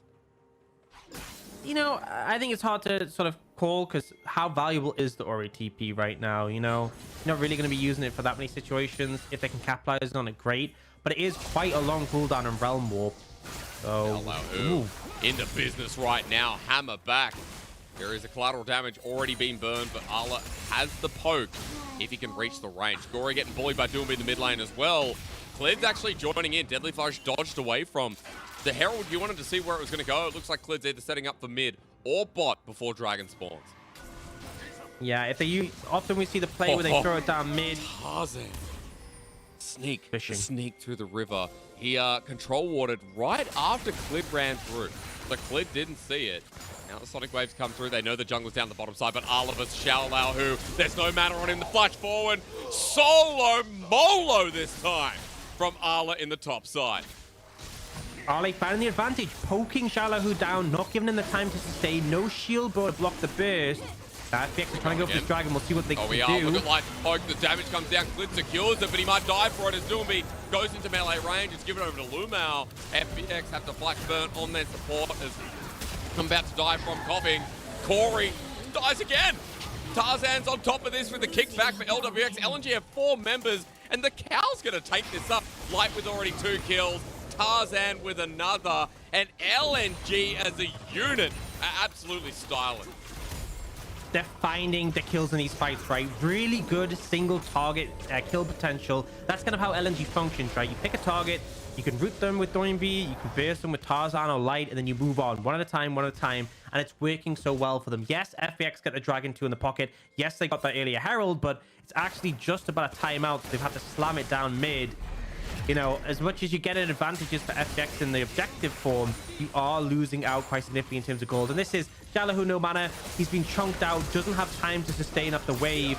Ale just finds the window and absolutely deletes him. And now this replay, it's just, you know, good target selection, right? They focus on taking out Clid, burst him down, then trying to look towards Hung. He manages to path away, but it's just like, at this point, you've already lost the fight for the side of FPX. There's no turning around. It's just running away, but they don't let that happen. They focus down Gory, then they're looking for Hung. Now they're looking for LWX. It's very systematic and a sign that LNG are really communicating well and are good on their target selection. I want to point out, Light hitting everything there. Like, the Hail of Arrows, only reason it doesn't hit because the Blast Cone was used. Lumao may pick up the first kill, but it was the Chains of Corruption from Light that hit at max range on top of Clid in such a great space. So for LNG after that fight, 3,000 gold in the lead. They had 2 dragons down, but you wanted to see this team pull a gold advantage early into the game. I think they've done that and more. Absolutely, and they need to keep this momentum going, don't get me wrong, but they're 3k gold up for 40 minutes, which is huge, right? And the fact that FPX has 2 dragons is kind of irrelevant, right? It doesn't really amount to much because at the end of the day, it's only really a big deal if you get the soul. 2 minutes 50 on that next dragon. LNG are far enough ahead that I really question FPX's ability to contest it. And so as a result, FPX might just have to give that one up. Otherwise, they risk falling even further behind. We can see the items coming in. Everfrost already completed for Doinby. Looks like he's building towards the Thimble Winter. It's a common thing we've seen on the Rise. More of that bruisery Rise. The ability to still deal good damage, right? You're not as bursty as the sort of AP build, but you're so tanky. You can just run forward, root someone, put your damage down, and they can't really turn it around. We've got double Eclipse coming in. The really early spike offered by that lethality. And that's going to be a big thing as well when LNG get their Manamune stacked on both Jace and Light, Jace and Varus. That is going to be a massive spike for them. Yeah, it is. I want to point out that Clid was able to get the charge through the mid lane, so 160 gold to this FPX jungler, but as his debut looking rocky here with the team, might have to cover another part. Shallow who with the collateral damage, but going to get bullied against the wall. Kicked, hammered down. Tarzan and Doomby, they are brothers to a quick extent in this spring split. And this is exactly what we wanted. So it's good to see LNG capitalizing on their win cons in the system, on this situation, sorry. And they are going to look to pick up this Herald as well. So just further accelerating that gold lead, keeping the momentum going, spiking hard in the mid game. LWX is going to apply some pressure on the spot tower. Should be able to pick it up, I think. But again, it's kind of just doing what you can, not really what you want. It's picking up anything you can get. And LNG are really the ones setting the pace of the game. They'll take that top tower. They'll pick up the Herald. Are they getting really strong already in this one? Yeah, he is. He's got a deep ward behind him from FPX, but he should back in time to get away from there, while LWX just needs to pick up the tower. And Orcs, in pick and ban, we were talking about something that I think's really come into fruition. We were like, okay, Gory gets into fights, and what he offers there, whether it's Corki or something else, adds great value to the Fun Plus Phoenix. But lane, I said, was going to be so skeptical because of how well Doomby plays his lane now. And not only just in the laning phases of this Rise, but getting around the map, we have had a stark mid difference. Like, how stark mid difference? Doomby has been bringing Tarzan wherever he goes, influencing Ala, influencing, you know, some of these objective fights. And through this mid lane, they've just found such a big gold lead at the 16, 17 minute mark. We now have that Fimble Winter Rise that you're talking about. That will be, sorry, we are almost to Fimble Winter, so almost fully upgraded. The game is running out of hand, and Arlo just changes lanes and is unmatched. And despite the movement from Doinby, he's still 20 CS up. He's still 2 levels up on Gory right now. It's really worrying. They can't fight this dragon. I don't mind them posturing for it, right? Force LNG to bring all their members down. That's okay. But you really don't win this. You should just back off, live to fight another game day. And it's absolutely Gory just hasn't been able to match the early impact from Doinby. And I feel like you have Tarzan Lee Sin, right? This jungler's has so much presence because of its early impact. And in the right hands could be monstrous. And you have Doinby on the rise, the single target CC set up to land the Sonic Wave, the Roman Cryo, and FPX. I don't think you fight this, but the TPing in. The TP is going to be right on the Evercross. It's missed time, though, from Doomby. He's into the backline as Hung's there, too. Doomby down. Mispositioning from LNG as Lumao now has to flash himself, but the curtain call is going to be the death entrance as the shockwave comes through. It's only under 1 man, but it's the jungler of LNG. 1 by 1, the ants fall as Arla next to the wall wants the flash, but if you give them the gold, of course they're going to take it. You know what? And I'm saying don't fight. What do I know? That's why I'm not an LPL team. They literally just find the window. We said that team fighting was good. The gold deficit seemed like it was massive, but LNG completely miscalculated. Doinby, expecting himself to be more tanky than he is, gets completely caught out and just deleted. They overcommit onto the TP. Great engage from Hung. And not only do they get a bunch of shutdowns, they get that third dragon, 1 away from Soul, and they close that gold gap a fair bit. This is Doinby oversteps here, and Hung just finds this beautiful CC engage onto him. Doinby literally gets to do nothing, and the rest of the team can't really contribute much to this fight, right? They're only hitting Hung right now. Lumao's getting chunked, and then this is a perfect setup for a Jhin, where you can start following up with the ultimate. The shock blast even goes short from Arle, so it just all goes wrong. With that gold advantage that LNG had, with their mid-game spikes, there's no way you should have lost that fight. But suddenly FPX hopes are feeling a lot more alive. Oh, yeah. I mean, the gold lead was almost 6,000. Maybe I couldn't count. Maybe it was more like 5,000. But it's a very big deal that FPX are now on sell point as well, Orcs. So for LNG, the aggression still continues, but there's a very big win condition that helps this comp. You said to me that will scale and have a better position playing with their range and their team fighting in that late game. In 3:45, LNG have to fight it, and FPX always have the chance of finding an early soul and bringing this game into a very comfortable point. That's the thing, it puts so much pressure on LNG, but on top of that, FPX, they don't need to contest the next dragon, right? I am certain they will, but what I'm saying is if they think, okay, this isn't the right setup, okay, we got poked out, okay, we made a mistake, someone gets picked, give it up. What does it mean, right? The game gets extended 5 more minutes, you're fine with that. You have another opportunity to reapproach. That's the thing, FPX securing those early dragons, being 3-0 in them means they have so much room to maneuver, and LNG are going to start feeling the pressure now. So they do have as a positive that we talked about is the side lane threat, right? Doinby really potent, being able to push waves quickly, being a bit too tanky for anyone to deal with. Orianna obviously not the most comfortable in side lanes, and Arle is still looking strong. But realistically at this point, it hasn't really amounted to anything yet. LNG potentially fishing for some picks here, but FPX playing very respectful. I noticed you talked about the side laning with Rise. I want to point out that's a frozen heart on the way. We have a 3-item Rise that is going to have 2 essentially tank items at this point, and it suits with what we've seen with Doomby, whether it's a normal build or not. As Clid flashing forward. Hello, Clid. Light burns it in response, but jungle flash for AD. My God, that chat energy. Yeah, and I love it. I love the timing. 2.5 minutes before Dragon. Light will not have his flash for Dragon. It's an Infernal Soul Dragon fight, and your AD carry won't have his most important summoner. It instantly means it's going to be a lot trickier for LNG to fight that one. So Clid going for that little snap engage, punishing that. It really doesn't matter that he doesn't have his flash, but it could make all the difference for LNG. So love that time and love that punish. That is, yeah, that's so worth. People will be looking at that being like, ah, Clid, that's hilarious. But it's like, you traded your own jungler's flash for an 80 carry that is a poke Varus. And you have a lot of backline access with Hung, with Clid that we talked about. It's going to pay off, and, you know, that dragon in a minute 40 gets that much more interesting. Now, Orcs, we're building up to it, obviously. There's also a Baron there, too. If one team overcommits, look, we have an Orianna, a Graves, a Jhin. I'm trying to look at how fast these teams would do. Baron, not the fastest, not the absolute slowest either. So something we also need to keep in mind with vision setup and with that objective trade-off if there is one. And the important thing for me on this next dragon is the poke that LNG has in their hands, right, is a lot more significant. But also, if they can get on top of the backline, right, Lee Sin getting there, even Doinby being able to move up and root someone important. If you're just hitting Clid and Hung, it's probably not going to go well. And on top of that, Hung is going to have his flash. Light isn't. And even though he has cleanse, glacial augment means you're still going to be slowed. He's still going to be able to follow up. So I'm concerned. I think it really comes down to execution on this one. But FPX are feeling a lot more comfortable. We'll have to see how it pans out right now. Contesting that mid wave. LNG are the ones with the control of the area. Doomby left alone here, but he's comfortable because he has himself a close frozen heart almost. 2.5 item rise and doesn't take too much damage right now from the AD sources. Just hope from Light hits. Dragon 30 seconds. Shockwave another big thing to look at.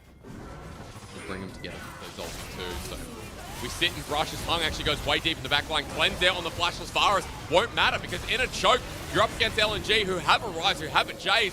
Too hard from FPX. As a 5 versus 4 now looms. Shallow, who has to get off this turret, wants to take it down before he does though. That'll be the trade-off, instigating that they are going to give the dragon in the end. Yeah, this is one of those situations where I was talking about before. They don't have to fight this dragon. They're not forced into it. They can back away. But a little bit of a misplay on the fight. You can see Hung was fishing for the opportunity to jump on Light. But I'll actually explain what went wrong in the replay and why it kind of backfired. I mean, one big aspect of it was you're so far away from having anyone else follow up. Gory's not ranged to Shockwave, right? You don't have the Jhin being able to hit your ultimate because there's people blocking it. Before we get to the replay, we're going to see LNG aggression answering that tier 1 in the mid lane. Now, Gory might be caught out. What are you doing here? He flashes away. Arla almost taking him down. The Shockwave brings him in, but Doomby there to bring him back home. That's my boy. And no one touches him. 3 members stack up, and Arla feels safe. No man left behind. Keep them all safe. Gory just caught out of sights. And it's kind of been such a back and forth in this game, right? LNG, once again, in control. And Arle becoming a massive problem in the side lane. We've hit that double mana immune spike. Thimblewind to complete it. But FPX, they know they have vision control here. LNG know what's going on. They're going to come over. I mean, FPX and Baron's orcs. You told me. Dude, it's... Man, they love flipping it, right? It's past 20 minutes. It's Baron o'clock. This team and Baron, every single time. If you guys missed the opening segment, it started in Demacia Cup. FPX are a team who, within 20 to 24 minutes, as Baron spawns, they love it. It's literally like going over to your pet family's house once a week because it's a free baked dinner. They'll take it every time. Yeah, this is kind of what I was talking about with Engage. The critical thing is because he eased onto the front line, the Glacial Augment doesn't actually hit Light. So it procs on the front line. Light is able to cleanse and be out of it and just walk off. But also, no one from FPX could follow up on the Engage. So, you know, I understand the thought process. Light's no flash, let's go for him. But Hung kind of miscalculates it and everything kind of goes wrong and allows them just to turn onto him. And again, LNG, great single target turn and burn, especially when there's no Glacial Augment on that Leona. Now, LNG going with the Baron. There is a ward. They are going to be aware of this. Ping's coming out. Man, we'll see Clid V-lining over. There's a lot of questions I've got right here. Control Ward's going to spot it out, as you mentioned. And for LNG, they move back into River. Now, for Gory, he has his Shockwave available, but this guy hasn't really pulled amazing cats out of the bag so far. LNG going to back away from the Baron. Everyone sits towards mid. The poke towards Clid. That rhymes. And as LNG move back towards this lane, they're still threatening, getting deeper vision, clearing out some of FPX's defensive line, and just rinsing and repeating the play. Poke, it's somewhat threatening. It's not insane. And I feel like as the game goes on, right, you have this composition with 380 champions and a tank rise. Armor is going to get stacked by FPX, right? We already have 3 ninja champions across the board. So I feel like as time goes on, that's where we're going to see, you know, as we're talking about the scaling, start to favor FPX. But for now, LNG still feeling in control, able to threaten the prospect for Baron. But on these spikes, right, the double lethality mana immune for Arle, the mana immune completed for Light, Tarzan, I think closing in on the Sterak's, and also Doinby on the 3M spike is incredibly tanky, right? Really hard to cut through him. With Dragon in a minute 50, FPX are forced to fight it, but may well look for an opportunity to go for it. So now we see LNG really trying to control the area around Baron. I don't know why, but Lumau's floating again, so I'm not sure what's happening with spectator mode at the moment. That's definitely a vibe. I don't know. Magical Cow is both wise and a warning to FPX as Lumau zones them out again. Look at how deep this vision is getting. Waves get pushed up. LNG, once again, rinse and repeat. The floating cow is so high on life. Look at him. They're over the wall. They're starting Baron again, aren't they? Yep, they're starting off and not much vision. It's running over, but this is going fast. Okay, well, can they get there? For clear tags it. Lumao goes over this man, both wise and above all others, but Lumao dead. Tarzan goes back in. I love he was in and out and decides it's Baron o'clock secured. 7k gold lead, that's what's going to be brewing. I'll count 6 for now, sorry chat, but Orcs, that was a successful play through and through. Yeah, I mean, the setup was great. The vision control was really clean. Cleared approach very slowly, considering to get jumped on, and as soon as he got there, the call was there. Lumao, knock him away. Guessing range? Okay, pulverize him. Now Tarzan goes over, kicks him. Just make sure there's no chance that Clid can even get close to the Baron. Really wasn't much opportunity for him to get over the wall. They secure the Baron, 26 seconds on that Dragon, and I don't think FPX can fight it. There's a 5k gold deficit. Honestly, unless you get a miracle engage, I think you give this one up. 4 members here. Remember that Lumao's going to be slow, though. So for FPX, as they move in, they've got 10 seconds to play with, but rotating around the wing, maybe picking a different angle is what they want to do. The curtain call, the shockwave. Something has to hit to beat this gold deficit, and as Ala and Light start poking down, the fight begins at a negative. Yeah, and LNG want to fight before the Dragon gets low, right? They don't want to flip the Dragon because they know FPX could get that soul. They want the fight to kick off. Lumao's looking for a potential engage opportunity. Keep the Dragon healthy because FPX want to start lowering the health. Look for the engages. Look for Lumao. Look for Tarzan. I'm ready to sing Breaking Free here from High School Musical. Tarzan gets the Dragon. No to cleared. Waiting for Lumao's engage. Soul Flare from Hung. It's just left stranded. Pulverized from Lumao. Nothing happens. The curtain call comes through. And that's a Realm Warp into enemy lines. A Shockwave waiting for them though. But Tarzan healthy enough to Sonic Wave. And the explosion from Arla. Doinby running at them. This man literally a fridge at this point with all the ice cold adaptations. LNG bring us to a game 1 conclusion. Huge win there. Only Hung on a short death timer. Everyone else super far away. They have the Baron. They have 5 members. I don't think they're going to go for the game end right now. You can see them splitting up their resources, but they're going to do a ton of damage to this base. 8,000 gold ahead. Once again, Tarzan securing the Dragon there. Critical play in FPX. Things are looking dire. Things are looking rough. Well, it's been some good team fights, apart from the little throw we saw, the crazy moves from Doinby and kind of leading his team into disaster. LNG have looked in control for the majority of this game, and while it's not the end here, a 10k gold lead, even more than that. 2 Infernal Souls to your name, and no soul that FPX will have a chance of taking. It's going to require more than a miracle now, as Force of Nature was actually picked up by Doinby next. Well, look again, because Tarzan actually stole this. Yeah, I mean, it's hard to smite steal. It's hard to contest smite against the Lee Sin with that execute. Their Hung goes in, gets instantly deleted. LNG move forward, and the thing is, they go for this Realm Warp, but look who goes in. It's Doinby and Tarzan, and they're so tanky. And look at the backline poke. Arle with this huge shock blast to follow up from Light. And then you just have Doinby running forwards, and he is so tanky, as you said, a real fridge.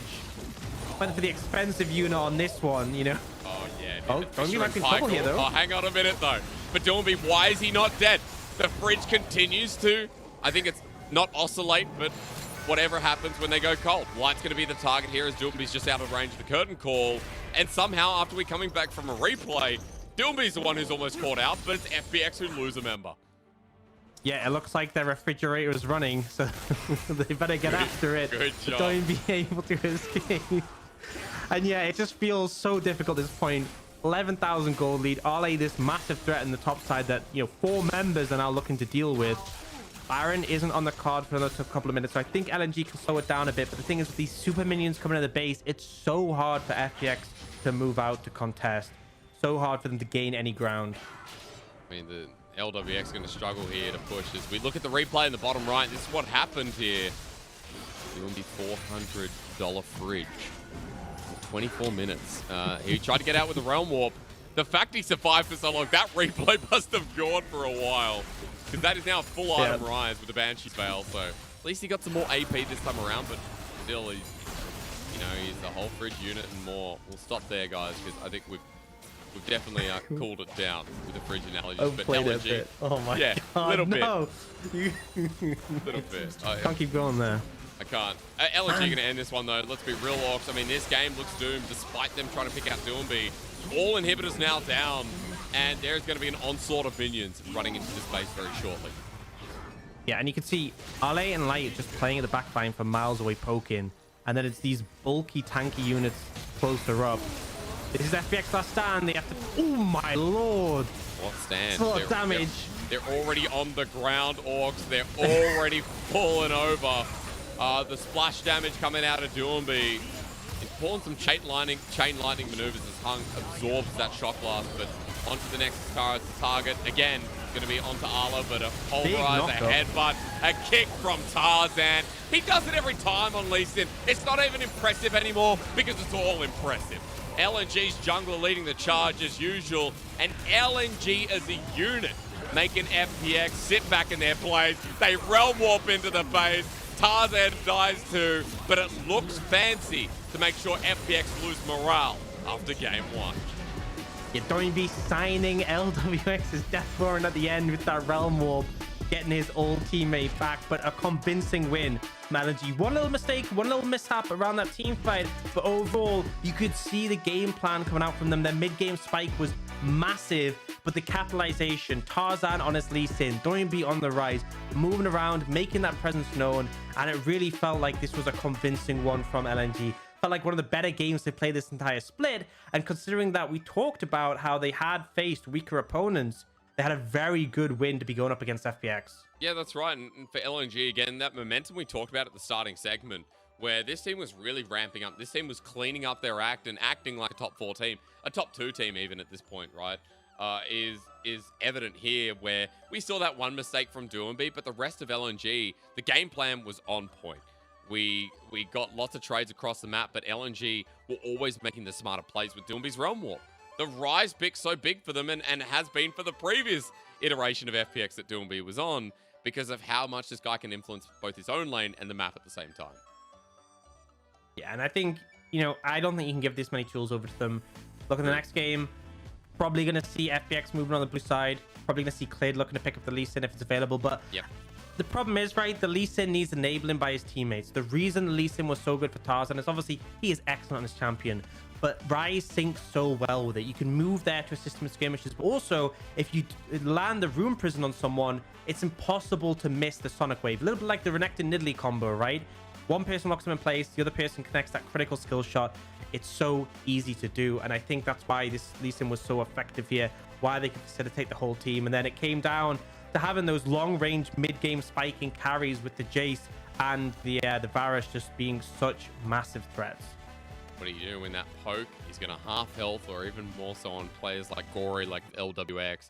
Really rough game for FPX there, considering that we didn't see much of LWX, we didn't see too much of Gory. Gory shockwaves were to one member or didn't happen at all.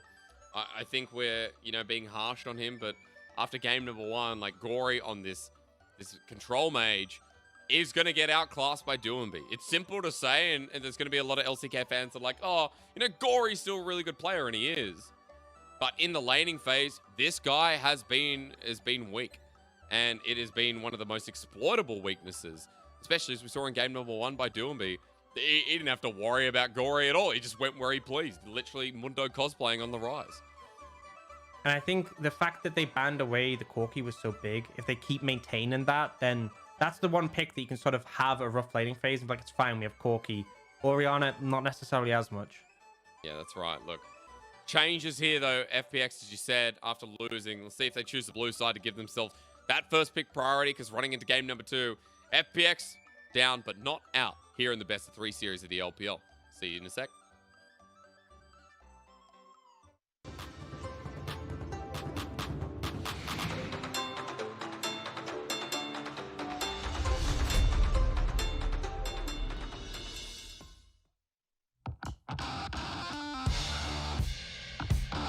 Looking back on 2021, it was a year of honor for RNG.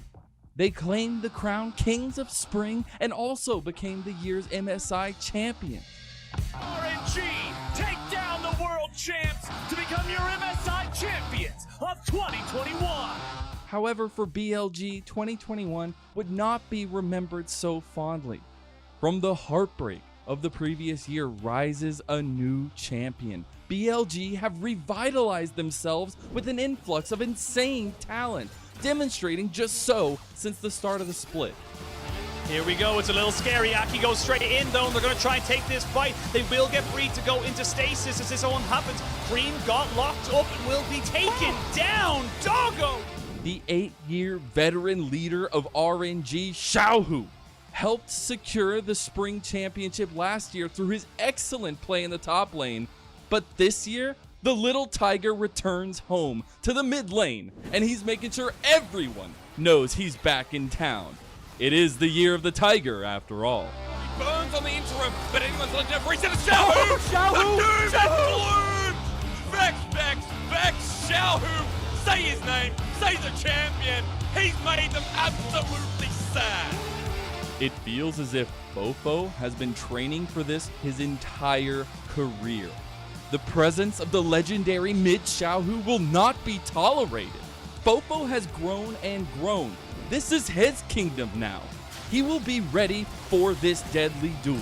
It's just that, never mind. Shanji is massive, and they're fighting with the package. I'm not quite sure why. Shadow Surge, though, from Fofo turns it right back around. There's a funny thing, though. RNG hasn't beaten BLG in a long time. Even at their highest point last year, they still lost to their own personal nightmare in BLG. Will they continue to be haunted, or will they break through their past? Down the Chaos Storm, right in the middle, the gravity field, but a great hook again onto the enemy jungler. Xiao Hao gets bursted down. Now there's no snipe, but right out back at you with Wei, getting the same. The dragon helps it out. RNG win the fight as Gala returns to the Rift. Howdly doodly. So, as the most important festival in China is just over the horizon, fireworks are sure to fly when BLG take on RNG in the new Esports Spring Gala. Let the festivities begin!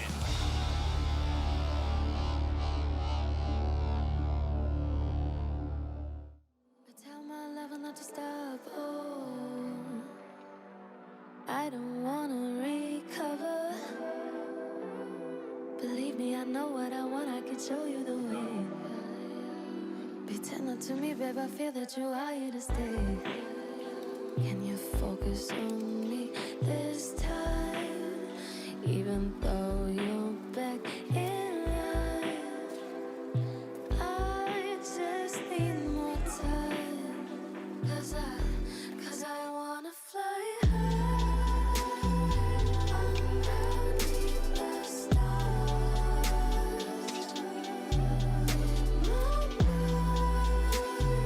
Till the sun goes down.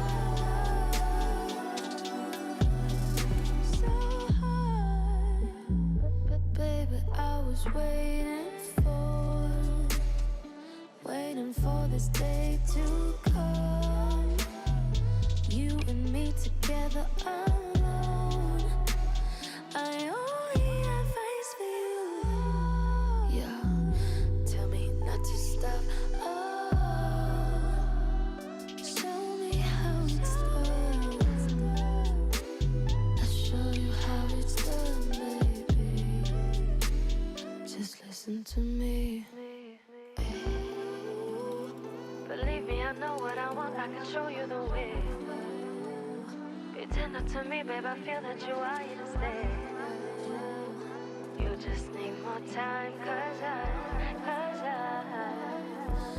I wanna fly high underneath the stars.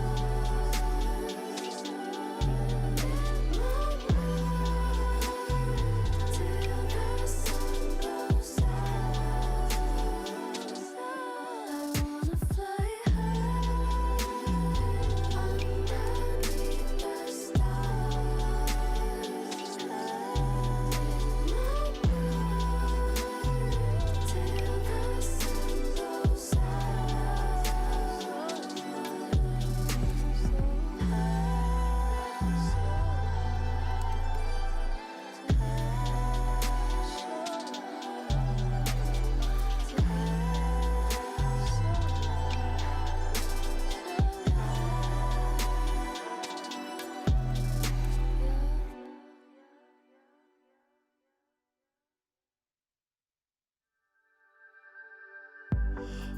We've been walking countless miles on a mystic way of life, unsure where we going.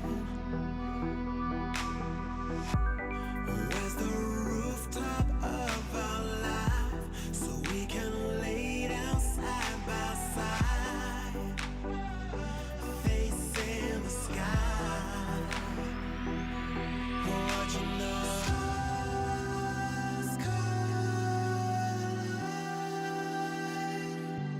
watching them.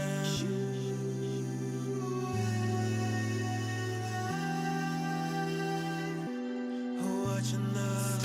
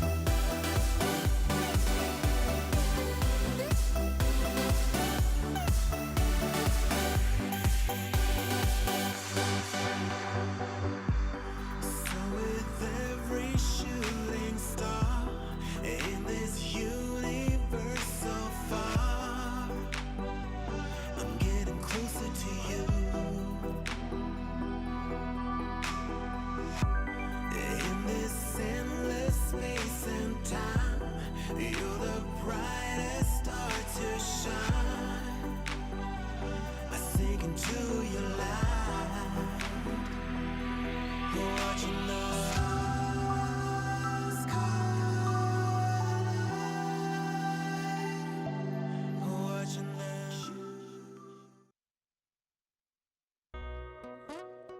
Li Ning continue to be a team that are shaping up to be one of the best in the LPL, if not the best. Again, we've got EDG sitting up next to them that are undefeated, and apart from that, it's only BLG now that stand with a 0-loss record.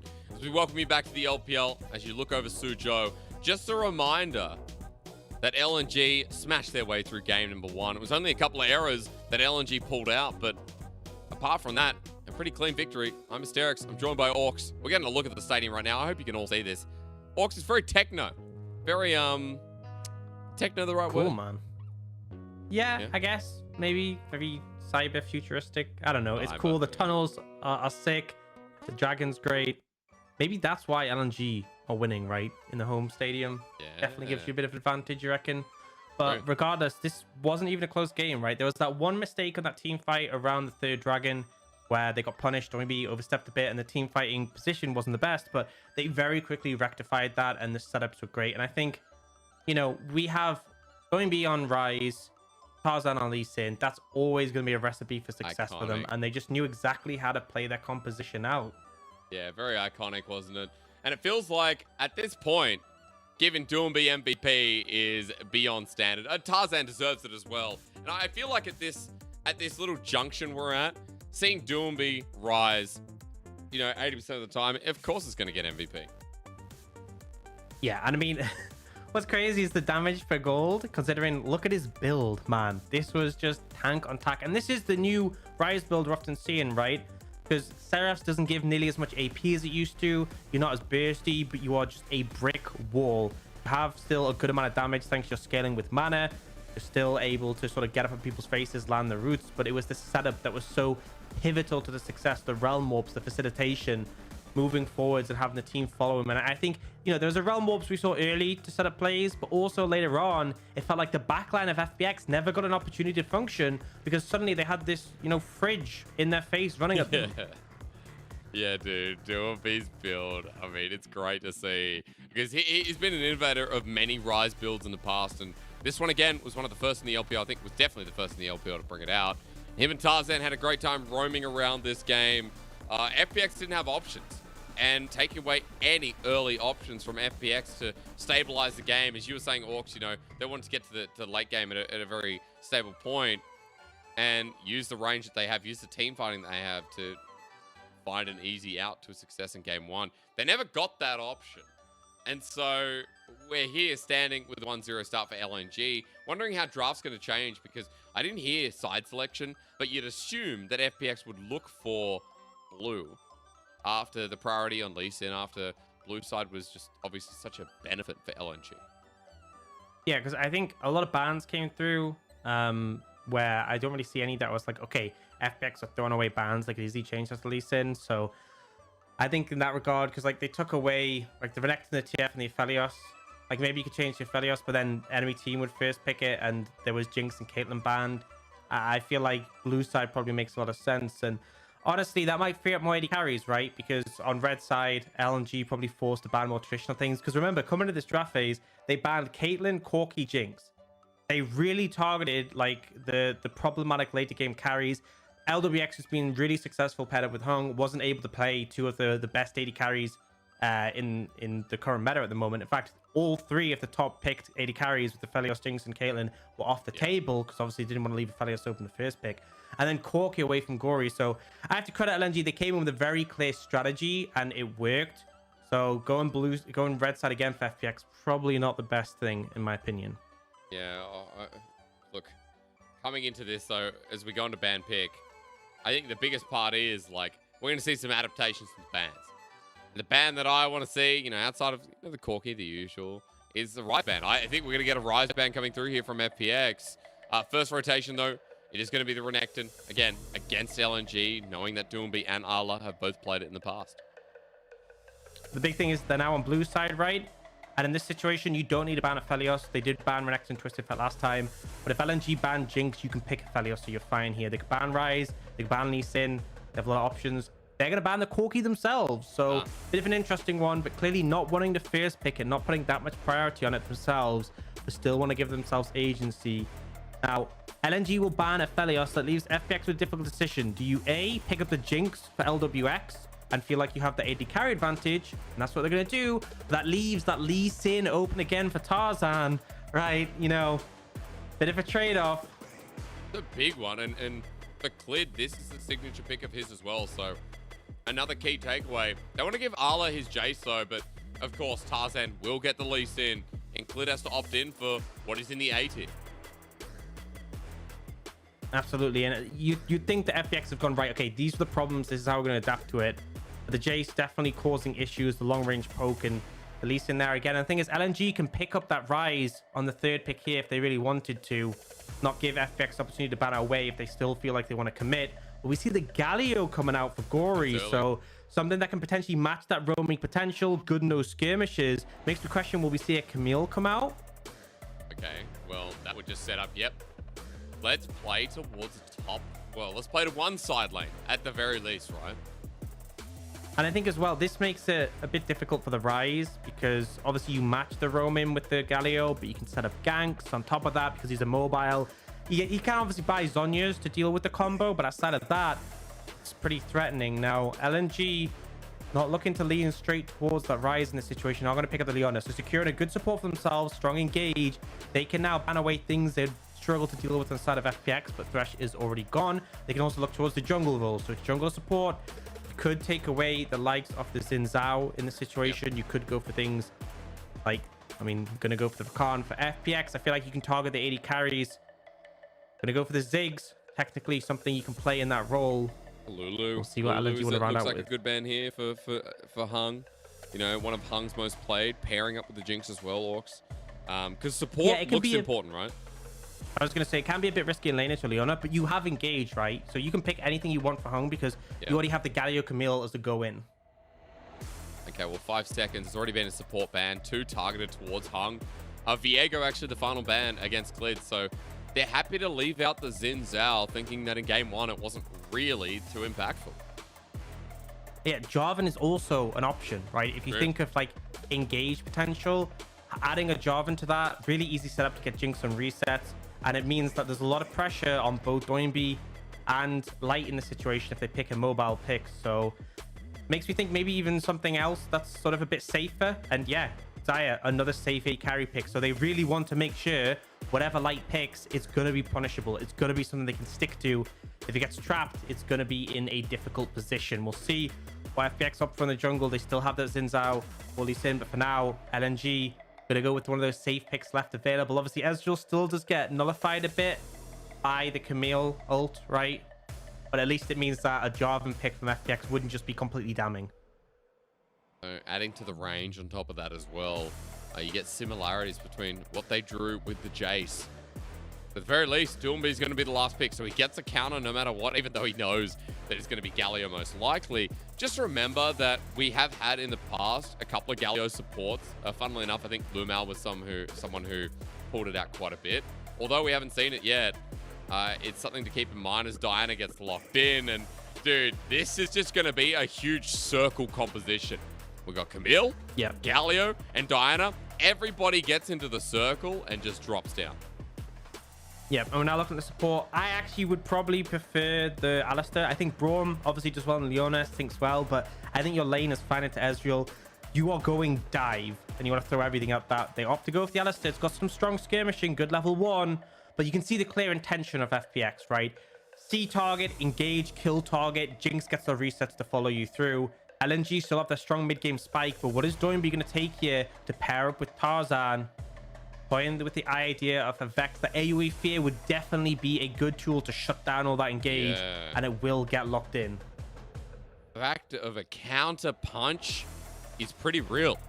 If Doomby can get a counter punch here as Vex Orcs, that feels like a big game plan that kind of shuts it down or wastes away the time of FPX. So you've already explained FPX's composition. Run me through the goal of LNG in this game too.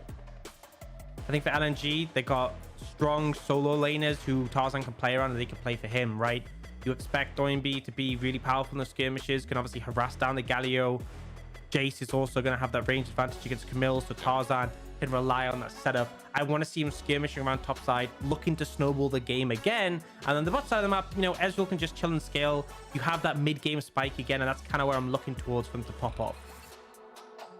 Well, running into game number 2, I think all fans can agree that LNG, they popped off in game 1. They looked clean. They kind of played with their food towards the end as well. For FPX, this team's been hyped up. They're 3-1 starting to split off with a roster that's been completely revamped. They lost everyone except for LWX and their top lane sub behind Nuguri, which was Xiaolahu. And with the revamped roster, they've looked pretty damn good. They've now got cleared in. Gory came over as well. There's definitely key strengths to these experienced players. They got to show it against LNG because you're going up against world representatives in what all roles at this point, apart from Lumal, who we know has world's experience from 2022. So it doesn't matter. The point still stands. LNG are showing a huge development over these weeks, and they still remain undefeated in the LPL. Game number 2, Orcs. We're jumping in, and that's exactly what FPX are going to try and do this game. All in for the pound. Yeah, why not? I mean, it's both teams have a lot of level 1 tools, right? Vex as well. Pretty crazy. We are seeing a Predator Vex, right? This is Doinby. Like, I don't have Realm Warp, but I am going to run fast, going to make things happen. It's actually the Aftershock for Gory, so a little less ability to match that. And this mid lane is instrumental, right? We're a bit critical of Gory's inability to impact the map last game. He has a roaming champion.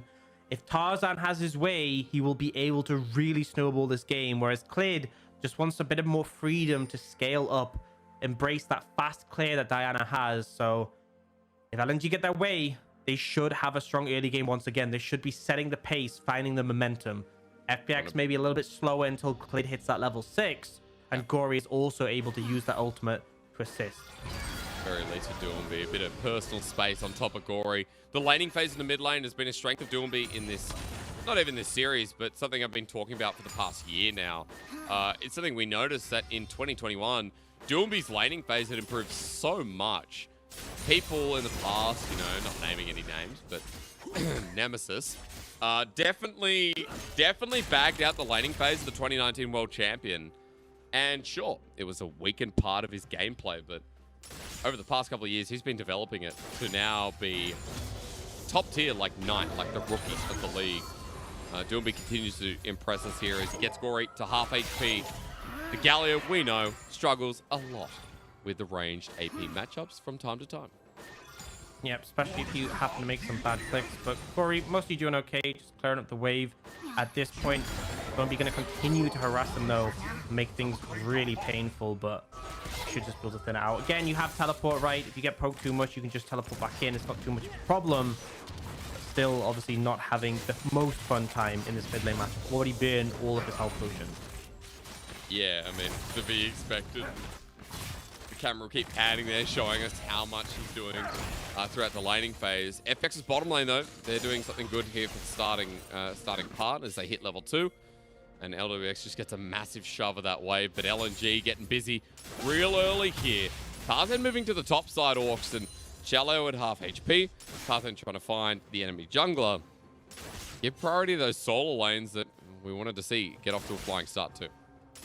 It's a great decision from Clid to start your clear on the top side. You know your bot lane is the one lane that can provide assistance to you. If you ended up on the top side, you would get invaded, you get threatened.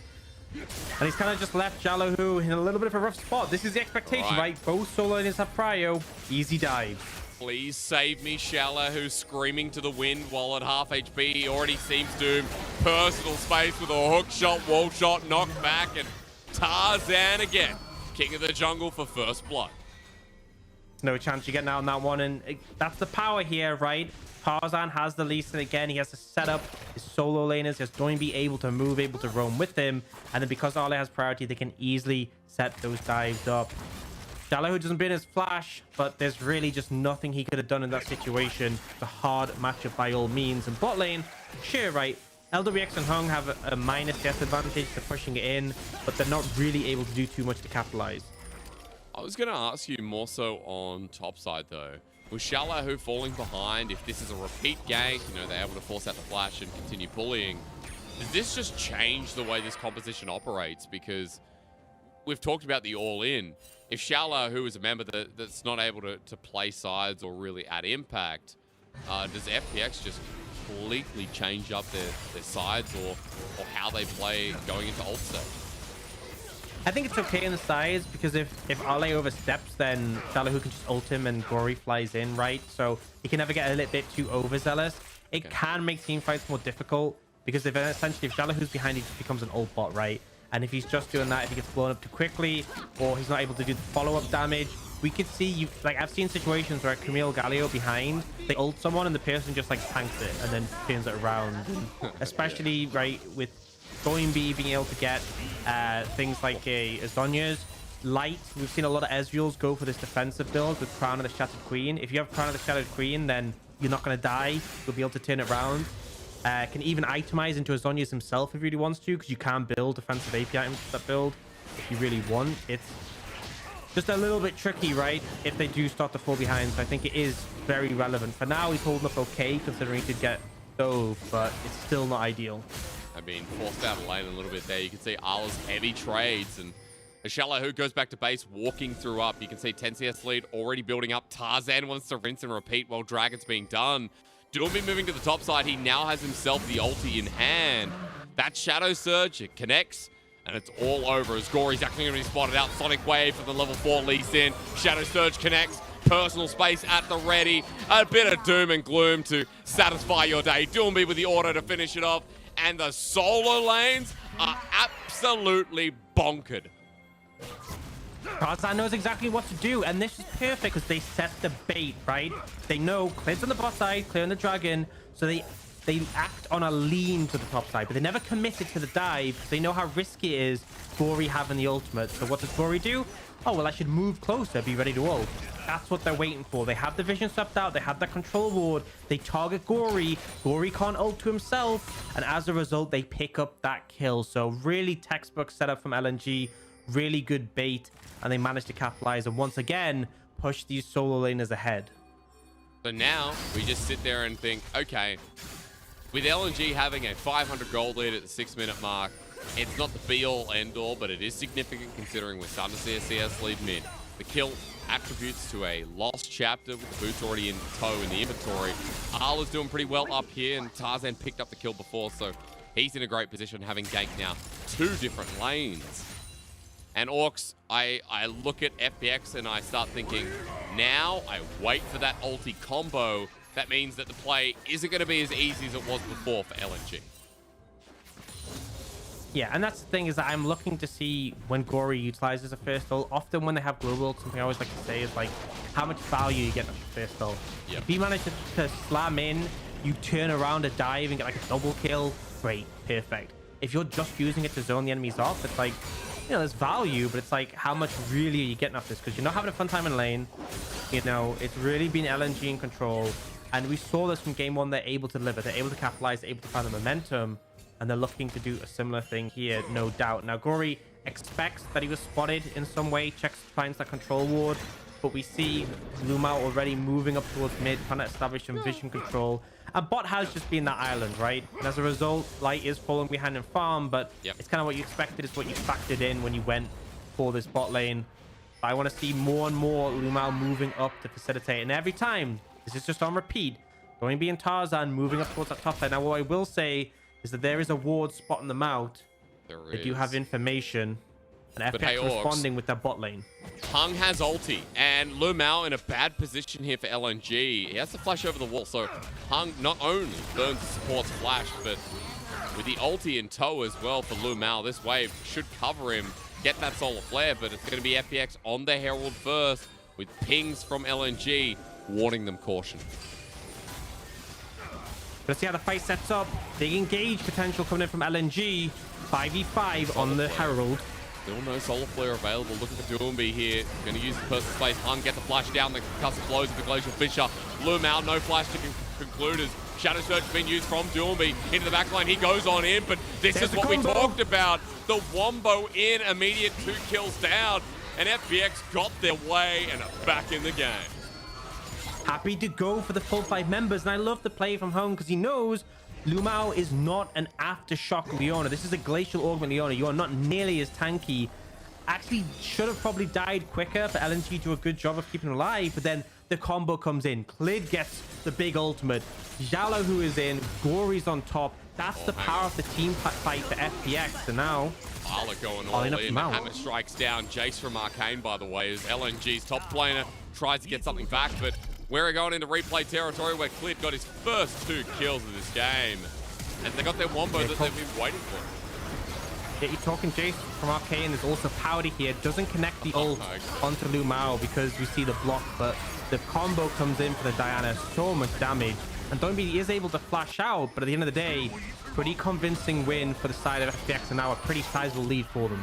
Well, Gory might be getting bullied here, but LNG turning the fight around on top of Clid. He gets feared, and after Gloom going through, Tarzan jumping in once again. It's Clid who flashes away, but the Diana getting help from Powder into the backline. Clid now survives long enough to get another kill. He picks up a double. Thank you so much, LWX, for giving me the gift of Christmas. So much AoE damage from that ultimate. Everyone was quite low. It made such a big difference, and Clid able to turn it around. They look to punish the Diana, but this is now a 4-0 Diana. That's scary, right? That is painful. At FPX, they already have a strong team fighting comp. They're confident in this Jinx going in the later stages. LNG needed that early agency, and they have fumbled not just once, but twice now. Dude, all of a sudden, it's 3K gold lead. Just about in this game. Herald getting the charge down, getting first turret blood at 11 minutes in. 2 dragons to FPX as well. This is what we wanted to see. They got themselves rolling, and now with a Hextech Crota Belt on Clid, who's picked up 2 doubles in this game This already. isn't the Proto Belt. They solved it. This is the Rocket Belt, right? He knows how it works now. Same thing. It's all changed up, but yeah, they try and catch Gory here. Maybe not the best target, and then they commit onto Clid, and it's just like the amount of AoE that comes out in this situation from the Galio, from the Diana, managing to stun, and the Brawn passive instrumental here. But this Rocket, the difference, all that damage and AoE that it makes, it instantly goes from, you know, potentially Gory and Clid going down to, oh, actually, we are stuffed here. We need to get out. Rocket, insane from LWX, the true hero of that fight. And you know, both bot and jungle are way ahead of their opposite end. 4-0 on the Diana, 5.4k to 4.1. look at LWX, 5.2k to 3.6. That first turret blood has skyrocketed him ahead. The only lanes that are ahead right now for LNG are Arla, are Doomby, the solo laners who got the advantages early, but it won't matter if the Diana's the one who picks up 3-4 members in the next fight. Absolutely. And I mean, we talked about this bot lane. LNG being fine, letting Light just kind of get bullied out, zoned out, falling behind. If they can get the top side ahead significantly. But Clid farming up a storm on this Diana as you'd expect, picking up all those kills. Glory isn't even that far behind compared to Doinby. Jalahu's not that far behind compared to Ali. Feels like that win con to play through the solo lanes on the top side has already ended up failing. Now it's kind of FPX with the agency, and boy, do they have agency. Their engage potential so severe. They can kind of just pick and choose when they want fights. Now, it's actually going to be Light going towards the Defiant Sundra, so not the kind of scattered Queen build that we see quite often for Ezreal, with the Essence Reaver providing the Sheen instead. Because Mini has maybe less defensive options to kind of mitigate the pressure, but obviously Divine Thunder pretty strong at cutting through bulky front lines, of which FPX has a lot. Yeah, you know, there's Bruce that are going to start dealing with him as well. But for FPX, let's just speak of what's going on this top side. LWX is so far ahead, who has the Kraken Slayer. He's looking for more turret play. 13.5 minutes in, he's got a bit of time to work away at the next one, but guys, look at the gold value. It's not a clock, by the way. There's been people in chat I've been talking to over the past couple of days. It is not a clock. It is a gold point. As Arla and Shallohu are not going to get a 1v1. It's Clid coming in. That's unfair. Arla gets whopped to the face by a big Moon Silver Blade. And while that's going on, FPX are free hitting the turret topside. No threat as Lumao goes on in. The Solar Flare down as well. But even though you exhaust LWX, why are you fighting this? What? It's a Jinx who gets excited. And for Light, it's just like, thanks so much, Lumel. I'll stand here and try and order.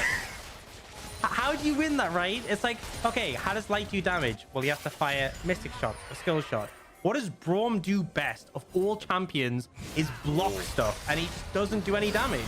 We're going to try and do this. There's the Frost, the Moonlight Vigil. Sorry, the Moonfall does come down. Follows through on top of Gory. Doomby going all the way through. Gory dodges away. Now onto Clid. Sonic Wave, and the Respite comes through. It's a shutdown, a kill for kill. As the hero's entrance from Gory reignites it. But Tarzan jumping back in. He wants Shallohu. He flashes forward on top of Gory. But for Tarzan, maybe too ambitious. He knew he was dead. He looks for a Hexgate or something. But LNG getting desperate. Yeah, LNG, they get the 700 gold shutdowns. That's nice. But then they end up trading 2 kills back, which is, you know, as you could say, not so nice. And was pretty close to Tarzan cleaning up the interrupt on the Sonic Wave, keeping Gory alive. But as you said, LNG are feeling a bit more desperate, trying to make things happen. And we saw that across the board, right? Ole gets punished. And this is kind of the thing. If you're playing Jason Silent, sure, you can bully out Shallohu. But if he wants to press R on you and there's reinforcements, you will go down. And then, man, okay, they're not showing the top lane playing. Kind of glad, honestly, at this point. And I think Doinby plays this as well he could, right? He Zonya's all the burst from the Diana, goes for the follow-up here, is able to just about trade it out, although actually wastes the fear trying to hit Gory. But still, gets that big shutdown. Then the critical moment we're not going to get to see, because Lumao may be in trouble. It's for the second Herald. But FPX, again, we've seen how strong they are at this point. I mean, Clid, he's the one you have to watch out for with the Rocket Belt, and Gory now coming in as well. LNG on the back of the pit. Look at the gate taken by Clid. He jumps into the back line as well. Doesn't care about LNG. That was ballsy. And for LNG, they have to move back into River. Oh my god, that was some great Hexgate usage. I'm still going. Lumao's actually going in. True Shot Barrage line 3. He buys time, but Hung doing the same thing. And now you get a reset on top of the Jinx. Clid's ulti doesn't do too much, and Light's still alive, but for Tarzan, he's trying to survive against this Camille. No hope. I guess they want to take this one to a game 3 pretty quick. Yeah, I mean, maybe if the goal disparity wasn't as big, that could have gone a bit more in favor. It's actually a nice kick coming out from Tarzan to knock the Diana away, because if that ulti connected, it would have been a lot more disastrous. But LNG, they're just forcing. They're like, okay, we got outscaled, we losing team fights. What's our option? Let's try and just fight now, fight fast. And it is failing again and again. Lumao 0-4-0. Oh, dude. True on Lumao. the Leona. Yeah, you're right. Very much Lumao right now. They buy time with a stopwatch, but obviously Hung does the exact same. And then what's played right? Tarzan with a great kick here. That could have been even worse than it already was. but it's just so easy for LWX, right? Basically untouched at the back line, stepping up, cleaning up. This is how this team comp wants to function. It's doing it so well. Bye, Arla. Have a nice trip back to the Nexus. 0-2 on the top laner now, too. And FPX are everywhere. This is what we want to see, guys. Coming into the series, we're talking about this team being pretty much evenly matched against LNG. And sure, LNG 4-0 is the team right now, but FPX have surprised us all. This team has pure mojo. And while Gory got clapped in game number 1, in game 2, they recovered from the games that came through. And Orcs, they're getting so much on the map because Clid has been leading the charge. Absolutely. Now LNG are making a play for the spot tower. But it's kind of scary, right? There's a Galio and this Diana, and I think you actually just have to back away from this. So they're trying to cross map. Oh. They are trying. On top of Clid, he's going to buy time. Shadow Surge used. Two-shot barrage perfectly timed with the Moonfall. With the Galio ulti as well. Gory healthy enough. Clid at half HP. There's Powder. LNG are still trying for this one, though, but they're not getting any damage down. At this point, Light's turned on as well. Clid is going to cleave him a little bit. TP, the flash. Light the next target. He's dead too. TP cancelled. LNG are regretting this move. Oh my god. GG, go next. Where's Iwandi? Tarzan just gates out. He's like, nah, man, I'm gating straight to game 3 on that one. Oh, and it looks like Jalahu just... Not only did he stop Arle's teleport, he also solo killed him. So... Okay. Yeah. You know... This is a big over. And again, this is like the first series, right? Where in game number 1, what we saw was FPX not really having a response to, you know, how LNG played out their draft. We're looking at what happened in the bottom right, by the way. Interrupted the TP, went for the all-in, and Shalahu, oh my god. Like that woman with scissor legs from the Kingsman. Even with taking the tower hit, still ends up winning the 1v1. Didn't actually connect the hook shot to stop the TP, but then obviously his ult stops it, right? You can't finish channeling TP when he's trapped in his ultimate, so... Not only did he save Clid by stopping the TP, but he gets the solo kill, and things are looking more and more rough for LNG right now. Yeah. That's his onions. You know, I respect Tarzan with the Predator Phage. That is some innovation coming out. If you look at the scoreboard. That's true. Predator Phage. Who knew? What? I mean, he's got Conqueror. So how does he have Predator too? Where are the yellow boxes, right? We've seen them since we had the changes. Yeah. On 12-1. Where are the yellow boxes? I want to see some of them as well. Some interesting errors. You know, like, for some reason, I think it was... what was the coolest mythic we saw? Like, something like a Caulfield's Warhammer. Had a mythic box around it. That was the best part. Yeah, I kind of miss how they... Dude, the best is... Yeah. The best was like the ornament upgrades being shifted. So it's like you'd have like ornament control ward or something or whatever. That's right. Spectators struggling at the moment as well. FPX, this is going to be a bit of a tight squeeze for LNG if they can get around the wing. Gory on a ward right now. Tarzan is being sneaky. He wants a flank. If LNG win this game, I think FPX will have to throw, like, too much toilet paper clogs up toilet and it overflows. You know what I mean? Like, you make a very silly mistake. There's Tarzan, okay, setting up for the kick flash. Clid just getting out with the proto belt. Tarzan holds onto the tools for now.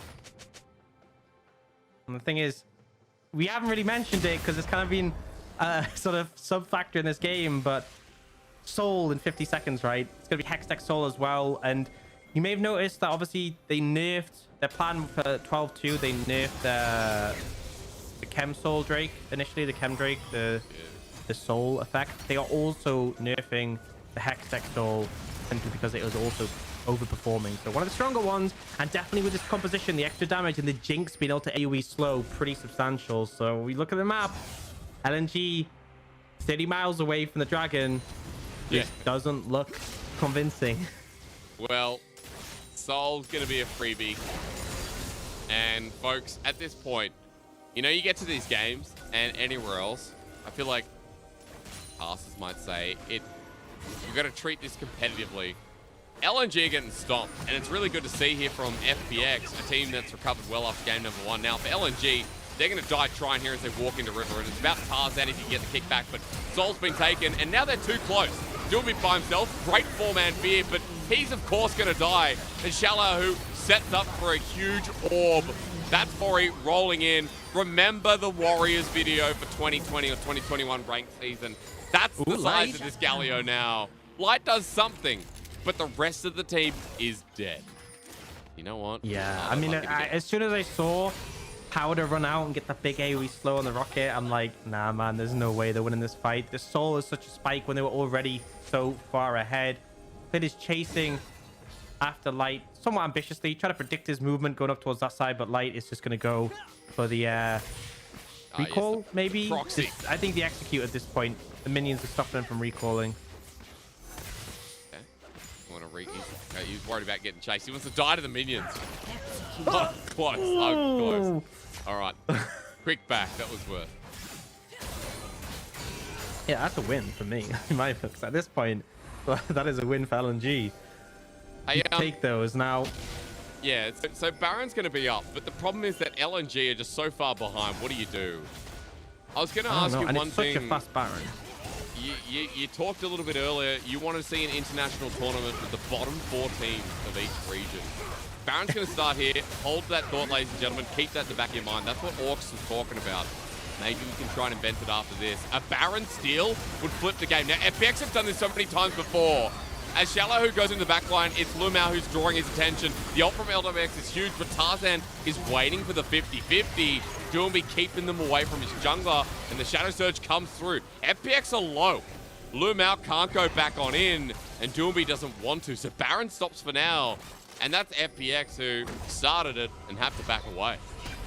And 2 critical takeaways. 1, they shut down Xiaolahu. And 2, Lumao is no longer 0-6-0. He got that big shutdown, 850 goals, so fixing the KDA. But this is kind of just textbook FPX. It's like, you know, this is a clearly won game, and they just decided to coin flip it and see, you know, maybe we could lose this one. Then they go for the Camille combo without the Galio even being there. You have people over the wall. You have Gory, like, guys, I want to get over the wall. So he just flashes, and he's like, well, I can't actually do anything. It's a complete mess. Yeah. Fortunately, they back away before too much damage is done, but still not convinced on the FPX Baron. Why is it a 6k gold lead? It was almost 10,000 before. I'll give a bit of credit to LNG for holding strong, and especially Tarzan angling around Light before in the fight played a crucial role. But FPX should be stomping this. This should be a clean finish out with the Hextech Soul info as well. True Shot Barrage used to scout out vision around the Baron. FPX not starting it again. Once more, trying to get the waves in state, clear out the vision. But LNG have a lot of defensive walls. Again, more than they should. Yeah, and like we saw comparatively, you know, when LNG set up the Baron, super deep vision swept out, complete control. Baron started, they zone away the jungler, done.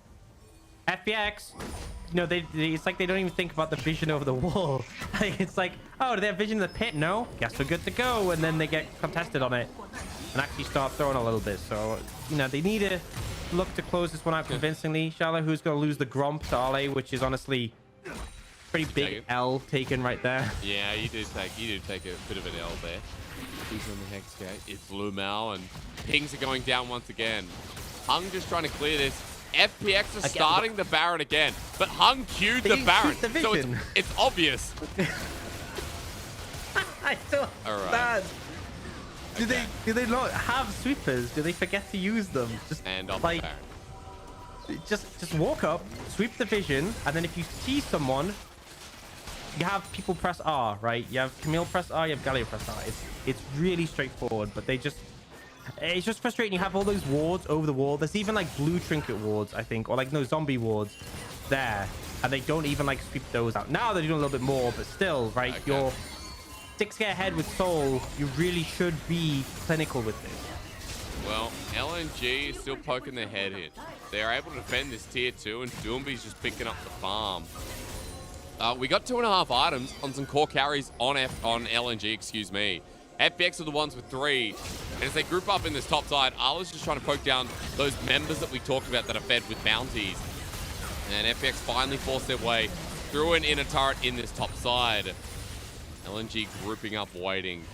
FPX not pulling the trigger anywhere else. They're moving down towards Baron, but again, LNG know that if they pass down here, so I guess we pause for now. Oh, wait. Oh, What no. a man. Has he got the back? Hang on. Let's hold. Gets out. Okay. You know, FPX decide Baron's too complicated. They can't deal with this one. So let's just say scrap it and we'll go for Elder Dragon. That was a little bit simpler. Oh, God. They go for the reset. They still have the soul, right? They still have the Hextech soul. They're still very far ahead. They're still very strong. But this is bought time, right? When we look at LNG, they have now a mana immune complete for light. A mana immune. Lumao, what are you doing? He was going for deep vision, but the whole of LNG were moving towards mid. Over the ward, Xiao Hu feeling ambitious as ever, as Gory's now joined the play. TP being burned, LNG didn't have 5 members, but they are not fighting on even terms. Even though FPX have been slow, they're still 7,000 gold ahead. LDRX takes a brunt of damage as the Hexgate is taken by Arla, but they saw him. They saw him. They know he's somewhere. Predator being used. Arla now turning onto Gory, but the rest of LNG are coming in behind him. Arla dead though. Hexgates can be absolutely in. Man, that's Jace from Arcane using the Hexgate. No, Breaking out. Doom will be missed. Doom will be missed the Shadow Surge. He's dead and doesn't even get a chance to use his Zonya's Hourglass. So that's how LNG lose. They're kind of the masters of their own demise. And that was just such a crappy way to lose this game. What the hell was that? Tarzan, run! Run, man! Keep going! Oh my god. Oh, man. Does he kill Gory? No. No. They're running through mid. Guys, we're going to game 3. I can't believe Jace from Arcane failing to use his own Hexgate, his own invention. Just disastrous. It is just the nail in the coffin for a game where true. LNG, He invented those. That's he true. literally invented them, and he managed to spanner it up. Well, man, gotta go back to the inventing room for that one. But yeah, FPX pretty convincing, but I will say that Baron issue is still plaguing them, right? They clearly haven't solved how to do a Baron successfully. They're still working on that one. Back to the drawing board a bit, but LNG, you know, they looked good for like the first 6 minutes, and then it just like went downhill from there. Maybe that's a bit harsh. Maybe like the first 7 minutes. Yeah. I think it was up until that Herald. First 7 minutes they looked pretty good, and then it was just downhill from there. So yeah, good to see. That's that one. Good to see from top tier teams. You know, again, there are a lot of questions with how FPX were trying to end that game, but LNG on a silver platter decided it was a quick way to get to game 3. Because honestly, tonight has kind of been like that, hasn't it? We've had some games that have been stomps that we're like, what is Weibo Gaming doing? You know, what's V5 doing in this game? Like, they're running out of options. Clid got ahead early, and then LNG lost control. The play towards topside you talked about didn't work out because Xiao Hu got back in the game. Gory started getting off his ultis too. And that was a slow burn. A slow 29-minute burn. 100%. And like, you could definitely criticize FPX not closing out as quickly and convincingly, but I think the strategy was sound in this game, right? The main thing was the fact that Clid farmed up very effectively. The team fighting played itself. They had such a simple, easy to play team fight. Press R, go. LWX sits in the backline and hits. And on top of that, you know, they had issues with Doinby's roam in last game. You stick Gory on the rise. It's very hard to, I mean, not the rise, on the Galio. Very hard to bully him too hard out of lane. And then in skirmishes, he's great. Can offer that threat in the side lane with the ultimate. It just felt like FPX came in with a clear, cohesive comp, and it was easier for them to play than it was for LNG.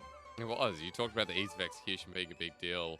I definitely believe you now. Definitely believe you now, because that was shown on game 2 that LNG didn't have options against it. Lumao's going to get a lot of criticism this game. Let's be honest, guys. You know, there was more than just Lumao there, but also Lumao with criticism is also fair. So yeah, I think, you know, this happens a fair bit. I feel like you no longer have an excuse at this point because we're quite deep into the season. But when like supports run Glacial Augment instead of Aftershock, and they go in expecting to be immortal, and then they just aren't. But I feel like there was a little bit of that coming out from Lumao. He's like, dude, I'm Leona. I am not killable. But it's like, no, the big reason you're not killable, you haven't picked. So you have to be a bit more respectful. But at this point, you really should be aware of that. A little bit of a rough one for Lumao there. I just don't understand how Lumao went from 2020 summer. No, was it 2020 summer or 2020 spring? Game 5 finals. You all remember that big Bard ulti. Lumao literally some of the best Bard supporting and best supporting all round that we've seen since 2019 all the way through those 2 years. And now he's playing like this, and it's like, dude, we know he's capable of more. What's going on? Questions to be answered. Game 3 after this. Let's refresh, because that was silly. And a game 3 of this, I hope, will be a little bit more pumped after the break.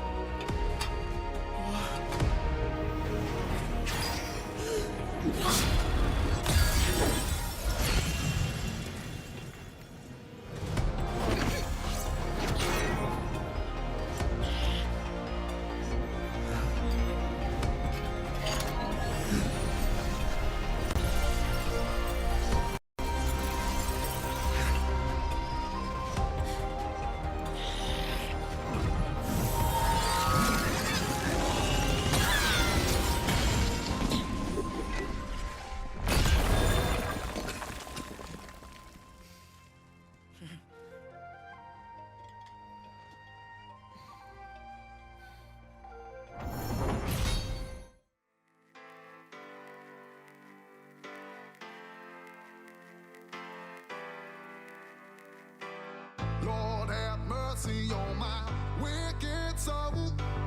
Nobody told me what makes right from wrong. Came from the shadow with an eagle eye, leaving all my thoughts and my fears behind. Yeah, I'm gonna run from here. Run, run, run. Yeah, I'm gonna run from here. Run, run, run. Nobody come from here. So I leave today. Say goodbye to all of the pain. I'm moving on.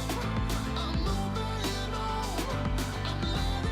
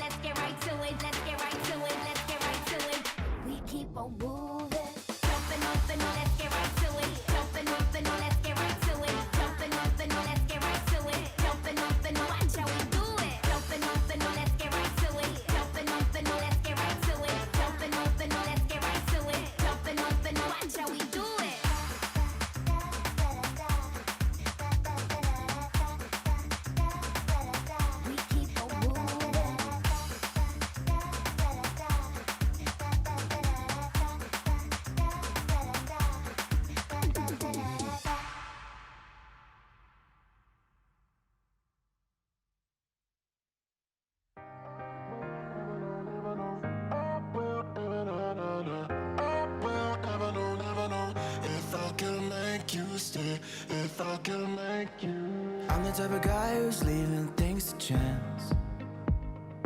I've been such a fool for letting this one pass. What if this time we will not meet twice? Are we gonna end up in different lives? And I was just a word away. If I could not make you stay, I'm the one to blame for the things I didn't say.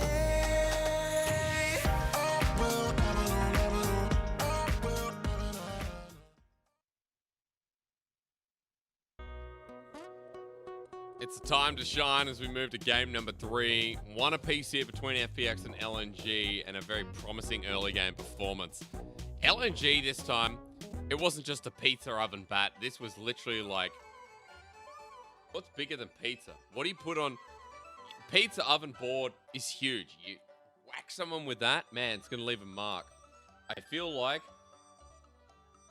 I have to get back to you on that. Maybe the pizza oven. Okay, you'll have to think on that one. I'll think on it, Orcs. Welcome back, folks. Clid MVP for game number 2 if you're just tuning in now. Excuse me. The jungler for FPX, his debut here today. It makes sense. The new member picks it up, especially with the early game with 2 doubles in the span of 10, 11 minutes.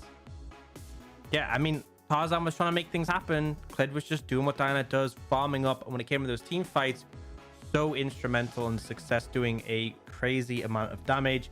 Comp pretty much plays itself when you get to that point, but he made sure that he was facilitating, made sure that he was finding those big moments, opportunities like this to get 3-man ults, which unfortunately gets interrupted by a nice kick from Tarzan, but he was just such a relevant threat.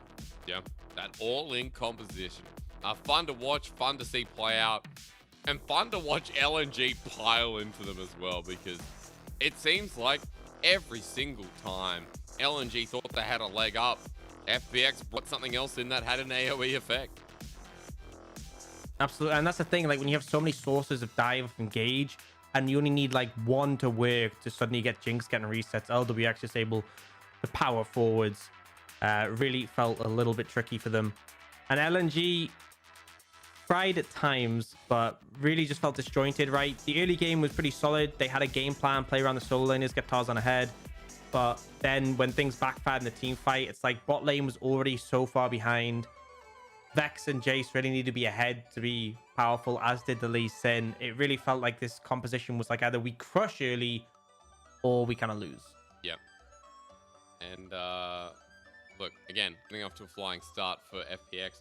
Running into game number 3, FPX on blue, I believe is what I heard. So we go back to the same side they were in before. And I thought it was a mistake. I thought it was a mistake that Tarzan would get his Lee Sin again. And you know, Clid was just happy to let that one go. But picking up the Diana here in this game made it look so clean. I think it's a really big deal that FPX can shift their comps so drastically when they are a team that is coming together for the first time. Remember, Clid only just got out of quarantine, and he may have had team practice, but not as much as, you know, not as much in-person practice as someone like Beichuan. Absolutely, and I think a big thing as well was not just, you know, Clid being fine leaving the Lee Sin over, but the mid pick, right? We talked about how Doinby was the facilitator in game 1. Yep. You know, Gory was there on the Galio, and even if he didn't quite have as much agency as Doinby did in game 1, he shut down LNG's attempts to make things happen and then fit like a glove into the team composition later. So interesting, we had the same sides to me, and we are seeing the same bans so far. FPX banned Corki in this situation, and LNG finished things off by banning Aphelios. We'll see if they go in the same direction. What we sometimes see is teams make like little tweaks here. They're like, you know, we almost had it, we'll make a little adjustment. I don't know, man, when I saw LNG's game 2, I feel like you need a bit more of a big tweak, but yeah, I guess we'll see. They actually, so Aphelios left open, Lulu ban this time. Okay, so what makes me curious is that 80 carry priority in the series hadn't really been a thing. Jinx is going to get picked up by Light. Tarzan on the Lee Sin again. 2 strong picks, and if we're just looking at draft, it feels like that's going to be impactful, like any other game where these two are open. Absolutely, and it gives them a bit more of that late game scaling to lean into. Jinx, not as much pressure early as the Aphelios, but can lean later and has that long range to provide. Now the question for me for FPX, do you go in a similar direction, right? Looks like they're not going to opt for it. We saw them go for the Galio Camille in this scenario before, but confident with his Xin Zhao here. Remember, this is essentially the matchup that we had in that game 1, and it went in favor of Tarzan. So potentially looking to secure a pick for Gory that can provide that pressure, because the mid jungle 2v2 has been instrumental in this series. It is it. This isn't the LCK, even though Rookie picked it up before, guys. You don't want to play that. Nautilus gets picked up instead, and all right, on the other side, just going to be supports. Now, this looks a lot more 12.1-ish, where we don't see top laners coming through blind unless it's a Gwen. We get the bottom laners, we get the jungle. Orcs, you know what that means.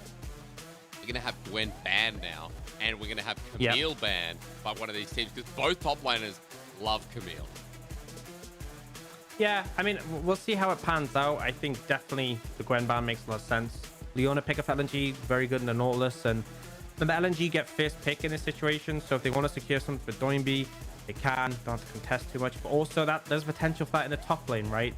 Like, banning Jace makes the Gwen even more desirable. So I think FPX need to ban that away. Maybe they leave it till second ban. Maybe they let LNG ban another top lane matchup, thinking that they won't ban Gwen. But we'll see how that pans out. First off, they get rid of the Galio, which is, you know, fair enough. It obviously was very impactful last game. But there's still Rise available, right? I think Doinby's fine with that. And actually, LNG banning Gwen. So that signals to me that they're probably picking a mid laner on this 4th pick. So you banned Doomby's Rise then? As you were just talking about, you know, if he wants to go that direction, then for Doomby, what does he have left? Like, that would be 5 Doomby bans. We're going to wait 8 seconds, because if he loses Rise, those are all mid lane bans. Yes, Renekton is mid because Doomby's played it before, and it's such a thing. Oh, we get a top lane ban. Well, it gets rid of Had the to trend. ruin the streak. That's right, dude. Not all for Doomby. 1 for Arlo in the end. And there's the Rise that's left open. Yeah, no surprise there. Now the question is what FPX is going to take. I don't think the Orianna offered enough pressure. We'll see if they can pick something up. They can obviously look to contest priority earlier and provide for Clid. In the top lane, in terms of safe blinds, you know, you have like your Gragas's, you have Graves. Potentially the Camille is open and available, and a lot of the matchup's been thinned out. So we'll look to see what they take there. Right now, looks like they're just going to lock in the Graves for Shallow Who. Still wanting to think over that mid lane pick. Again, you want something that can contest the early prio and attack Doinby, right? Victor could be okay, but I don't really want to see the Orianna.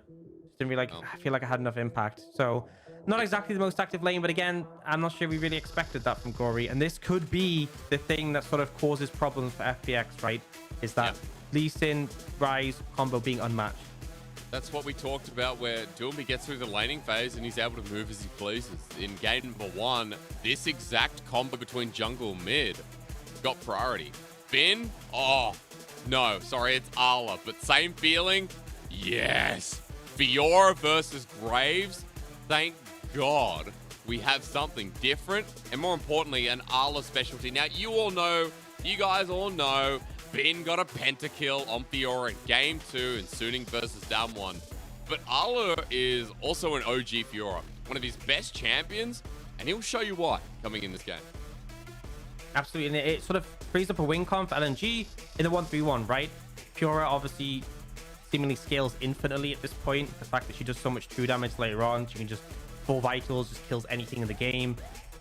So very threatening in a side lane later on. Rise obviously very comfortable there as well. You have that strong mid jungle agency, and then just in case it does come down to those team fights, you have Jinx Leona to really provide there. So I think LNG pretty comfortable.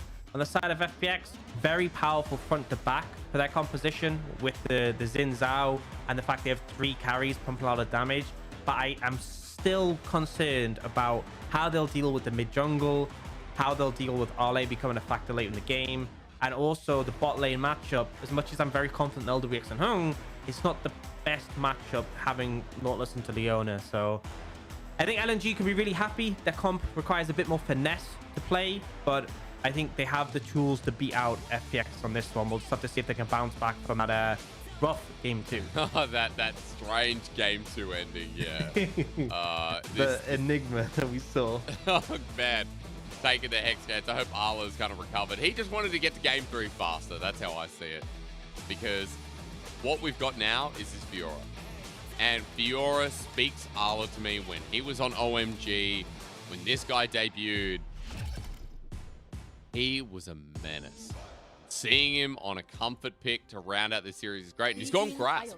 So we've got a Grasp Fiora up in that top side. And everything, I think, looks normal, apart from Runes, where we're just getting double glacial support. And Fleet for the Graves top, of course. Yep. I've seen the Conqueror Aphelios. We've seen a lot of press the attack Aphelios, more like that bursty pop in combo. So LWX going in a bit different direction on that one, which is kind of similar to, we saw him on the Ezreal as well. That's why that was light. But yeah, we saw like a bit of sort of old school AD carry builds, because we saw light on the Ezreal with the Conqueror, not the first strike, going with the Divine Sundra, not necessarily going like Crown the Shattered Queen. You see Doinby playing a dangerous game. They can just maybe get him. They do have him, and there's Glacial Augment there as well. Ignite down, he has to flash. That is not a good start. Yeah, so flashbang for Doinby, chunked out already in lane. We said how important, how vital Doinby's role is in this game to sort of facilitate Tarzan. Already had a setback, and it makes Gory's time a lot easier in the lane. So good start overall for FPX. Yeah, I mean, Doinby, as you said, he has to stay in the lane. Didn't want to back away, even burn that early TP. So Gory having a great time to start things off. And there you go. That's how you win the lane as Gory. Is Hung actually going to be stretch lining in. Loom out with a quick response. And bottom lane continues to fling back and forth. A quick game of ping pong, as they say, hoping to get level 2 first. And Orcs coming into this game. There's one lane we haven't panned to yet. That's the lane I care about the most.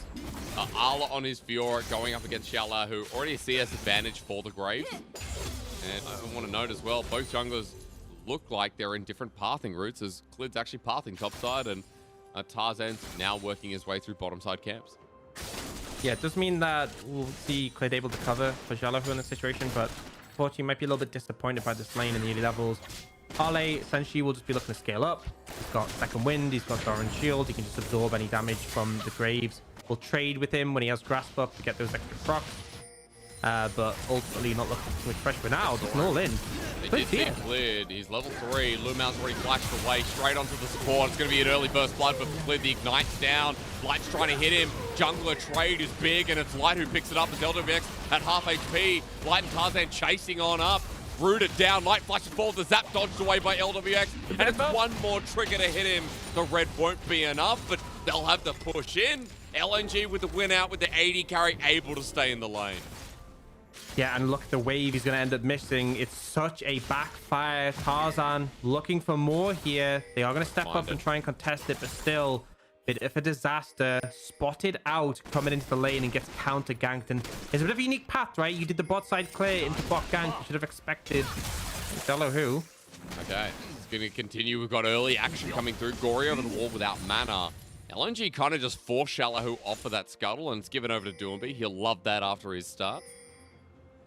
Yeah, we've seen Jala who did the exact same thing going for that. Oh, they're happening again. The Zap got LWX. He has no summons apart from that cleanse, but it won't matter. They return again and getting excited on Hung. 3 kills on Jinx. I see the light. Yeah, that's looking like a good start. I'll say that much. You know, we talked about mid jungle being instrumental, but this is just mistakes from FPX. They go for this gank, but you should know that Tarzan is on this side of the map from how he passed, right? Acquiring that early information is invaluable. But they just go for this gank on this side.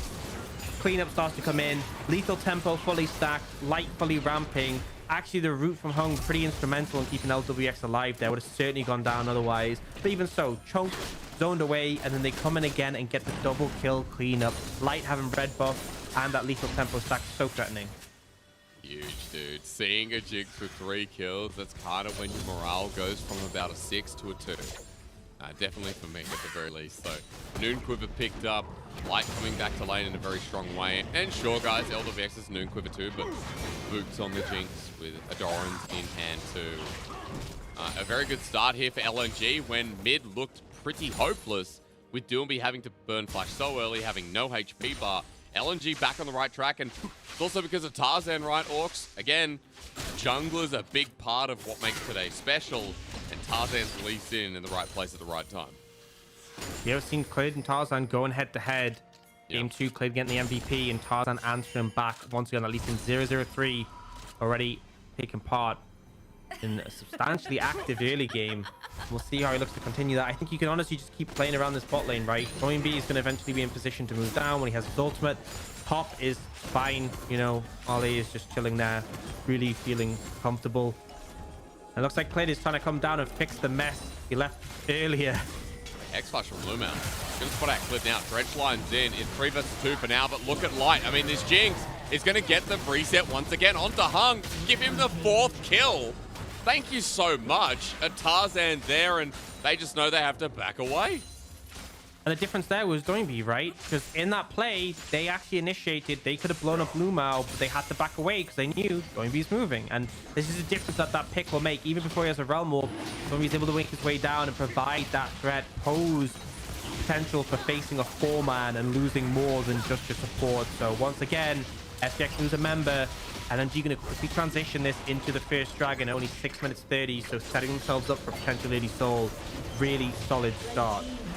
It's huge. The fact that LNG in this final game is so far ahead now. To the tune of 1,000 gold at 6 minutes, the dragon you talked about, yeah, sets up that condition. And importantly enough, in each and every lane, it won't matter if you're 5 or so CS behind, because Light has too many kills to count as Arla's actually on the chase. For Shallow, he has no mana. Arla will get another vital here. There's a grand challenge ready to be issued if Shallow walks back, but at half HP, Arla doesn't risk it, doesn't try for it. Instead, just continues to push through the lane with the TP-less Graves. Yep, forces him back, forces him to reset by trading with him heavily. And again, every time you're trading with him, you have to think of it like an investment, right? You're just getting more and more stacks for your Grasp of the Undying over the long run. So as long as you're able to sustain up again, which Fiora can do quite easily with the Vitals, with the sustain from a Doran Shield and Second Wind, always worth to trade in those scenarios. So Orcs... That's the thing, that's the worry, right? Just to say, that's the worry, right? Arle scaling up in the side lane is going to become a thorn in the sides of FPX later on. So even if they find a way to deal with this Jinx, there is still the Fiora problem that's going to rear its head. Well, I was going to ask you about that. I was going to ask, like, do we still see LNG, you know, playing towards this Fiora lane, or because of now how big Light is Doomby just going to continue to threaten bot and make LWX and Hung's life a living hell? Honestly, I don't even think you need to just play the Fiora all. You can just let it be self-sufficient, right? Like, as long as FPX aren't putting too much pressure there, Ale is fine. Like, you've seen him consistently trading up in the 1v1, or at least trading evenly, to play towards your strong Jinx. And if anything goes wrong, you have a backup plan. Good call, because that's exactly what he's doing. Realm Walk coming down, Hung in a lot of trouble. Tarzan doesn't even kick that one as Doomby flashes away, but the root down on top of Clid. Tarzan with a bit of howdy with a Sonic Wave. Clid pulls out the Crescent Strike, but Tarzan still has an ulti. Control Ward down, Safeguard over the Sonic Wave. He's now in a bit of a pickle as he kicks away before LWX gets involved. Tarzan tried for it. He wanted to blow up Clid. Still had Flash available, but LNG with another one. And hey, you know who the kill went on? That's right, it went on Jinx. Yeah, it's just getting worse and worse. And this is one of the things, like, Nautilus is so squishy, so easy for Leona to engage on, just lock down. And once he's in range of you, she walks in front to block the dredge line. There's no way you get out. And then her Q is up in like 5 seconds. It's so difficult, and Hung is just feeling the pain. They committed to picking the Nautilus early, picking a blind, knowing that Leona was a potential response. And now Hung is trying to do what he typically can do quite well, and he's roaming up towards the top side. Ally is a little bit low on health, so potentially they could have looked to punish, but instead they are looking to prioritize his Herald, but they have been spotted. I think LNG are feeling confident to move in. We'll see if they commit to a fight or just look for a steal, but Light is coming over, as is Doinby. This could be a big fight for either side. Orcs, he has a Gale Force. There's a Jinx with a Rocket and a Gale Force, so first item complete on the Rift. And as Hung goes in, bit of a Hilla Hung moment as jumping forward as well. Lumau, Kailstorm's on top of him, he gets exploded. Now it's up to Doomby and Light to bring the fight back, but the Herald's already taken. FPX getting that, felt like they had no business winning that. Yeah, well, the thing is, they get set up that early. Arle's not really in a position to team fight right now, and I think that's a critical thing. Imagine later in the game with the Fiora coming on the flank, it could be so scary. Barley's not posing much of a threat, and in fact, he needs to be a bit careful. He's deep. He is very, very deep, trying to W out for the depth charge or Rather the passive coming through. Hung does not have the ultimate. Apologies, ladies and gentlemen, but there's a Herald. That can just be placed immediately in the top side. This is going to be a play that LWX will be able to counter this gold lead immediately. Absolutely, and Tarzan's there to help defend, but they will go for dive. But Tarzan, yeah, you're right. The counter punch is absolutely huge on top of Clint, who flashes away. The ulti from LWX, but Tarzan still in. The kick away, not enough damage. Tarzan dies to Clint, and Hung lives on. Just manages to survive in the turnaround. Lumao's there, but I don't think they have the strength with just 2 of them to go in. They're gonna let the Herald connect and get 2 more plates, but it won't take the tower yet. Still, a ton of gold picked up for FPX, definitely closing the gap on that play, and it's a positive to see. Remember, you know, when it comes to ease of execution, FPX have it. We saw them win out that Herald team fight because their backline was uncontested and they can just pick a target and shred them, right? LNG needs to be a little bit more creative with how they play the map or the team fights if they want to come out ahead. Oh, I feel so bad for Tarzan in that play. You know, you look at it at first glance, you're like, oh, that's silly. Why'd you do that? But a kick looked like it was going to execute, looked like it was going to rather get the kill. And that close call cost them so much as well. Orcs, that was first turret blood going over to LWX. Again, FPX in this early game are fighting against a 5 and 0 Jinx, and they're the ones that get Herald. They're the ones that get the turret. They're the ones that get away with this dive without losing the 3 members they commit. Yeah, the stopwatch is pivotal here, but the critical thing is that they went for this dive because Ale didn't have his riposte available. Uses it there to keep Hung in range, but just doesn't do quite enough damage with the burner take him down. The level up help him as well. Now, we see LNG secure that second dragon, and Light will pick up that tower. But, you know, even with picking up that tower, there is a 1k gold lead between AD carries. I'm not going to sit here and say that isn't a lot. It's obviously substantial, but this is a 5-0 Jinx, and because of that first tower blood that LWX got, only being 1,000 gold ahead, you know, you expect more, right? You expect a bigger gap, and FPX have done a good job to keep the AD carry disparity a little bit closer than it should be. Yeah, it definitely feels like having the Gale Force here for LWX, a big win. But felt like, you know, that 1k gold was pretty much achieved by getting that bottom side turret with turret plating still up and available. So 1-for-1 turrets here in this game. 1k gold lead even not there at the moment. We're down to like 800 in terms of numbers. Clid waiting on the side. Light might be caught out here. He's got a big bounty. Wind becomes lightning. Gale Force away. Clid is not going to find that gold in his pocket yet. And almost a Zeal turning into a rapid fire for Light 2. So as we move into the 13-minute mark right here now, Orcs, Herald, next dragon, not coming up for a while. This Chemtech dragon, by the way, so it does smell on the rift. I wanted to ask you about... I wanted to ask you a little bit about what happens moving into mid-game, because there's some good scaling elements on both sides. And now the game's a little bit more even. It's not just a huge washout with the 5 and 0 Jinx. I need you to set me up for some of these objective fights. So I think objective fights are a bit harder for LNG, right? There's potential they can use to find good engages off the back of Tarzan, Lumao, flanks, picking up key members. That's all possible, but in terms of like a raw 5v5 where it's like front to back, they're going to struggle a bit unless they have a big advantage. Someone misplays. So where they really want to play is they want to play this kind of wide map state, let Fiora keep scaling up. The fact they have 2 dragons already is great because they're not too concerned about needing to fight the dragons. They will eventually get to the point where this Fiora is unstoppable in the side lane, so they can just play it slow and lean to that. But if they find the window, they definitely can capitalize. For FPX, it's a matter of keeping your backline safe and keeping your front line in front. It's that simple, right? Hung and Clid want to soak damage. Jalihu, Gory, and LWX can shred any target that gets close. And they kind of want to keep things that way. If Doinby finds his way onto a flank and starts putting down damage, if Ale finds his way on a flank and starts executing people, big kicks coming in, those are all things that FPX do not want. Okay, and with those angles with the Realm Wall, keep in mind for that, Arla as well with his TPs on the Fiora. Right now has Divine Thunder and has been doing pretty well within the lane. It's a flash forward from Doomby, depth charge as well. They're forcing this. LNG want in, but Doomby getting low. Ignited down with LWX. Forward he goes to the Super Mega Death Rocket right through the crowd of people. Hung again survives. And this is getting concerning, the fact that FPX keep getting something. Yeah, they keep trying to force in these situations, and maybe the game plan there was to try and force a summon advantage, right? If they got LWX's cleanse and flash, that could have been huge, but they end up going on a Hung. Not only do they not kill him, they don't even get his flash. And we kind of see the replay here. So again, if they got LWBG here, it could have been a different story. Just a bit of summoners, it might be weird, but they don't. And as a result, Clade and Hung soak so much damage that it goes back on what we just talked about the team fighting, how FPX have those 3 huge backline carries who can just shred anyone who gets close. Being light in that fight, it's like, well, that's where all our gold is, and it hurts right now. The ward going down, and I'm scared that Lumao is going to get caught out again. But folks, gold in the favor of FPX.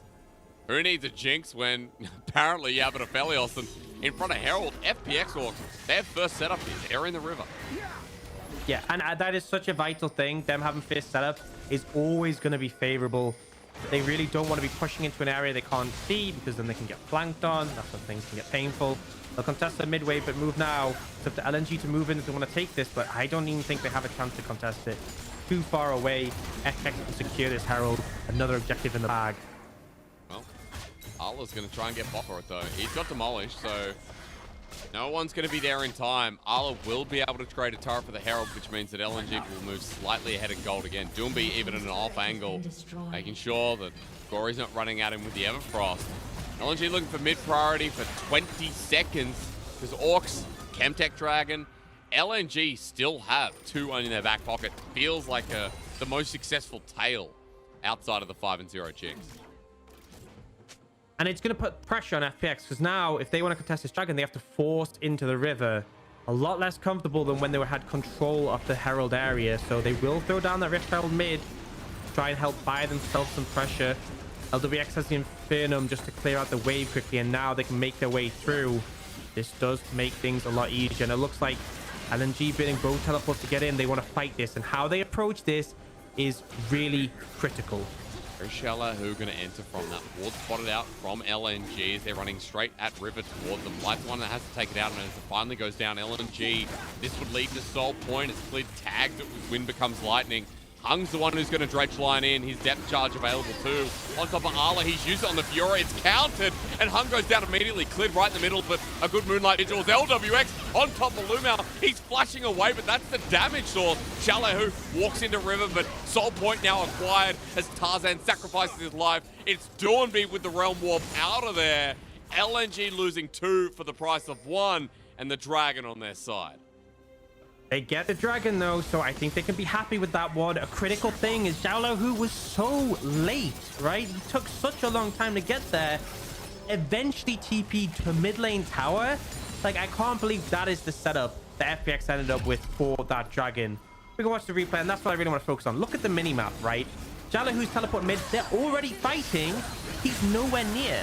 Like, the fact that FPX still win this fight kind of show how good their front to back is, right? But the fact Xiaolo, who was so late, this could have been so much more favorable. He took a long time to teleport as well. If he was coming in flanking, going being Arle and Light here, it could have been a different story. But either way, kind of a poor setup from FPX means that they end up losing the dragon. And now, you know, 4 minutes till that soul potentially. We know how powerful the Chemtech soul is. Also with the Fiora split pushing, think how hard it is when she's on backdooring and you have to kill her twice. Not going to be a fun time. So LNG find a way to really put the pressure on. I know a lot of people are asking. Remember, 12.1, Chemtech Soul is not disabled. So that's why you're seeing it here in competitive play. It might be a different story as we return from Chinese New Year. Folks, this is the second last day before LPL goes on a 14-day break. That's right, a break is... Hang on, Hung has decided this is going to be a big one, but he's caught out and dead. Supports this series, man. Not sure what's going on as Light has to back away with the dash, and Clip still going in with the Crescent Guard already burnt. Doomby chunked out Lumao as well. Front facing as the gravity field locks him in play. And, I don't know. The LNG still losing their support too. How are they losing with a 6-0 Jinx? I just feel like the team fight's not that hot, right? Rise is good at like hitting down a single target and doing AoE, but they just don't have as good a front line right now because Clade on this Inzao is so broken as a frontliner. And on top of that, like the damage output, you have the Graves, the Victor, and the Aphelios. And Aphelios just shreds anyone. Whereas on the side, like, Arle hasn't actually done anything in any team fight. I'm just gonna flat out say it. And that's fine because he's a Fiora. That's not his job.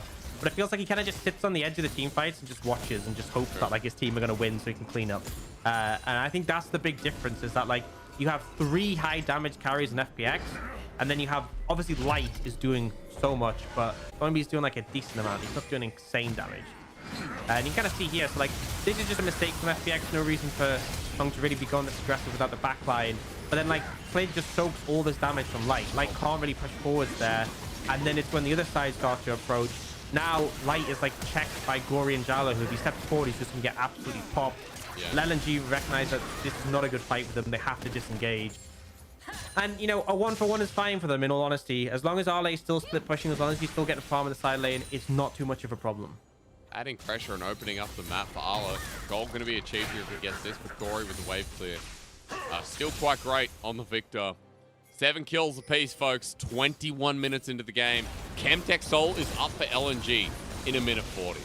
And for LNG, like, in this game, they are hitting towards 2 items now. Light is still strong, so ready for those resets in the coming fights, but I'd still be scared when you're talking about FPX's ease of front to back. Their Aphelios is 2.5 items strong. Like, LWX is huge, and we're getting some of those bigger bruiser items, almost first item completed for Hung too. It's going to get easier and easier as FPX go on in front of these neutrals. It's going to get scary. And I think, again, you know, with how the team fights play out, LNG can be tricky. But the problem is, now that you have those 3 dragons, even if FPX win the fight, if LNG get the smite, and Tarzan has been on point with a smite, he just managed to smite the dragon, that's a win for LNG. Like, even if FPX win the fight and get Baron, I still think having the Chem Soul is going to give you more in the long run. Securing that objective is so broken. So FPX, not only do they have to win this, they have to play it flawlessly and prevent Tarzan from getting the smite down. Well, it's an early TP. It's Xiao who moves in the river with the rest of Arlay FPX. in the camo. Arla, if he wants to commit to the team fight, you got to do what Orcs is saying and not just hover around watching. FPX as a 5-man unit have cleared out vision, but LNG still dropping control. It's here and there. FPX just moving up together, and for LNG, relying on Arla to hit some kind of angle. He's spotted out by Xiao Hu. Orcs in this next fight, I'm looking. Doomby and Light to pop out damage. Similarly, Gory as well. And LWX is huge. Lumao flashes in. Gory burns his own. That's mid for support as Dragon now spawns. And LNG just going to give it up in the hopes of opening the map through mid. Yep, and that's the thing, is that they don't need to commit for that. They're going to head towards the top side and I think go for the tower. Not quite fast enough to go for the Baron. But I like the decision, right? You don't need to flip the fight on the Dragon. That's the security you have by having 3 in the pocket. Absolutely, getting Chem Soul would be great, but there's a lot of risks involved. If you don't get the Dragon and then you also lose the fight, that is game over. Oh, Light just flashed. You see, Light just flashed. Yeah. Yeah, he was hidden away at the Grom. Sorry, excuse me, at the Krugs, or the Wraith, whatever you want to call it. And for FPX, it's giving them momentum now on top of Tarzan. Xiao who's spotted over the wall. Rest of LNG are here, but if they stay and fight, they could die. Doomby running back towards his turret. Good little burst damage received, but for FPX, they've cleared out quite a lot, and they're in front of the Baron. They love Baron. Yeah, and I'm not sure Light needed the flash because he had Gale Force up and available, so more of it maybe questionable there. That's obviously a much longer cooldown, but yeah, we got a replay, so I could have Gale Force that. I'm just gonna be real. Maybe considering that if it did connect, like even if you Gale Force, if you were late, you would have got caught off. So can't fault him for trying to react. But either way, does mean that big cooldown is unavailable, and it's desynced with Dragon. So Dragon will be up, and then there'll be a bit of time, and then Light splashes up, which makes it a little bit tricky. But we're at that point once again, which you've seen before, where FPX could be setting up for Baron, but we've seen how much they struggle to do that. So maybe it's for the best. Yeah, maybe, because I feel like for either of these teams, Orcs, that Baron is going to be a 50-50 burger flip, like literally, you know, Cadrill's McDonald's stream. That'll be an easy sell, because in game number 3, both these teams you can see with how they're playing out, the Baron seems like a dangerous objective to start. FPX moving towards it now, though, could be wrong, just to clear out some vision, and there's not too much in this topside river. FPX don't have too much work to do, actually. As LNG are moving towards it once again. Dragon's not up for 3 minutes, so it is all about Baron for the next couple. And it becomes really precarious if the team does do a good job, right? We keep saying FPX aren't the best at like sweeping out the deep vision, getting the control. LNG showed they are masters of that, but obviously they're not the ones with the agency to do so. But the Chem Fog is so problematic. Once it's swept out, if you don't have the control wards to clear through, it becomes an issue. Arley's just going to keep fishing for these opportunities to punish the side lane. And he's not quite at the point where he's sort of unstoppable in the side lane. He's actually itemized more for team fights than anything, right? He's picked up the Sterix. He's very much gone for this build where I want to be able to function in team fights because it might be necessary. Lumao. So the question is how. The question is how, and like, it's really hard to make a case for this guy when, you know, at least Hung has had some huge moments this split, but Lumao consistently caught out. FPX pushing through mid. There's wave clear from LNG. They still don't want to start the Baron, but support's down for 13 seconds. Yeah, I mean, Lumao just completely, I don't know why you're there. I don't know how you're getting caught out. We didn't get to see, but a big mistake. And now what FPX should be doing is sweeping out the vision, right? You know they don't have support wards to replace at the moment. We're gonna, it's a ward again. Again, it's a ward, right? His obsession with wards. A true support. A true support. Oh my god. You know what? To some degree, I respect it. Every good support main has died for control ward before, and if you say you haven't, you're lying. True. I'm not sure what I heard in my ear. I believe 2,000 kills for LWX is what my producer just told me. So congratulations. Wait, on Lumao alone? He's killed Lumao 2,000 times? No, he hasn't Feels killed like Lumao 2 times. LWX with 2,000 kills in the LPL. I think Uzi's on like 2.7K. There is a leaderboard somewhere, folks. Again, if you do have the leaderboard from the Chinese side, you should be able to find that. But congratulations. It's like a mini birthday thing. LWX has been in the league for quite a while. He played with Crisp all that time too. Nice to see him with Hung, and nice to see that he is still popping off in a game where he shouldn't be. Orcs, he's 4-1, and his Dragon spawns, I felt there was 3 items versus the G. As, okay, grand challenge. But this might be the onto window. Xiaolahu. That's big for Arla. He needs to kill this. Graves collateral damage over the wall. One more pop slows him down. On the backside, we're seeing that solo kill, but for the rest of FPX, they're getting hit hard. Tarzan doing good, and Light re-firing. All of a sudden, we come back, and the Phoenix is in ashes again. They managed to find it. LWX gets his 2,000th kill, but he doesn't get his 2,001 kills. Gets shut down with a beautiful kick from Tarzan. They're going to be able to get that Chemtech Soul, which you have gone on and on and on about how broken this thing is. And honestly, health bars may be a little bit too low for them to head over to Baron, but that objective is there for the game. For the rest of the game, they're dealing with 5 people with essentially mini GAs. We're going to see how the fight broke out. So initially, engage on a Tarzan, and it just feels like missing the damage from the Graves really substantial here. Whoa. The Hung go down, that allows the reset, and this is a critical moment. Tarzan with a beautiful kick, but now they're on the Baron. Yeah, and Cliv's here, and they're getting low. And for LNG, they turn for the jungle, but Cliv's in the pit, but he's dead before he can get the smite down. Tarzan secures, and all of a sudden we go from replay to fight to replay to fight, and the game feels diddly done. They find critical moments. Arley has hit that critical mass where he can just solo kill Xiaolahu if he's overextended. Light got the reset onto Hung, but also Tarzan with that beautiful kick. We talked about how in these team fights, if the front line can stay on the front line and the back line of FPX can stay on the back line, 3 scaling carries just shredding, that's where they feel comfortable, but they changed the dynamic. Tarzan found the beautiful angle. They're able to capitalize, and now 6k gold lead, Baron in pocket, and the Chemtech Soul, the most broken soul in the game by a country mile in hand. Oh, yeah, dude. Why You know, this might actually, we only have tomorrow. This might be the last Chemtech Soul in the LPL. Maybe forever. Maybe the Chemtech Soul never returns. I certainly hope so. Not in this form. Not in this form, definitely not. Dude, it's taken us a while to realize, but yeah, the Chemtech Soul disabled for a certain reason. For LNG to abuse it one last time feels pretty big. And I want to say, in that last fight, you know, Light did what he needed to do, but I think more importantly, Arla getting the solo kill on the back end was exciting to watch. This guy now unbeatable in the side lane, and LNG know it as they push him with the Baron buff, looking to put the finishing touches onto the Phoenix. Doomby's old team, Kled joining in, and you know what? Doomby looking at his ex-teammate back from the JDG days, having a bit of a laugh. Absolutely. It feels, they're holding on for now, but a lot of damage done to that bot lane tower. The problem is it's so hard to find and engage, right? Light has GA, right? And Chemtech Soul. You have to kill him 3 times. It's a little bit difficult to deal with. Not exactly fun to go up against. You have the tank Doinby. This Lee Sin is obviously bulky. Ale is unstoppable, and they are just walking these waves in, fishing for a window. Okay, I mean, look at bot lane. You can see in the bottom left. Yeah, dude.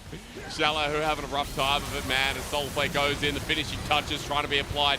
Tarzan gets out before the Chemtech even comes into it. Doinby right into the middle. The tank rise again. So successful. Ladies and gentlemen, as the inhibitor goes down, LNG 1 step away from remaining undefeated in the LPL. LWX going forward. He thinks he has the Chemtech Soul, but unfortunately he's dead for good as Light runs forward. And LNG, the finishing touch is getting applied sooner than we think. A long series, but LNG moved to the top. The first team in the LPL, 5-0. How's that one on for size? And what a way to do it. Doinby against his old team, managing for a convincing turnaround. Yes, game 2 a little bit rough, but game 3, there were moments. Absolutely, there were moments, but we saw Ale doing what he does best, scaling up in the side lane. We saw Tarzan being instrumental in setting the aggression of the game. Doinby roaming, Light being that late game carry. And okay, maybe Lumao down a little bit too much, but he doesn't care about KDA. He cares about the win, and LNG certainly got that today. But man, LNG need to clean up a lot of parts of their game. You're said it throughout the series. But Lumao, there are a lot of questions. I wonder if Iwandi comes back after Chinese New Year.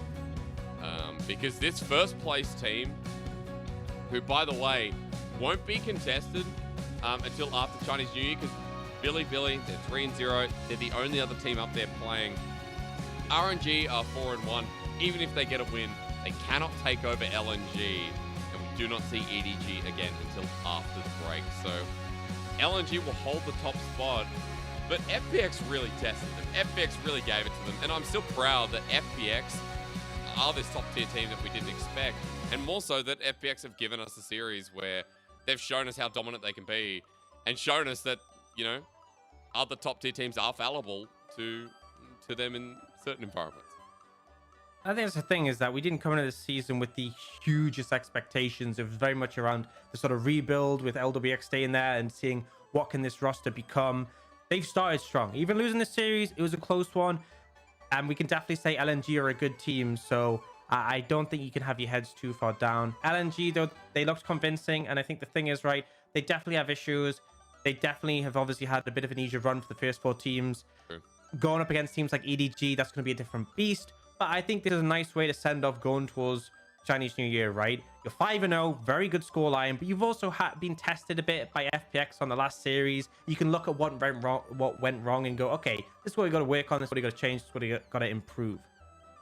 I think there's a lot of sessions that are going to be involved here for LNG, because like quality of Doinby we've seen, the quality of Tarzan, it's there. We're just not getting that same consistency that we talked about. So a lot to kind of analyze. I want to point out Clid's debut here was really nice. I think Clid fits into the team quite well. And, it is just about the caliber of skill that we're seeing from FPX, right? Solo laners, one of them is really good within the laning phase. The other one, struggling quite a bit. And Gory was given a laning phase where Doinby came in, no flash, half HP. And Gory, I think, still was down in CS. Yeah, not exactly. It's just a struggle. And the thing is, the Corky ban made such a big difference. I feel like maybe FPX should have been the ones prioritizing that themselves. LNG, obviously, were banning it. I know this pick is, like, so strong, but it's kind of like it speaks to what Gory does well, right? Not necessarily the best in lane, but outside of lane is so impactful, and you've seen him deliver there. It's such a powerful pick that can completely warp how the game is played. But, we can talk all day about what could have been drafted, what could have been done. At the end of the day, both teams showed up, but both teams still have a lot of things to work on. For LNG, comfortable spot in that first place. And I think for FPX, it's really looking at sort of assessing maybe how you want to play things out, because sometimes it can be a little bit too active around the mid jungle. I like the Galio. I think the Galio Camille worked really well. And I like the fact that they're like, okay, we need a bit more tools to go forwards. And I want to see how Gory and Clid can build that over time. Because Tarzan and Doinby clearly needed no time to instantly be like, look, we know how to play together. We know how to dive top lane. We know how to do this. We know how to do that. Need a bit more time for Clid and Gory to really find that sort of connection. Yeah, that's right. And again, like, for Gory coming to the LPL for the first time too, I'm sure there's some kind of language barrier where with Beichuan it was a bit hard. With Clid coming over, let's not forget, Korean mid-jungle duo, same as LNG, ironically enough, but we know that Doinby is bilingual and his Chinese is out of this world. So this is a real good setup for FPX pre-Chinese New Year with the games we've seen. Again, just a quick rehash. While this went to game number 3, so have a lot of FPX's other games. You know, against JDG, against RNG, game number 3, FPX actually won against RNG at the start of the split. Beat LGD, beat Anyone's Legend. They are smashing the bottom tier teams. They are getting close against the mid tier, triflingly close. The JDG series, I'm not talking about JDG right now. Don't think they're a contender, but that's a different story. Yeah, I leave FPX in a strange place. It's like, this team is going to be in playoffs, in my opinion. I just want to know how far up and how high they can go with the new jungler they've got in, the synergy they need to build with Gory. I think the big thing for me is fixing those Baron issues, because we didn't see them go for many flip Barons in this game, but the problem was they just meant that even when they were ahead, they didn't really go for Barons, right? And you saw when LNG were ahead in that game 1, like the control they had, they pushed really deep, they swept out all the vision, they got on the Baron. Luma knew he needed to interrupt. Tarzan jumped out and kicked away Clid as well. There was no chance of a steal. And it just feels like when we saw FPX start on the Baron, it's like they don't even sweep over the wall, right? It like they have the pit swept with the control ward in there, and that's about it. And I think they really need to work on setting up for Barons, because that is probably their main weakness. Because, you know, when they're ahead, it allows them to potentially throw, or also just like not be able to finish out their lead and capitalize. I think that's probably their biggest weakness right now. So that's something they can work on over the Chinese New Year. We'll see if they come back a little bit more refined on that. Light with the MVP, by the way. I'm going to be brutally honest. That did not feel like a 6-0 Jinx. Might have done 35% damage, but it needs to be said, Tarzan set this up. Tarzan is the reason for success in this game. And I feel like Tarzan kind of deserves MVP. However, let's not take it away from him. I don't want to be too rude. Because Light did get funneled in and, you know, did a lot of damage, as the scoreboard suggests. He got 3 kills early on, Orcs, and was able to play these little skirmishes really well. Yeah, really good execution of those little skirmishes, and was pretty much untouched. I think that's the main thing, is as much as the Jinx wasn't maybe able to snowball quite as hard, wasn't really threatened at all for the most part. And the thing is, I think a critical reason why this Jinx just felt so slowed down is Xin Zhao. Xin Zhao is like so frustrating to play against as a Jinx, because it just means for 5 seconds you can't get reset, you can't hit anything. Well, I mean, you just auto the Xin Zhao to keep your lethal tempo stacks up, but it really slows down your ability to ramp through team fights. And I think it was a useful pick to sort of mitigate that pressure. But at the end of the day, did find that when they started to pull out ahead, able to ramp up and just start shredding. Shout out to Powder from Arcane doing some work there. Yeah, it really was. Again, a good little team fight as we round out the day. I don't believe we have an interview on this last one. No, we do not. So, unfortunately, guys, you don't get to talk to Lumal this time around. However, we can talk to you a little bit about what's going to be happening tomorrow, because now that today's done and we've started rounding out standings, Chinese New Year is coming very, very shortly. Tomorrow's our last day of LPL before a 2-week break. And I literally mean 2 weeks. So tomorrow being Thursday, we will not be back for 2 weeks until the following Thursday. So I guess leagues like LEC, LCS, LCO I know started. LCK, I'm not sure if LCK operate in the new year. I'm not too sure about that. So 14-week break. Sorry, day. Let's go to results from today before we talk about tomorrow. Orcs. We're making it. We're getting there. Today was long. So today, Series 1, I mean, these were both close series, right? It was a long day. Weibo edging it out over V5, LNG edging it out over FPX. Both series felt like a full-on fight, pretty close. LNG, you know, we saw potential for V5 to maintain that undefeated streak. Theirs was ended by Weibo, the Shy taking out Rookie. LNG maintained theirs 5-0. Doomby showcases against his old team, but let's quickly talk about how things shape up, because for LNG, again, I said this on cast, they are now the top team. They are now standing above EDG. They sit 5-0, but for EDG, their game differential is not too bad at all. A 5-0 continuation of their success would mean they would move straight back in that position. More importantly, look at our top 8. A lot of people, you know, hyped on top esports, still believing in JDG. People hyped on Ultra Prime or, you know, the new IG, even WE. TT, you know, TT, top team, right? Yeah, TT going to Worlds this year eventually. So, yeah, they're going to win Worlds 2022. Oh my God. Well, hey, tomorrow, this is going to be the last day, guys, before the Lunar New Year. And I've been told that LCK will not be on during that. So you have LEC, you have LCS, don't worry. To round you out, though, look, top esports OMG, that's going to be hype. But Orcs, we all want to know one thing. In 16 minutes, rosters will be announced. Will Uzi be versing his old organization? Will it be Uzi versus Ming? We love Doggo. Man. Doggo played amazingly, but dude, we just want the narrative. We just want the storyline.